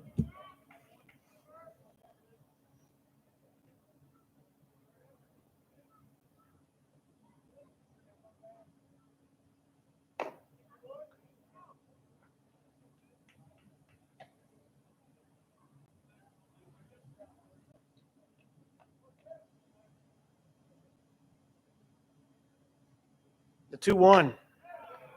That ball is laced into right center, cut off by Cole Harding. Harding still is out there in center. So another hit for Fugers. And that's Fugers, I believe, 5th hit of the day.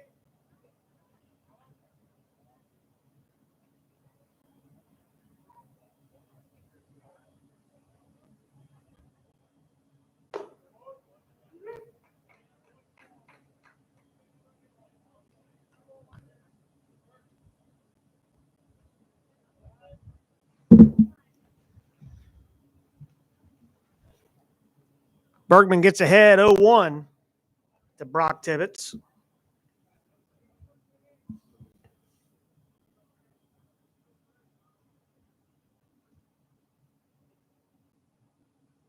That ball's pulled down the left field line for a single. Sponseller is going to get it into Stapp as Fugers has to hold it third. Good job by J.P. Sponseller getting it in quickly to Wyatt Stapp as Brock Tibbetts doubles down the left field line. So the Hoosiers have runners at second and third with 2 outs here in the third inning, 10th inning, whatever you want to call it. That brings up Bobby Whalen.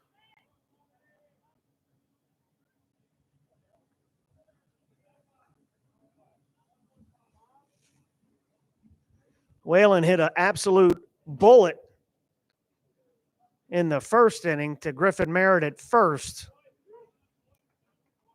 for a line out to end that half. Bergman gets ahead of Whalen 0-1. 5 hits for the Hoosiers so far in this second half of game ball.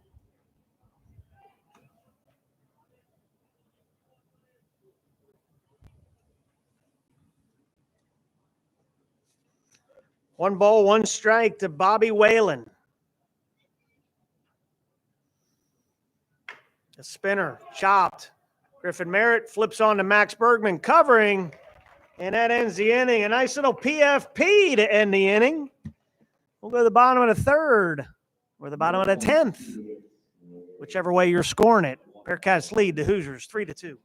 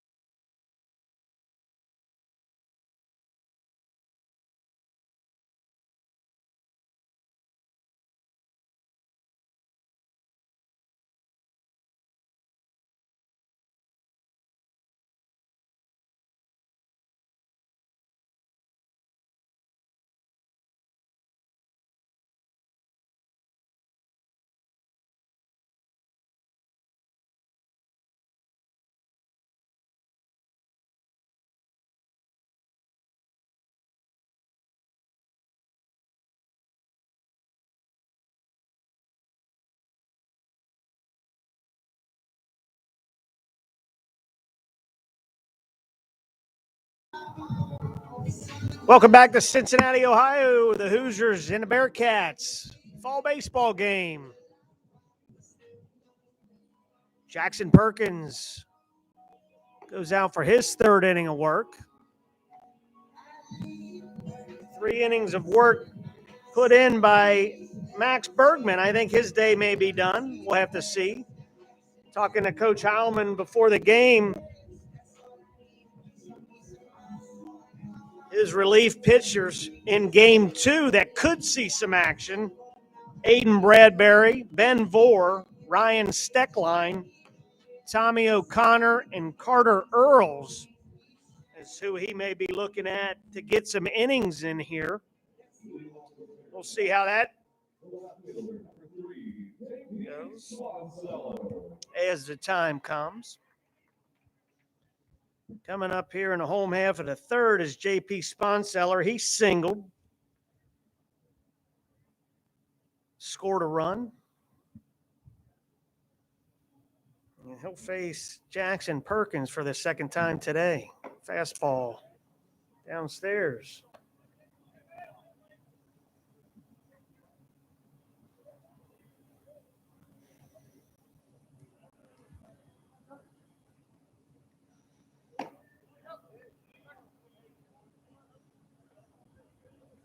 Third base umpire Justin Pennick said he did not go. 2 balls, no strikes. J.P. Sponseller.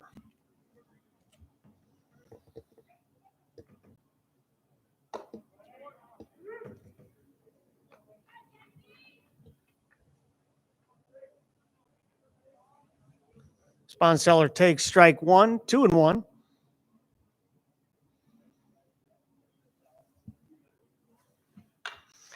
So fly ball to the left side. Carter Matheson's coming back. Woo, and he makes the catch. And I'm sure he's thinking the same thing I was. That ball started off towards the line, and I think the wind just kind of took it back towards center. Matheson makes the play, stuck with it. Good job. That's tough. Tough sky, tough winds. And that'll bring up Paul Comistak. So 1 out. Jackson Perkins has seemed to settle in nice here after a rough first inning. It's a pretty clean. Had catcher's interference to lead off the second. Got a 4.63 and a strikeout to end that inning, and gets a quick out to begin this third inning of work in Jackson Perkins. Sure, Coach Mercer's glad to see these last 2 innings as opposed to his first. There's a ground ball right side. Tyler Dones eats it up, throws on to Brock Tibbetts for out number 2. So good job by Jackson Perkins. 2 quick outs here in the third. And that'll bring up, this is where I said the scorecard gets dicey. Jake Hansen will bat. Hansen had an RBI single in the first. against Perkins. Palmieri went in to play for Hansen at third, but Hansen will bat. There's a ground ball to Dones, and that should end the inning. Dones over to Tibbet. Good job by Jackson Perkins coming back after that first inning. So we've played 3-2 Bearcats. We'll be back after this pause.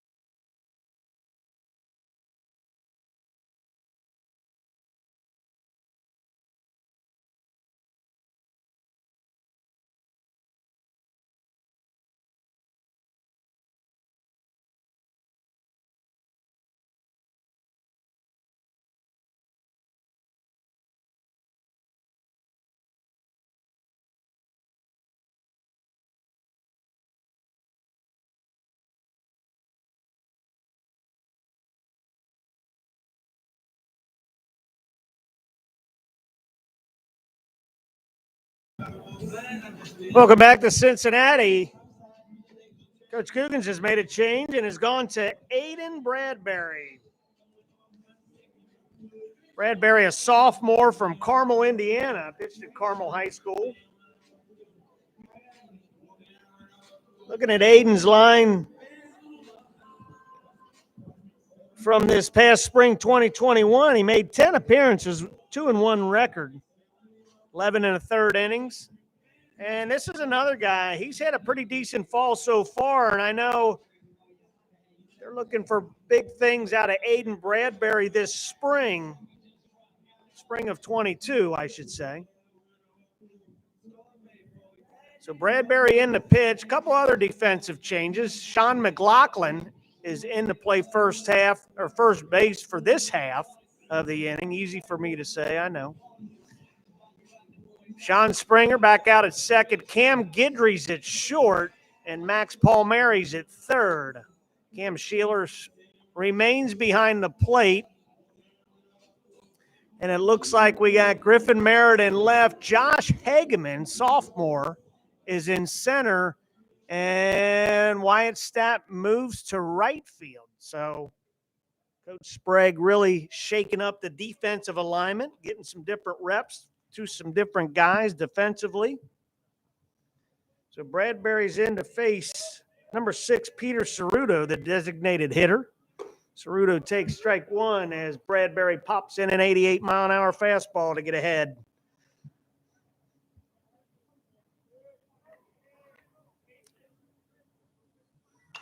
There's a ball that's fisted, and Sheila runs out of room as it hits the top roof of the UC baseball stadium.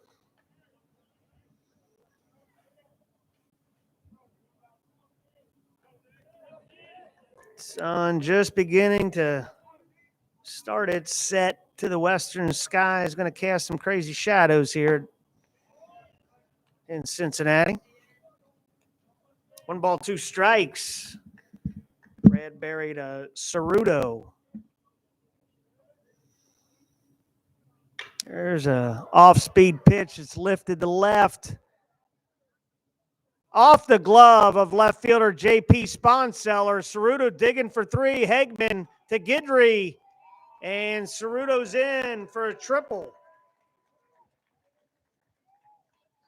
J.P. Sponseller had to go a long way. And ball just glanced off his glove for a leadoff triple. That'll bring up shortstop Evan Goforth.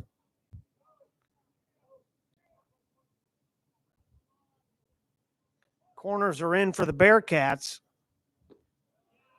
There's a ball outside. It's the 6th hit for the Hoosiers.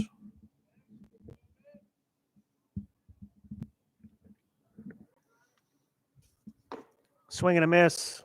90-mile-an-hour fastball by Aiden Bradbury.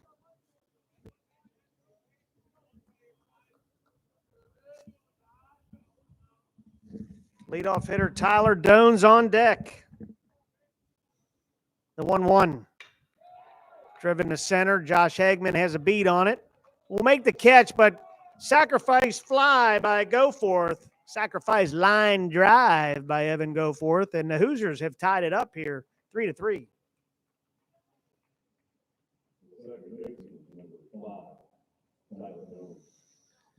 So clear to bases. 1 out. Second baseman Tyler Dones digs in to face Aiden Bradbury.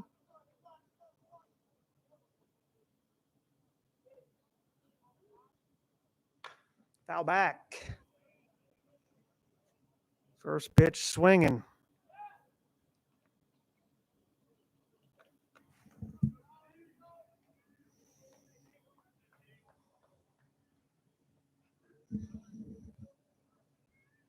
Dones 0 for 2 in this second half of this game. Flew out to center, grounded out to third.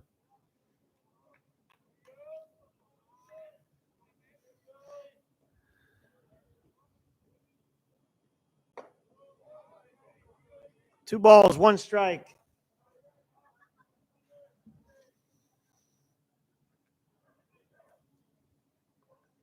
Dones looking for a pitch to drive here in this 2-1 count. Gets a fastball and lifts it to center. Josh Hagman camping underneath it for out number 2.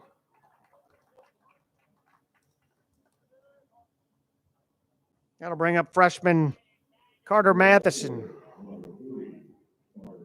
Doubled in the first, scored, grounded out to short, second time up.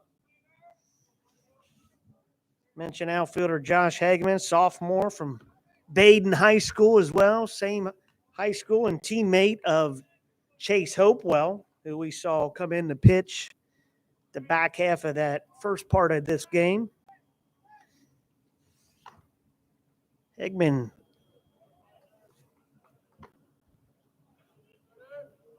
appeared in 17 games last year, a lot of it defensive specialist, pinch runner. The guy can fly, and he can really chase some balls out there in center field. Him and Cole Harding. And Matheson rolls it over second base. Sean Springer over to McLaughlin for out number 3. Hoosiers score run and tie it up 3-3. We hit the bottom of the 4th. We'll be back after this pause.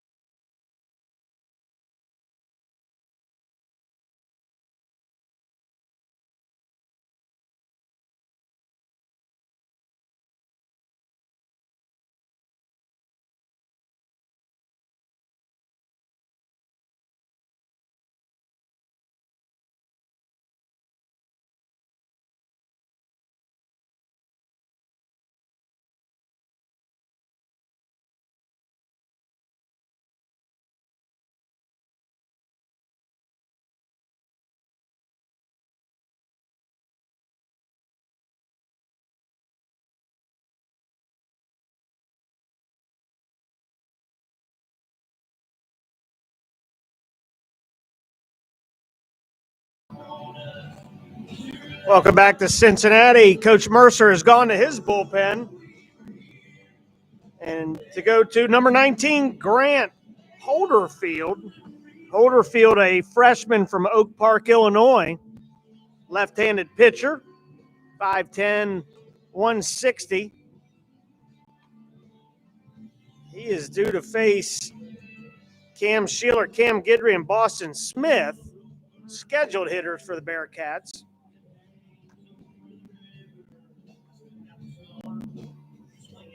So after a rough first inning, Jackson Perkins really settled down for Coach Mercer. Gave up 3 in the first, had 4 wild pitches, but he struck out the side in that first. Added another strikeout in his second inning of work, 4 strikeouts. Gave up 3 hits, 3 runs. Got a 1-2-3 in the third. Got a double play in his second inning of work. So good job by Jackson Perkins coming back, especially after a rough first inning. Cam Sheeler will lead off things here in the home half of the 4th inning. Sheeler struck out in his first plate appearance. Face Grant Holderfield here. Holderfield working from the stretch. A little rocker step. And he's wide. 90 mile an hour for ball one.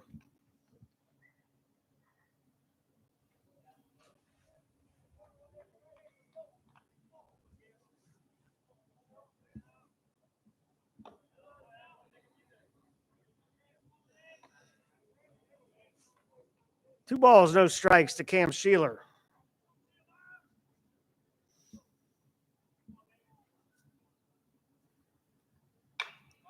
High fly ball. I mean, way up. And it hits off the pad right in front of the Indiana bench. Matthew Ellis. As soon as he takes his mask off, looks right up at that sun. Tough play for any catcher as that ball was really major league pop-up version by Cam Sheeler. 2 balls, 1 strike. Now, usually after a play like that, the baseball guys always reward the hitter. We'll see.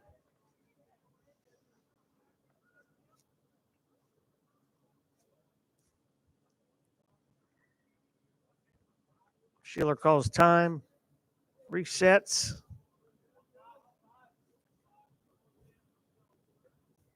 The 2-1. Swing and a miss. Good pitch by Holderfield.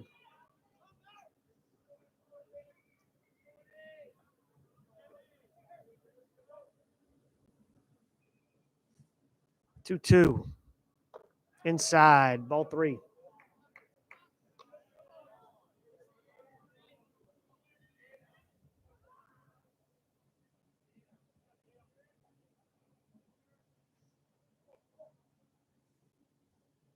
Full count. Foul back to the right side. Good job by Cam Sheeler.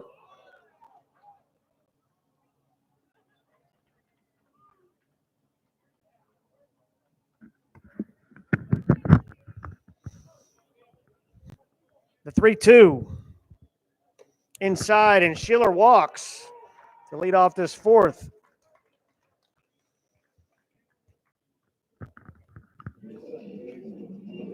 So that'll bring up Cam Guidry. Guidry reached on an error, what was scored an error in the first. It was a ball that was slicing away from center fielder Bobby Whalen, and it hit off his glove. Went down for an E8. Holderfield will throw over to first, chasing Sheeler back. Kip Fugers in on the dirt, in off the dirt. Expecting a bunt.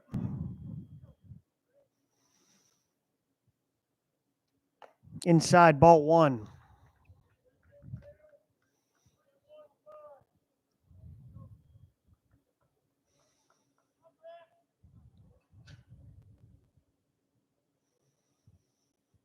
One ball, no strikes to Cam Guidry. Ball 2.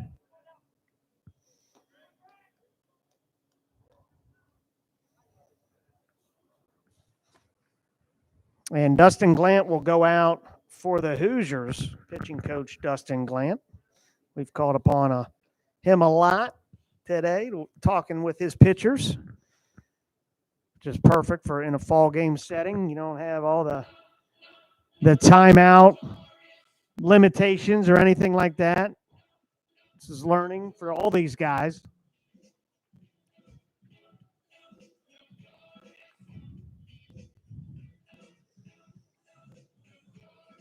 Glant started coaching in 2013. He's a pro guy coming to the college ranks.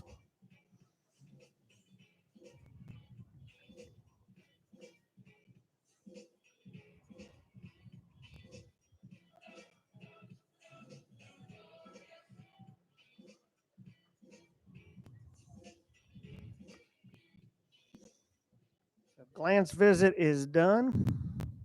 See how Grant Holderfield reacts to that. The pitch in for strike 1. If I was a betting man, I'd say after every mound visit, the next pitch is a strike.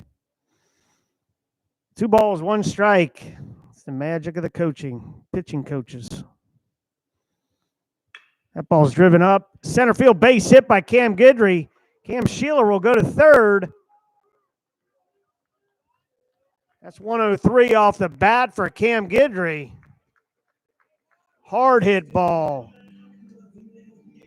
Takes Sheeler to third. Runners at the corner for the Bearcats with nobody out. And Boston Smith will step to the plate.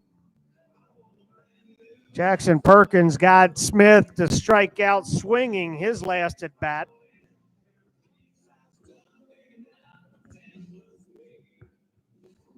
We'll see if the Bearcat offense gets Cam Guidry moving over there at first to the pitch. Strike 1 to Boston Smith. Holderfield, a quick worker on the mound, gets his signs from Ellis, and away he goes. Quick to the plate. Outside. 1 ball, 1 strike to this freshman left-handed bat, Boston Smith.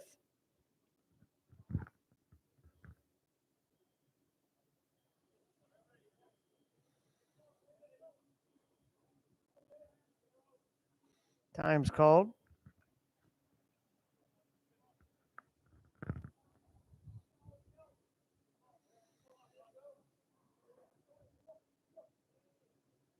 The 1-1. Pulled in the right. Caught by Morgan Colopy. Tagging is Sheeler, and he's in safe. Morgan Colopy had to go to a knee in right field to make that catch. And great slide by Cam Sheeler to go to the outside to avoid the tag of Matthew Ellis to put the Bearcats back up on top 4-3. Cam Guidry stays. So give Boston Smith an RBI on that sac fly. Bring up Griffin Merritt, who reached on base catcher's interference his last at bat. And if you watch this high up top camera angle that we have, you can see Matthew Ellis is really close to these batters. Most of the batters like to get up on top of that plate, step in the back of the box, and Ellis is right there.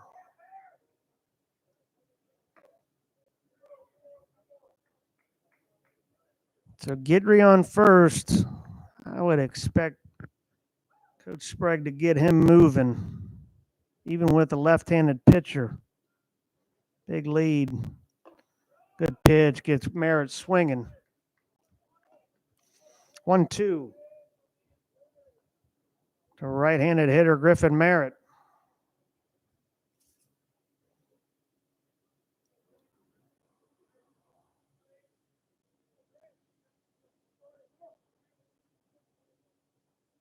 Guidry's off. Merritt swinging. Good throw by Ellis. Safe. Guidry just beat it. Merritt strikes out swinging. Guidry steals second. And that'll bring up Wyatt Stapp. So runner in scoring position. 2 outs for Wyatt Stapp. That was a quick transfer and good throw by Matthew Ellis. But Cam Guidry just got in there in time to steal a bag. Stapp grounded into a 4-6-3 double play his last at bat. Takes a ball outside.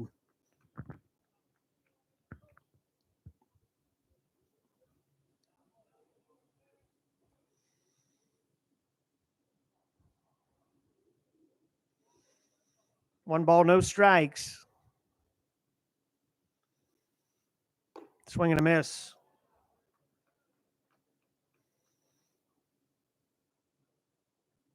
Stapp asking home plate umpire Lyle Travis if that was a strike or if he chased a pitch, and Travis nods the head and says it was a strike. 1-1. Fisted to center. Bobby Whalen drifts over, makes a catch to retire the side. Bearcats get one on one hit, and they leave Cam Guidry out at second. We've played 4-3 Bearcats. We'll be back after this pause.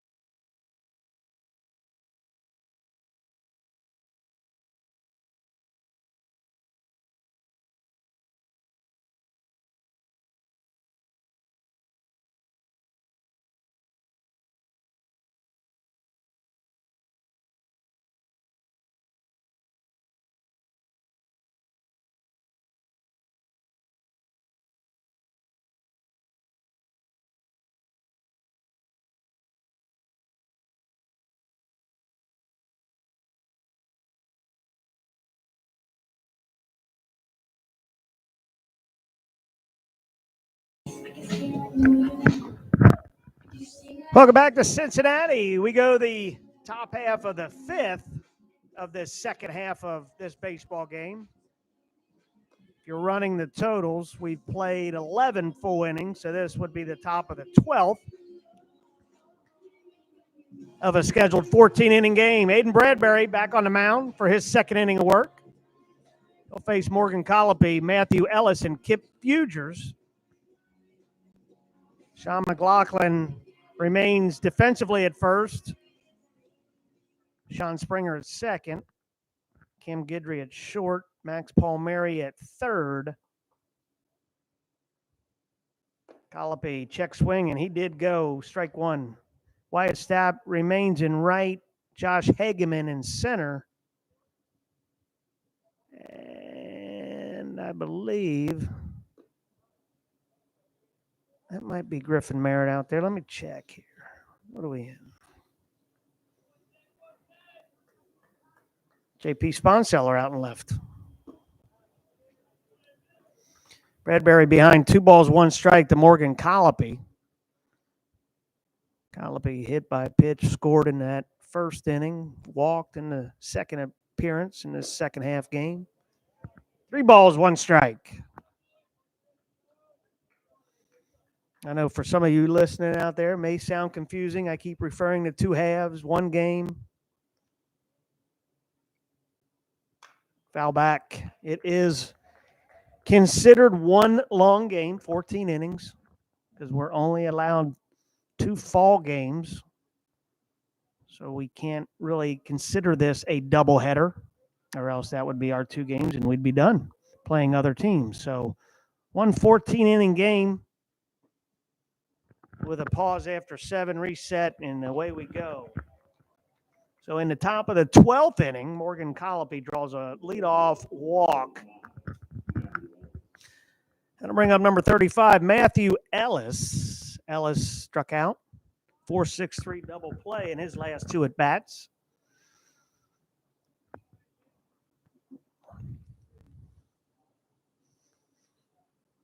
Bradbury looking to get another 4-6-3 double play. Good block by Cam Sheeler.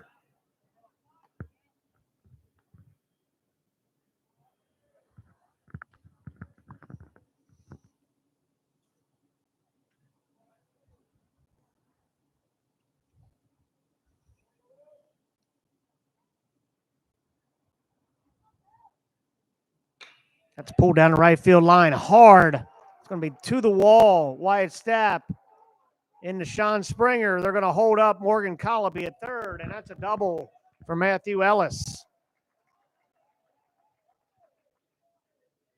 To the Hoosiers, a walk double, have runners at second and third.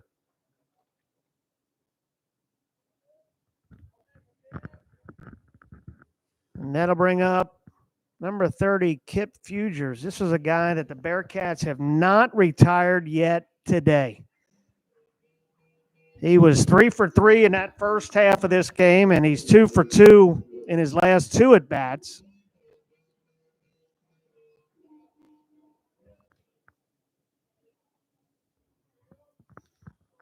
This looks like he's going to be a good hitter for Coach Mercer this year.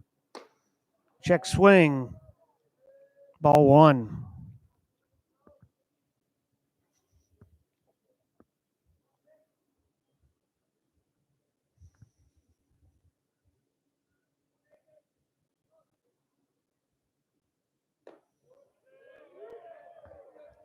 Off speed, strike one. 1 ball, 1 strike.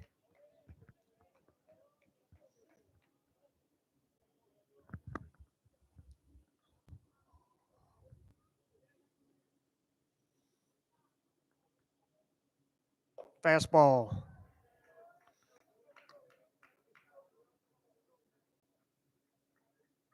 Swing and a miss by Fugers. 1 ball, 2 strikes.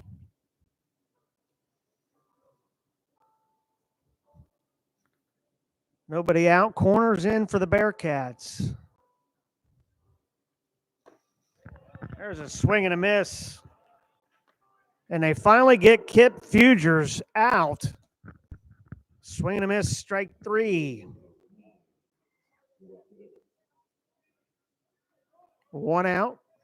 That brings up Brock Tibbetts, who doubled down the left field line in his last plate appearance.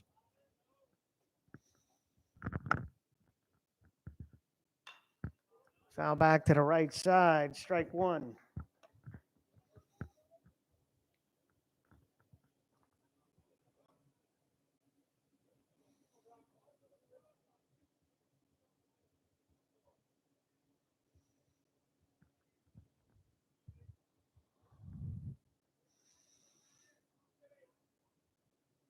The 0-1 in for strike 2.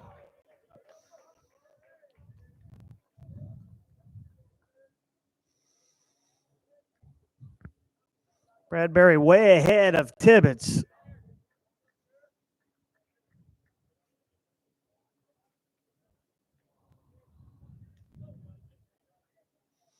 The 0-2.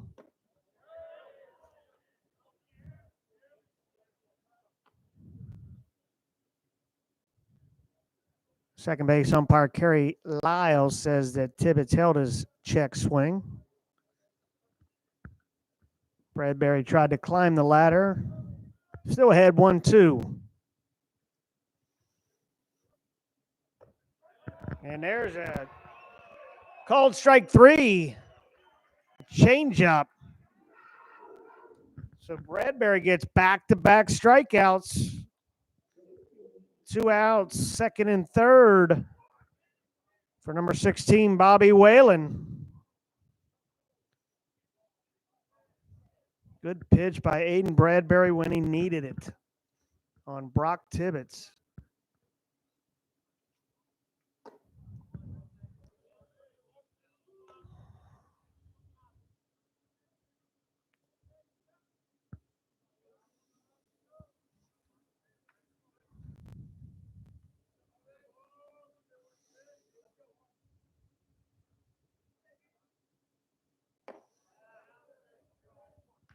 Bradbury gets behind, 2 balls, no strikes.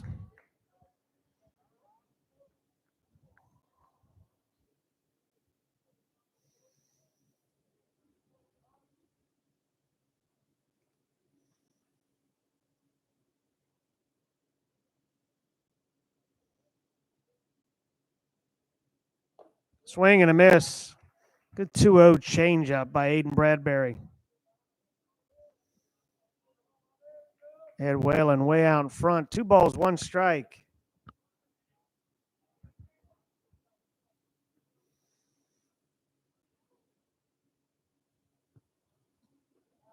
Good block by Cam Sheeler.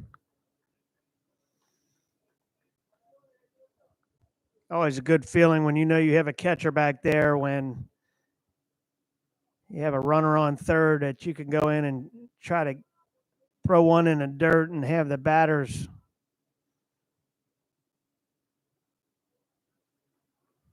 try to go after that ball. There's a strike. Full count. Bradbury mixing it up well here after walking the leadoff hitter Morgan Colopy and giving up a double to Matthew Ellis. Got Kip Fuger swinging And Brock Tibbetts looking. Let's see what he does to Bobby Whalen. The 3-2 ground ball. Cam Guidry backhand over to Sean McLaughlin, who cannot make the dig. Two runners are going to score as Bobby Whalen is out on the throw from McLaughlin. So call that E6. Score both runners. The Hoosiers take the lead 5-4. And Whalen is out on the 3-6 put out. Crazy end of that half. We'll head to the bottom of the 12th inning. Hoosiers lead the Bearcats 5-4. We'll be back after this pause.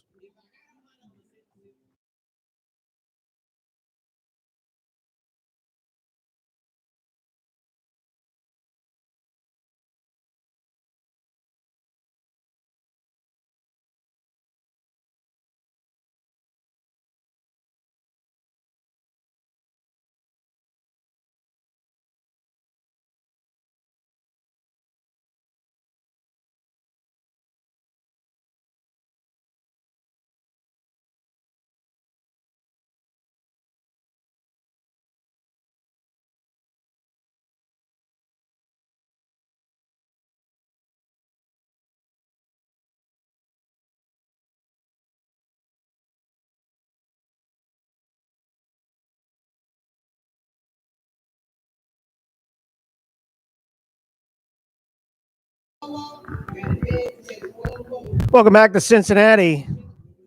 Indiana has made a pitching change.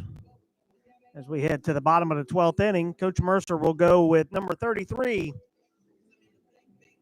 Joe Moran.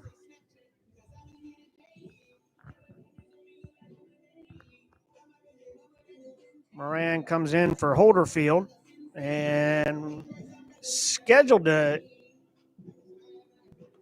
face the top of the order. Looks like Sean Springer will hit for Cole Harding. This will be Springer's first appearance today at the plate. He's been playing the field defensively. Springer, Sponseller, and Josh Hageman, I believe, will be batting for Paul Komistak. So Sean Springer.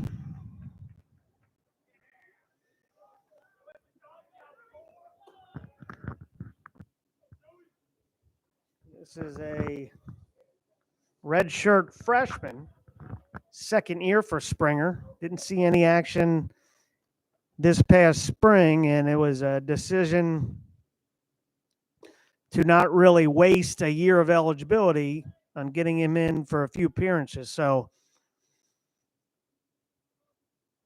Springer went to Sag Harbor, played summer ball, got bigger, stronger, faster, and he's back this year in the mix for a middle infield position, Sean Springer. 1-1 strike.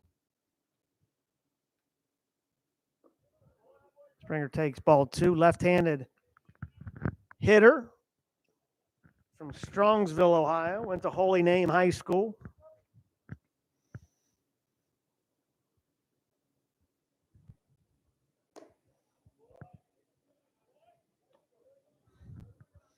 Springer's got a little pop in that left-handed bat. Plays really well here at this park.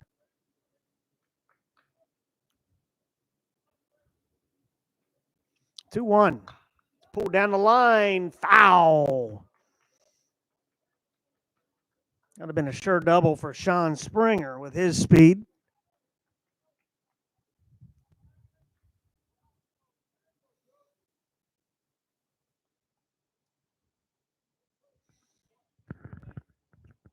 Two count.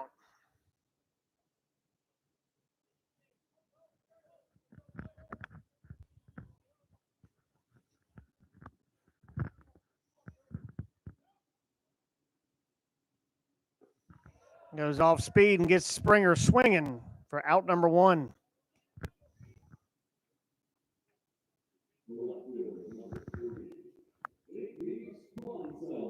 bring up J.P. Sponseller.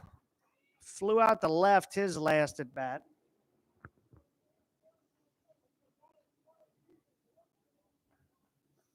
See, that left-handed box is still just in the sun. Shadow is creeping in. Ball one. The way the sun sets here at this field, it's going to be blinding to the first baseman. Any throw coming across the left side of the infield as the sun sets, it'll be tough play. Ground ball, first base. Tibbetts over to Moran. Good play by Brock Tibbetts. The ball was hit really hard by J.P. Sponseller. Nice PFP. 3-1 put out.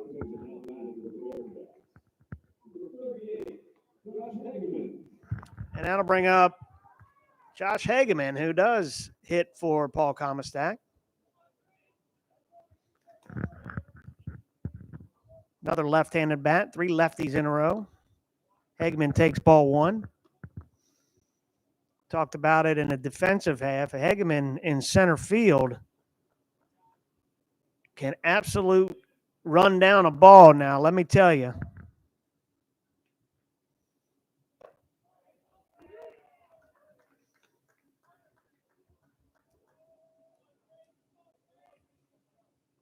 One ball, one strike.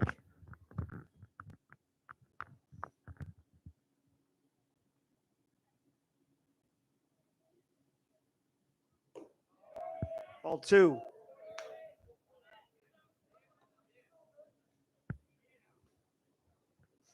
Two to one to Hageman.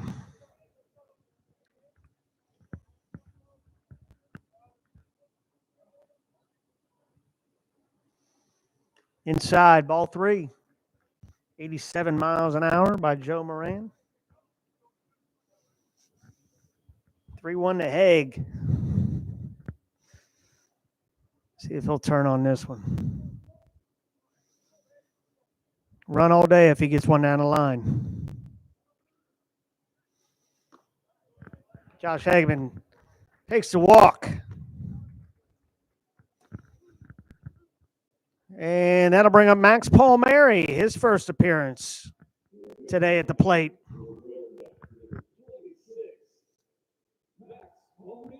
Max Palmieri is a redshirt sophomore, a transfer from Lincoln Memorial University. Went to King's High School here locally from Mainville, Ohio. Watch Hageman. He'll take off. He's fast. Palmieri pulls it to the left side. Fugers to second, and he's safe.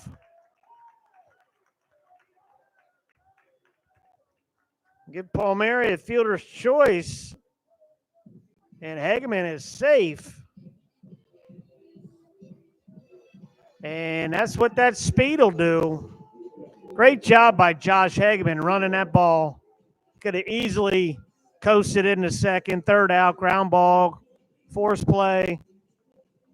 But he busted it to second and beat the throw on a bang-bang play called safe.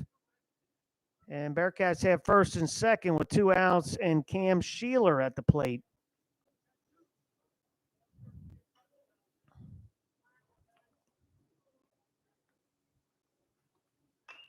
Sheeler pops it up. Matthew Ellis has a play and makes it to end the threat. So we've played 12, and the Hoosiers lead 5-4. We'll be back after this pause.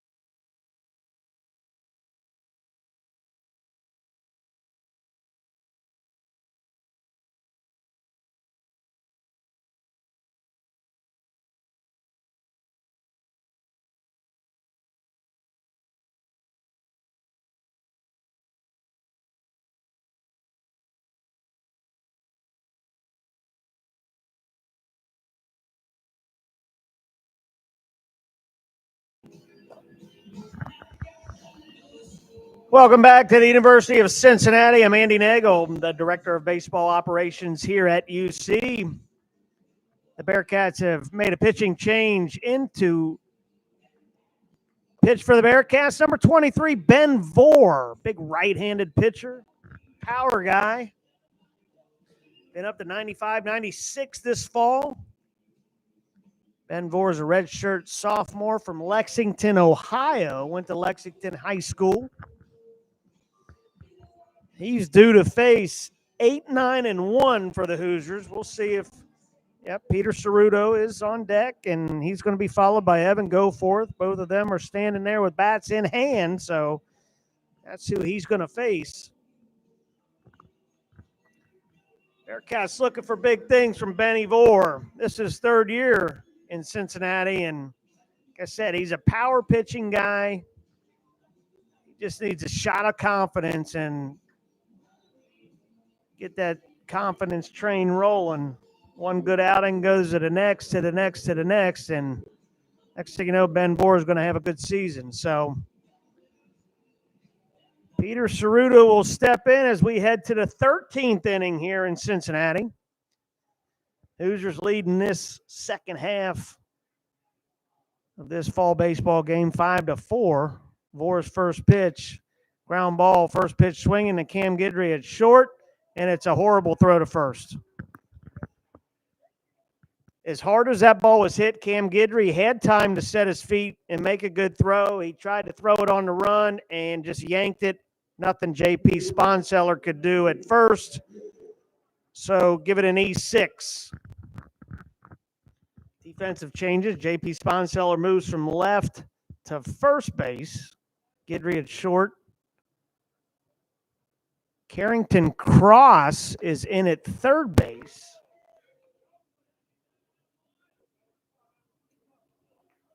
Max Palmieri moves from third to second.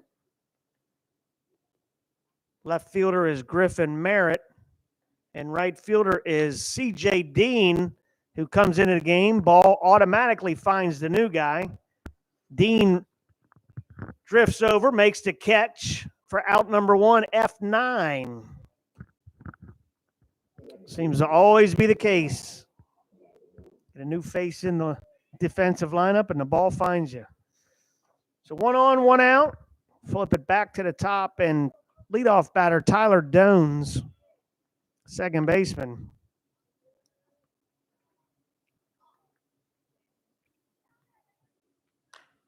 Fisted base hit into left field.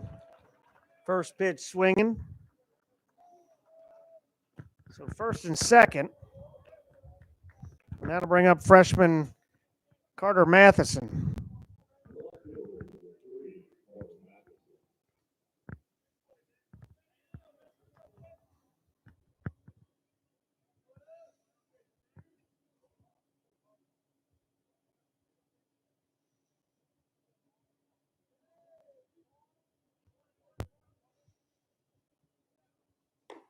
Fastball, strike one, 89 miles an hour. The way Vore's pitches play, he's going to get more fly ball line outs than ground balls. Time's called.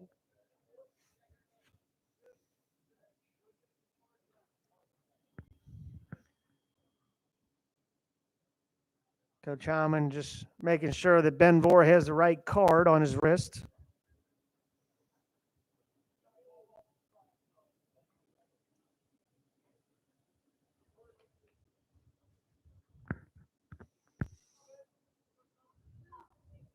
No balls, one strike to Carter Matheson.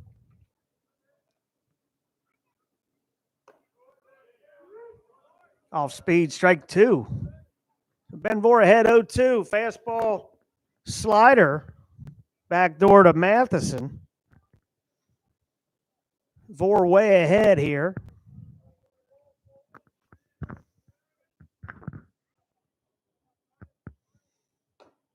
And gets Matheson swinging, 92 on the strikeout.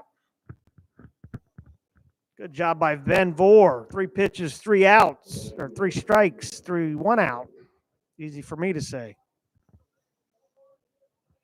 Hey, we're in the 13th inning. I'll bring up Morgan Colopy. Good pitch. Boston Smith behind the plate catching. Defensive change. Colopy's been his last 3 at-bats, hit, walk, walk. 2 runs scored.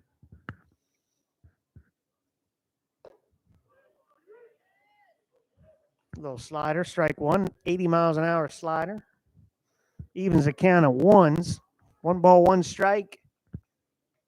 Ben Vore to Morgan Colopy. They're in the same class here in the fall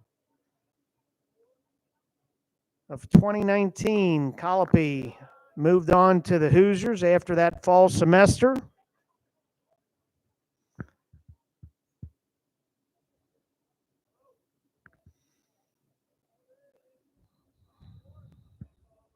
Two balls, 1 strike to the Centerville native, Morgan Colopy.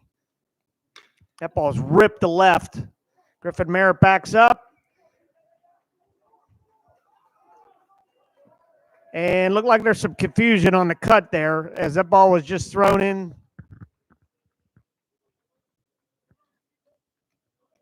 Ceruto scores.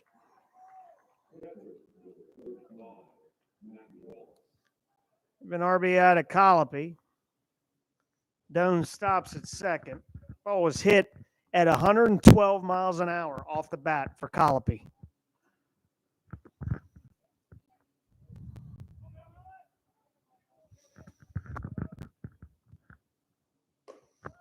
That'll bring up Matthew Ellis. And that's talked about a lot, going back to Colopy, a lot of recruiting.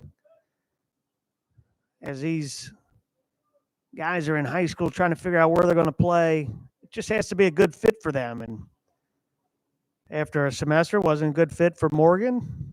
No harm, no foul. He moved on to play for the Hoosiers, and the Bearcats wish him nothing but the best.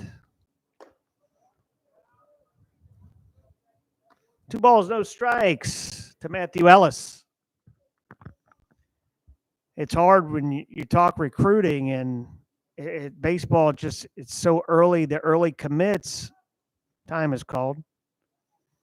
A lot of these kids, I call them kids because they're committing when they're freshmen and sophomores in high school. Man, they're just trying to figure out high school, and all of a sudden they're been asked to commit to a college and another couple of years of high school. And as colleges, you're asking them, hey, what do you want to study in college? And man, they're, like I said, they're just trying to figure out their high school.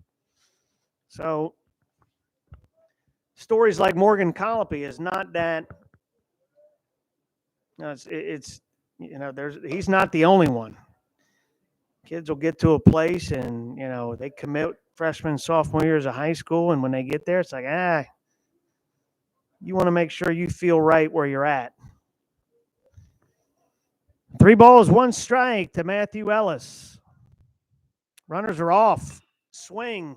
Drive to center. Egeman gets underneath it and retires aside. Hoosiers score 1. They go up 2, 6-4 as we head to the bottom of the 13th inning. We'll be back after this pause.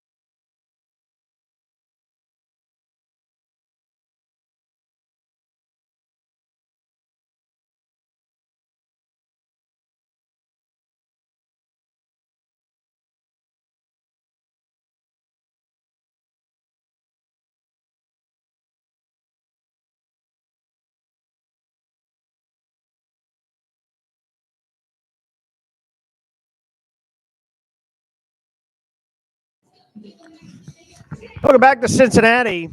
We head to the bottom of the 13th inning.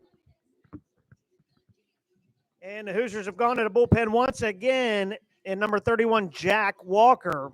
Walker, a left-handed pitcher, sophomore from New Palestine, Indiana, where he went to New Palestine High School. 6'6", 220, this big lefty. Made one appearance with the Hoosiers in 2021. 1 inning, 2 walks, 2 strikeouts.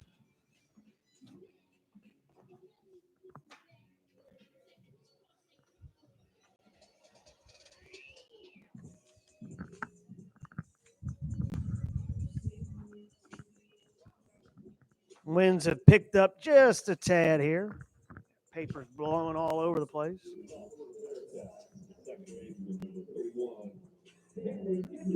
Jack Walker threw in that fall baseball game against John A. Logan on September 17th. He went 1 inning, gave up 1 run, 1 earned, walked 1, struck out 1 in his 1 inning of work. So he'll face Cam Guidry. Boston Smith and Griffin Merritt scheduled to be up. And Walker gets in there with a 90-mile-an-hour first pitch, strike 1 to Cam Guidry. And goes 90 to 79-mile-an-hour changeup. Great pitch. Little combio action to get Guidry behind 0-2.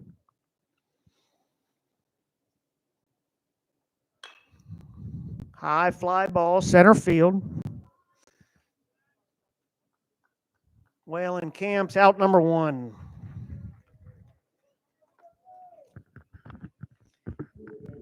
And that'll bring up Carrington Cross. Carrington Cross will come in and pinch hit for Boston Smith, number 28. Cross is a sophomore, kind of a utility type guy. He's been at third, second, short. He's been in the outfield. Great Lakes League player, offensive player of the year this past summer, Carrington Cross with the Cincinnati Steam. He has worked extremely hard with Coach Sprague and changed his swing, and good things have paid off for Carrington Cross. Engineering major. And you talk about it can be done, but you talk about hard work. It's a 5-year program here at the University of Cincinnati. Carrington Cross is on a co-op this semester, wakes up at 3 a.m. to go to work. Him and Colby Haynes both in that position with those crazy hours. Cross takes strike 2, full count.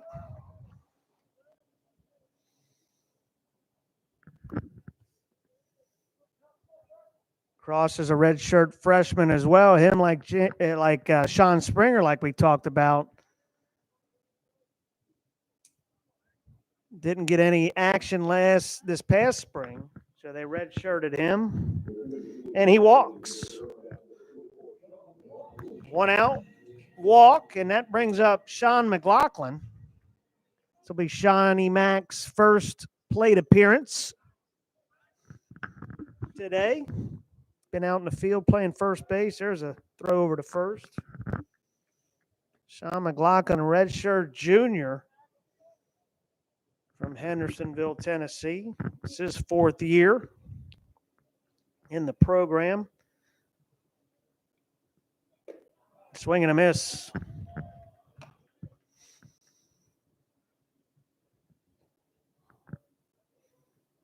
Sean McLaughlin, another guy that can hit him a long way.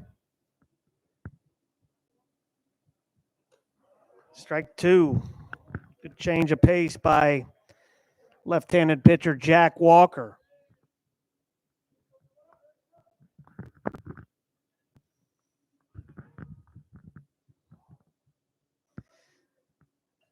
The 0-2 crosses off. There's a ball driven left field. It did not get Carter Matheson. We'll see if they double up. They do. Carrington Cross was running on the pitch, went past second base, had to tag second as he headed back to first, and was doubled off on a good relay by the Hoosiers to end that inning. So we head to the last inning of the day, the 14th, with the Hoosiers leading the Bearcats 6-4. We'll be back after this pause.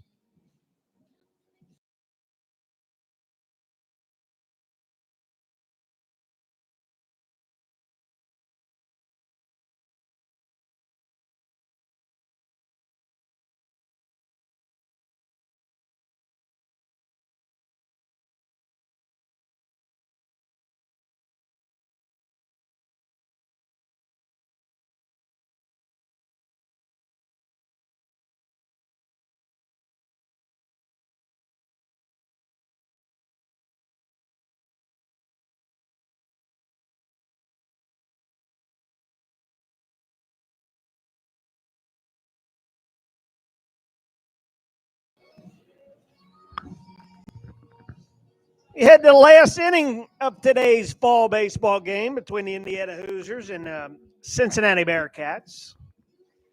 And the Bearcats have a new pitcher on the mound, big left-handed pitcher, freshman Tommy O'Connor.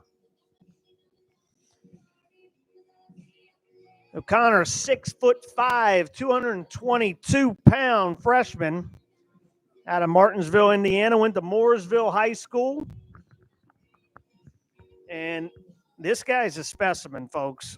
This is a big dude. Biggest guy. When you get up close to him and in and around his teammates, two-way guy, left-handed pitcher, plays first base, DH. He's shown some serious power this fall and just launching balls off of Fifth Third Arena out in right field. So Connor's in the pitch. He's going to face Kip Fugers, Brock Tibbetts, and Bobby Whalen.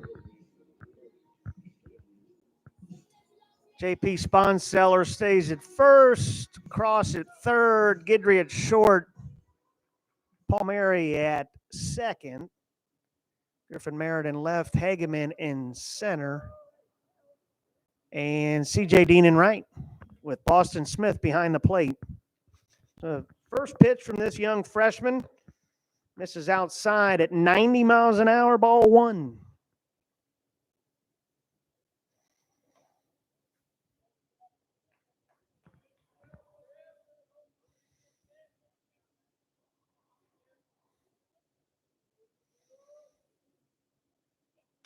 Foul back.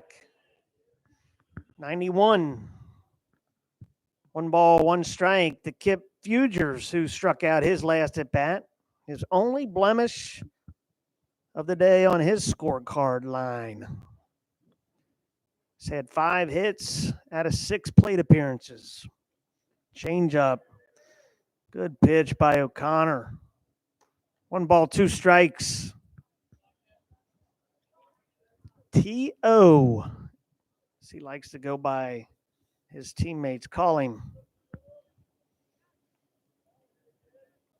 1 ball, 2 strikes. And there's strike 3.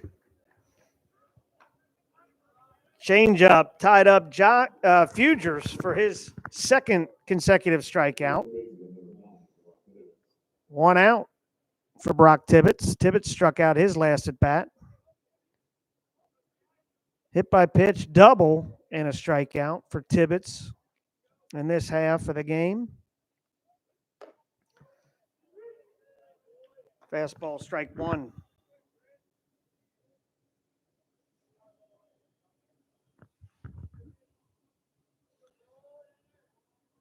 T.O. working from the stretch.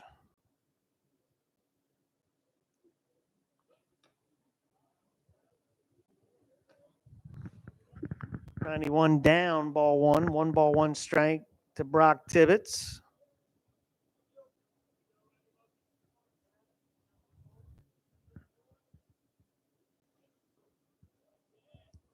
Slider, 2 balls, 1 strike. 81-mile-an-hour slider.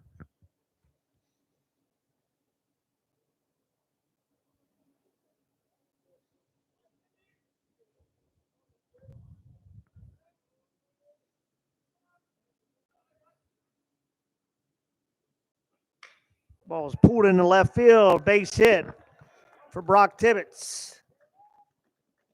91 in, 100 out.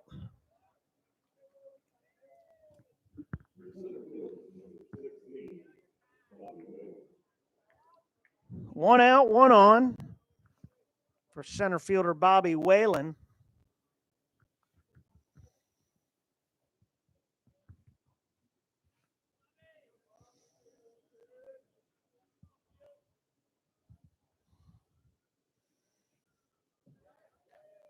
And O'Connor sends that wild pitch to the backstop.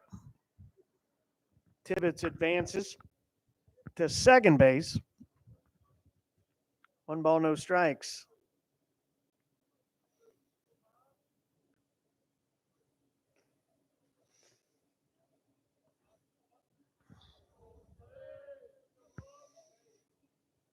The 1-0.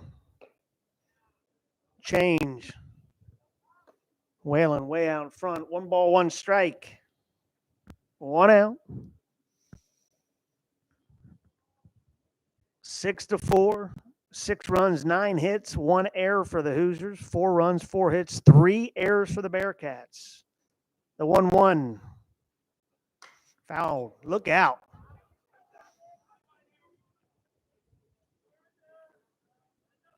Everybody's safe in the Hoosier dugout.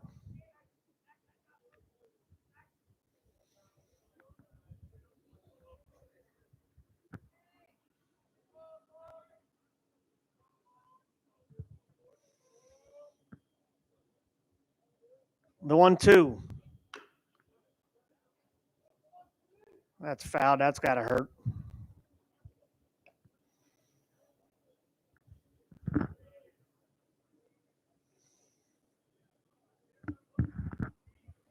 Little cut fastball at 91.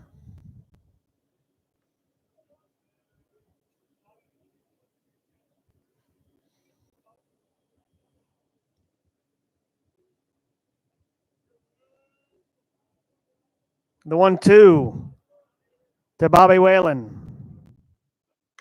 Ground balls right side into right field. C.J. Dean coming up with the throw to the plate. And Boston Smith couldn't carry it to the runner. And Tibbetts scored. It was going to be a banger. And Boston Smith tried to catch and slide across the plate as quick as he could and lost control of the ball. So base hit by Whalen scores Tibbetts, and the Hoosiers go up 7-4. Back-to-back singles. Wild pitch put him in play. Runners off. Throw by Boston Smith goes out to center field. And Whalen steals second.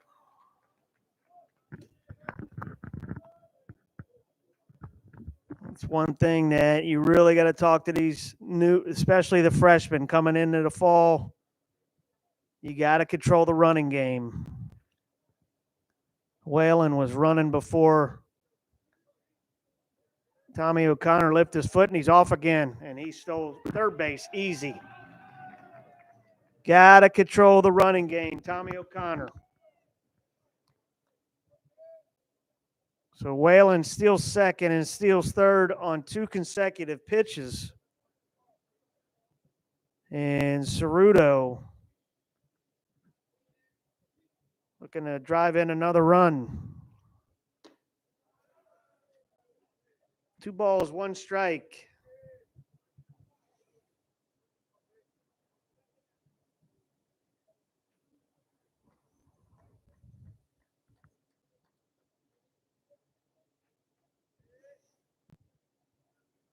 The 2-1. Just outside.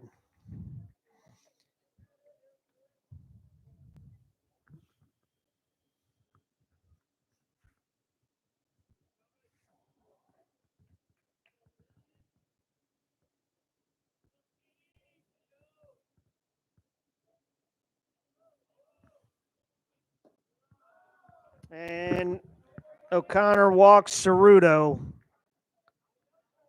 And pitching coach for the Bearcats, J.D. Heilman, will make his way to the mound. Try to settle Tommy O'Connor down. Make sure he pays attention to Peter Ceruto at first. Number 19, shortstop Evan Goforth comes to the plate. First and third, one out. One run in so far. 7-4 Hoosiers in this half of this baseball game. Top of the 14th inning of a scheduled 14-inning game.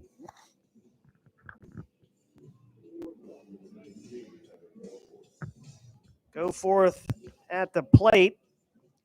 Single, had a sacrifice fly, RBI.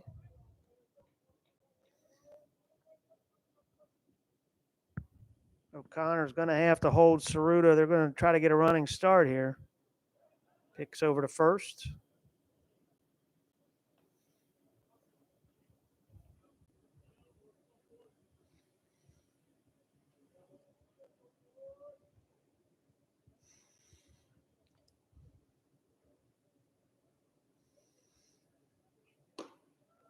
Ball down. One ball, no strikes to Evan Goforth.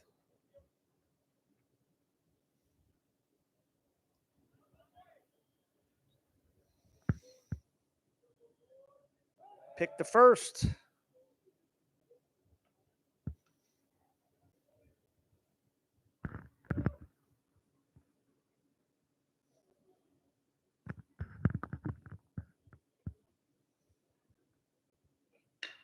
Pulled into left field for a base hit. Carrington Cross was playing in.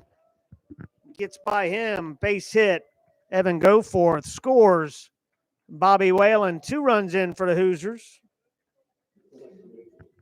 And we'll go back to the top of the order, and Tyler Dones, who singled his last at bat to left center. 8-4 Hoosiers here in the 14th inning.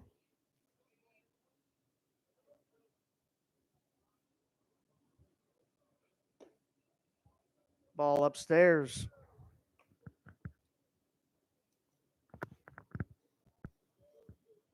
Cannot forget about these runners. Locked in, trying to throw strikes. So easy to forget about them. Swing and a miss. Good run on that fastball. Change up, actually. 83-mile-an-hour change. Had run away from Tyler Dones' bat. 1 ball, 1 strike.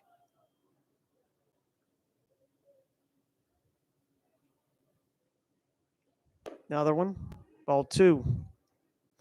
Bearcats bullpen is stirring.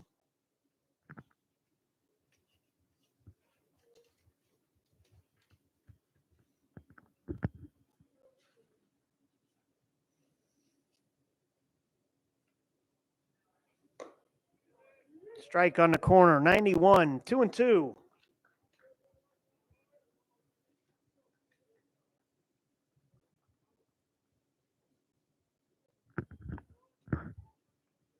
Two balls, 2 strikes, 1 out. Tyler Dones. Time is called. Late time called by home plate umpire Lyle Travis.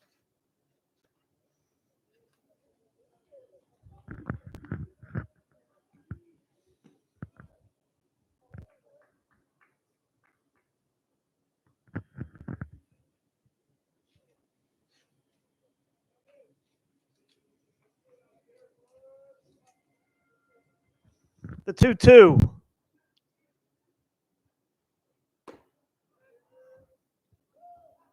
Upstairs, ball 3. Full count.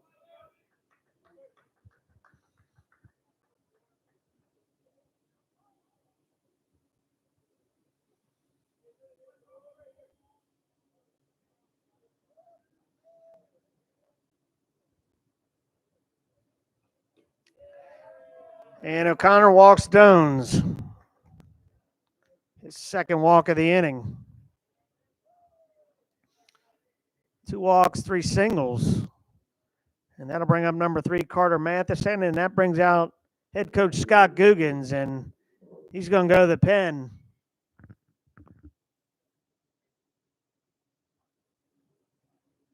We'll be right back after this pause.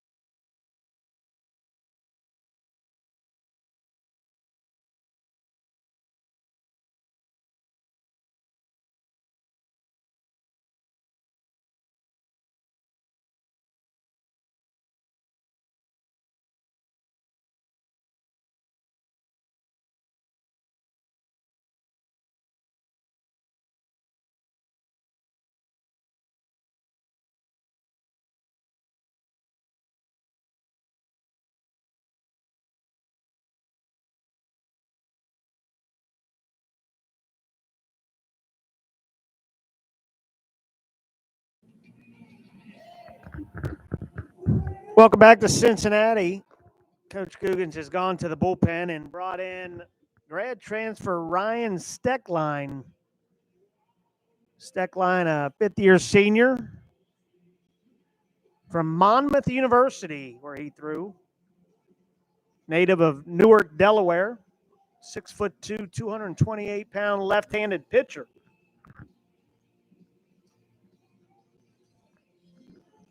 And Steckline will face left-handed hitting Carter Matheson.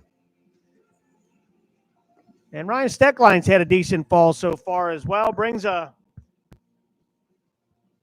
some veteran knowledge to the Bearcats staff, veteran presence. He's been there, done that in his 5th year.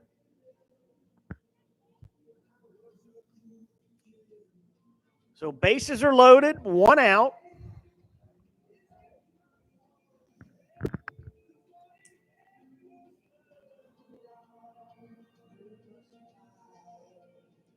All 3 runners, the responsibility of Tommy O'Connor. Steckline's first pitch is strike 1. He's not going to overpower you, Ryan Steckline. But he's going to work it all quads of the zone, in, out, up, down. Change of speed.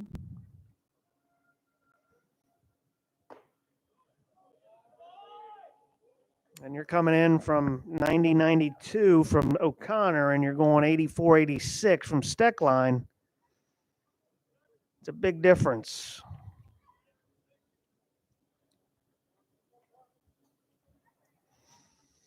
One ball, 1 strike, 1 out.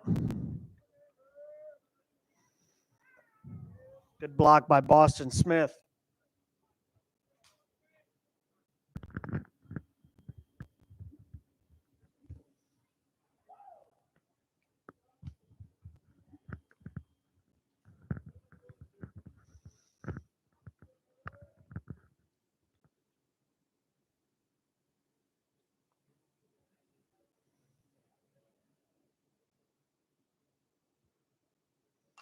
Foul back. Counts even. 2 balls, 2 strikes, 1 out. Carter Matheson struck out his last at bat against Ben Vore.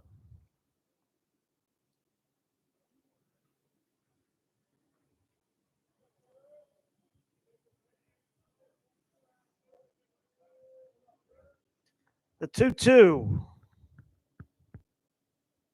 Swing and a miss. Steckline coming in, filling up that strike zone. Gets Matheson to chase a slider that just ran away from him for out number 2. And that'll bring up the right fielder, Morgan Colopy.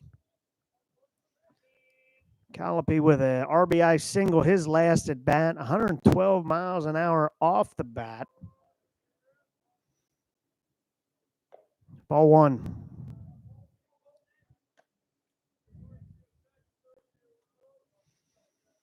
Colopy showing great plate discipline this afternoon for a guy that I know is just itching to drive the ball as far as he can. He does not give in to any pitcher's pitch, very rarely, at least today. There's a slider, strike one. 1-1.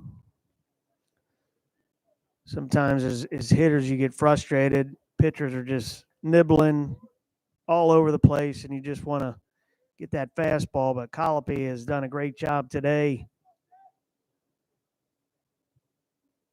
He's got 2 walks and a hit batter this half.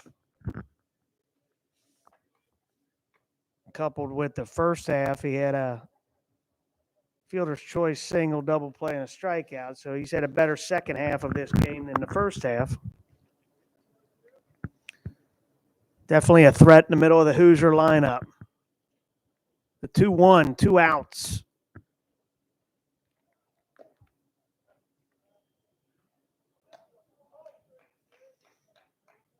Steckline falls behind. 3 balls, 1 strike to Morgan Colopy.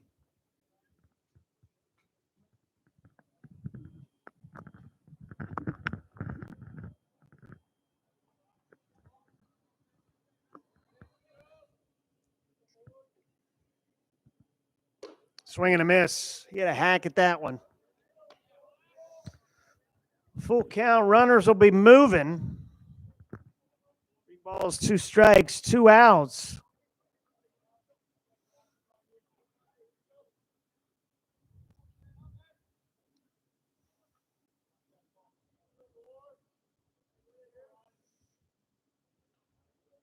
The 3-2. Foul back.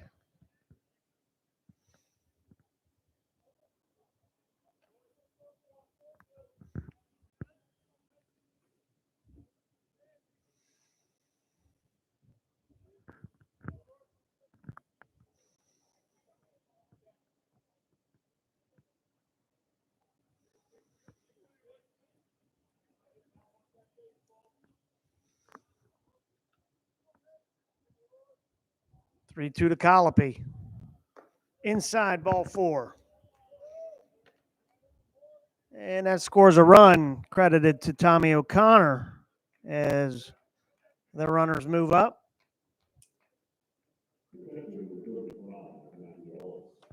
Colopy's 3rd walk this half. That brings up catcher Matthew Ellis. Stay lefty on lefty. Base is still loaded for the Hoosiers.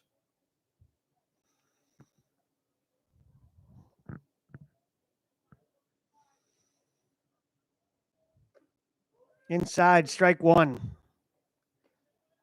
Good spot by Ryan Steckline to catch the inside corner.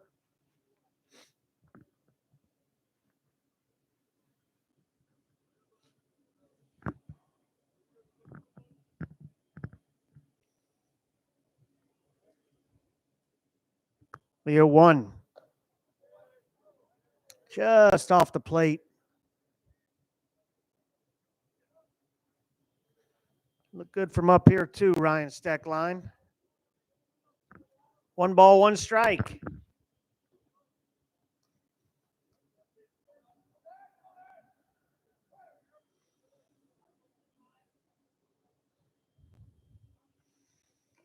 Swing and a miss.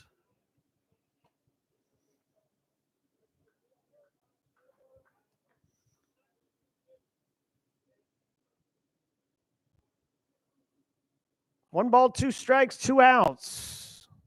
3 runs in for the Hoosiers in this top of the 14th inning in today's fall baseball game. Outside, 2-2. 2 balls, 2 strikes, 2 outs. Deuces wild.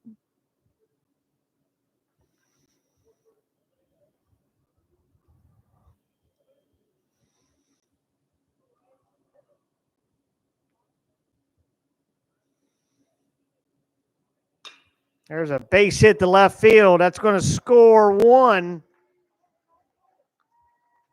As Goforth scores. Dones, everybody moves up. Dones the third, Colopy the second, and an RBI single by Matthew Ellis. That brings up Kip Futures.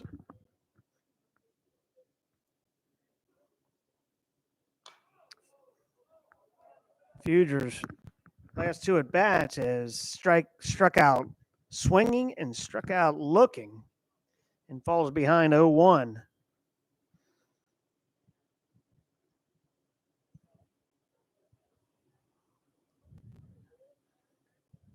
Futures started this inning with that strikeout, and then O'Connor got a little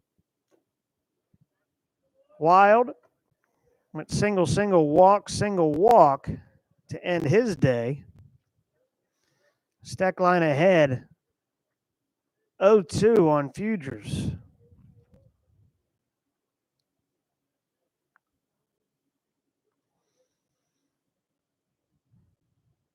Outside.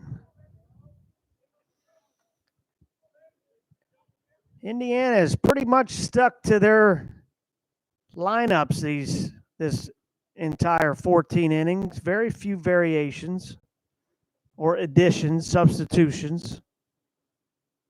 Except on the mound, good pitch by Steckline. Boston Smith with the block and tags home plate for the force out for out number 3. So we head to the bottom of the 14th inning. It's 10-4 Hoosiers, and we'll be back after this pause.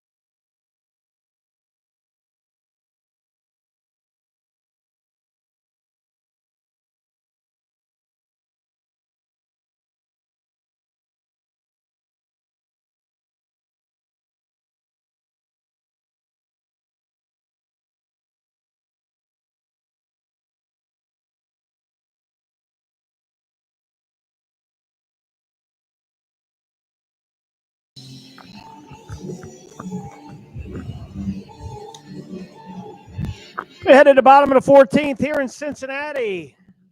Hoosiers on top of the Bearcats 10-4, and Coach Jeff Mercer has gone to his bullpen once again. Number 27, right-handed pitcher Reese Sharp enters the game. Sharp, a 6'3", 225-pound sophomore from Noblesville, Indiana.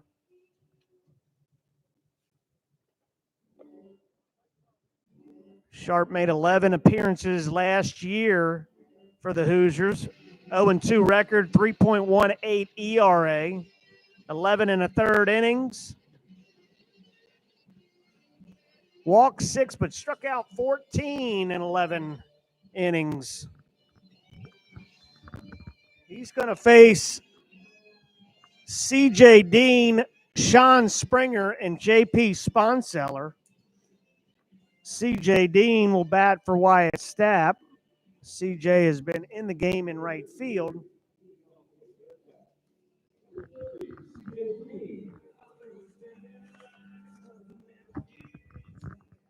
C.J. Dean, a freshman out of Columbus, Ohio, went to Centennial High School.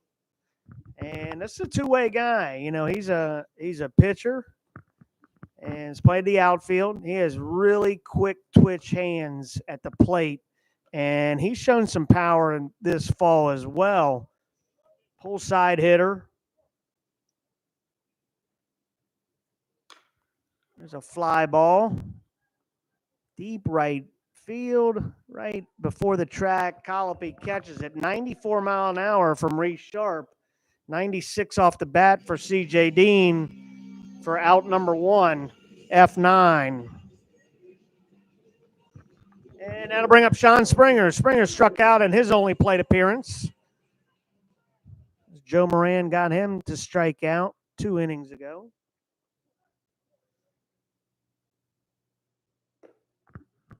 Sharp spins that one in. 79, up high, ball 1. Fastball, past Springer, 93, strike 1, 1-1.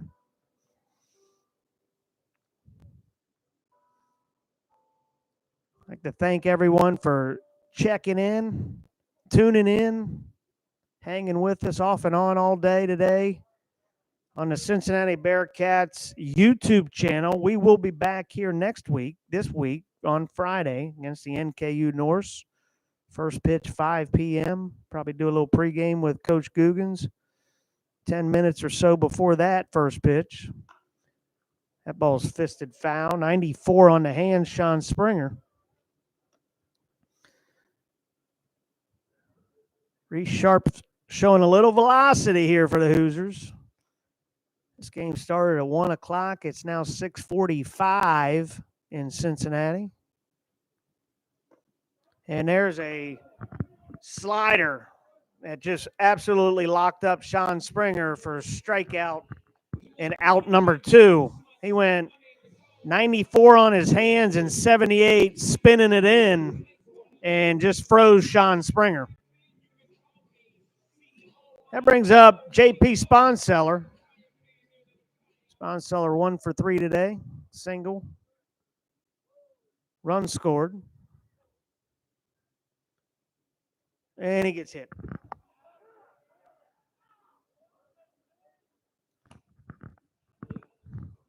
So that'll bring up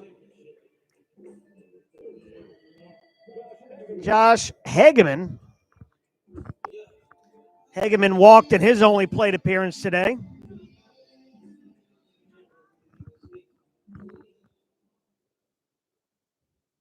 Two outs, Sponseller on. Actually surprised the Hoosiers are holding him on, but it's fall ball. We'll get some practice in here. Maybe do some picks.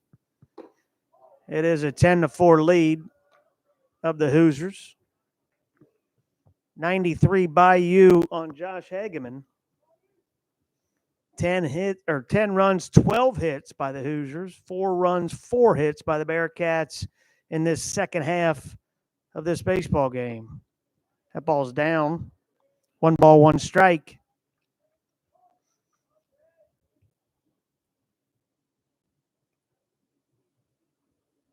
Both teams will get the video on this and go to work come tomorrow. I think the Bearcats will, since they were rained out of this game originally supposed to be played Friday, they were looking to play this Friday and then scrimmage today with the pitchers that didn't pitch in this game.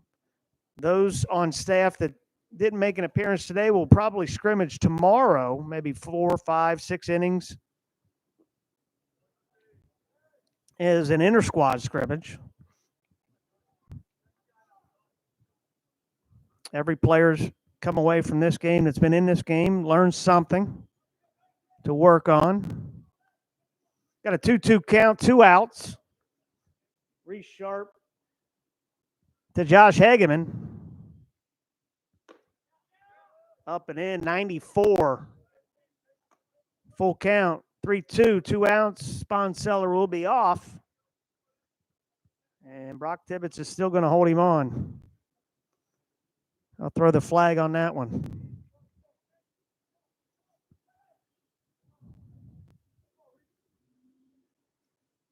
The 3-2 fouled off by Hageman. 94. Good job by Josh Hageman to get something on that. Spoiled that pitch.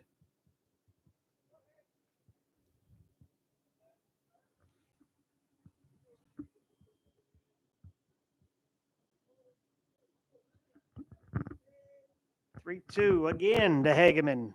Inside. Ball 4. A hit batter and a walk.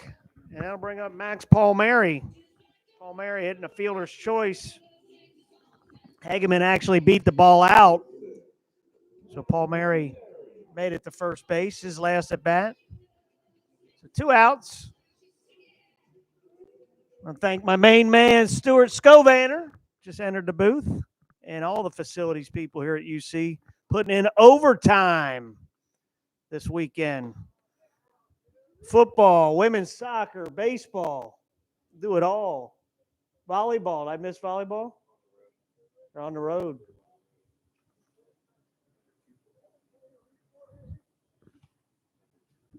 The number 2 football team in America, Cincinnati Bearcats, as I'm reminded. A lot of excitement down here at the University of Cincinnati on all sports. Women's soccer win? Women's soccer tied 3-3 with a nationally ranked SMU team. The 1-1 to Palmieri, ball 2. Women's volleyball has been playing well. Football is just off the charts. With Coach Fickle and everything he's done since he's arrived on campus in Clifton.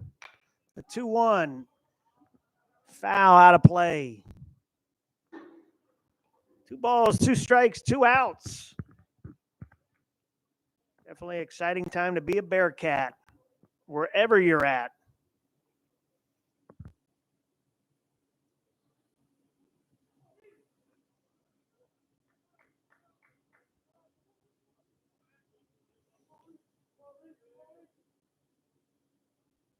Two to Palmieri.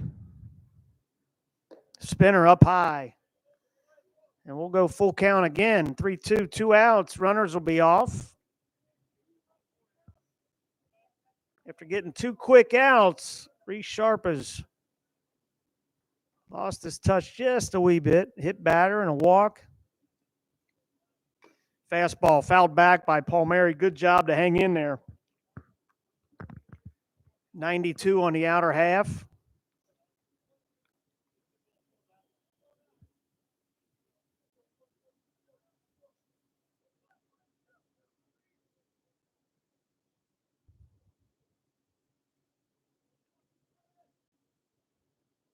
Three-two to Palmieri. Fly ball, right field. Colopy drifting back. Makes the catch. And that ends this 14-inning odyssey. So second half of this game, the Hoosiers come away 10-4 to lead the Bearcats. I want to once again thank everyone for tuning in to Cincinnati Bearcats YouTube channel.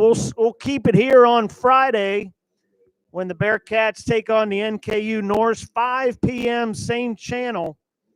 We'll start pregame about 10 minutes before we go on the air with some comments from Coach Googans.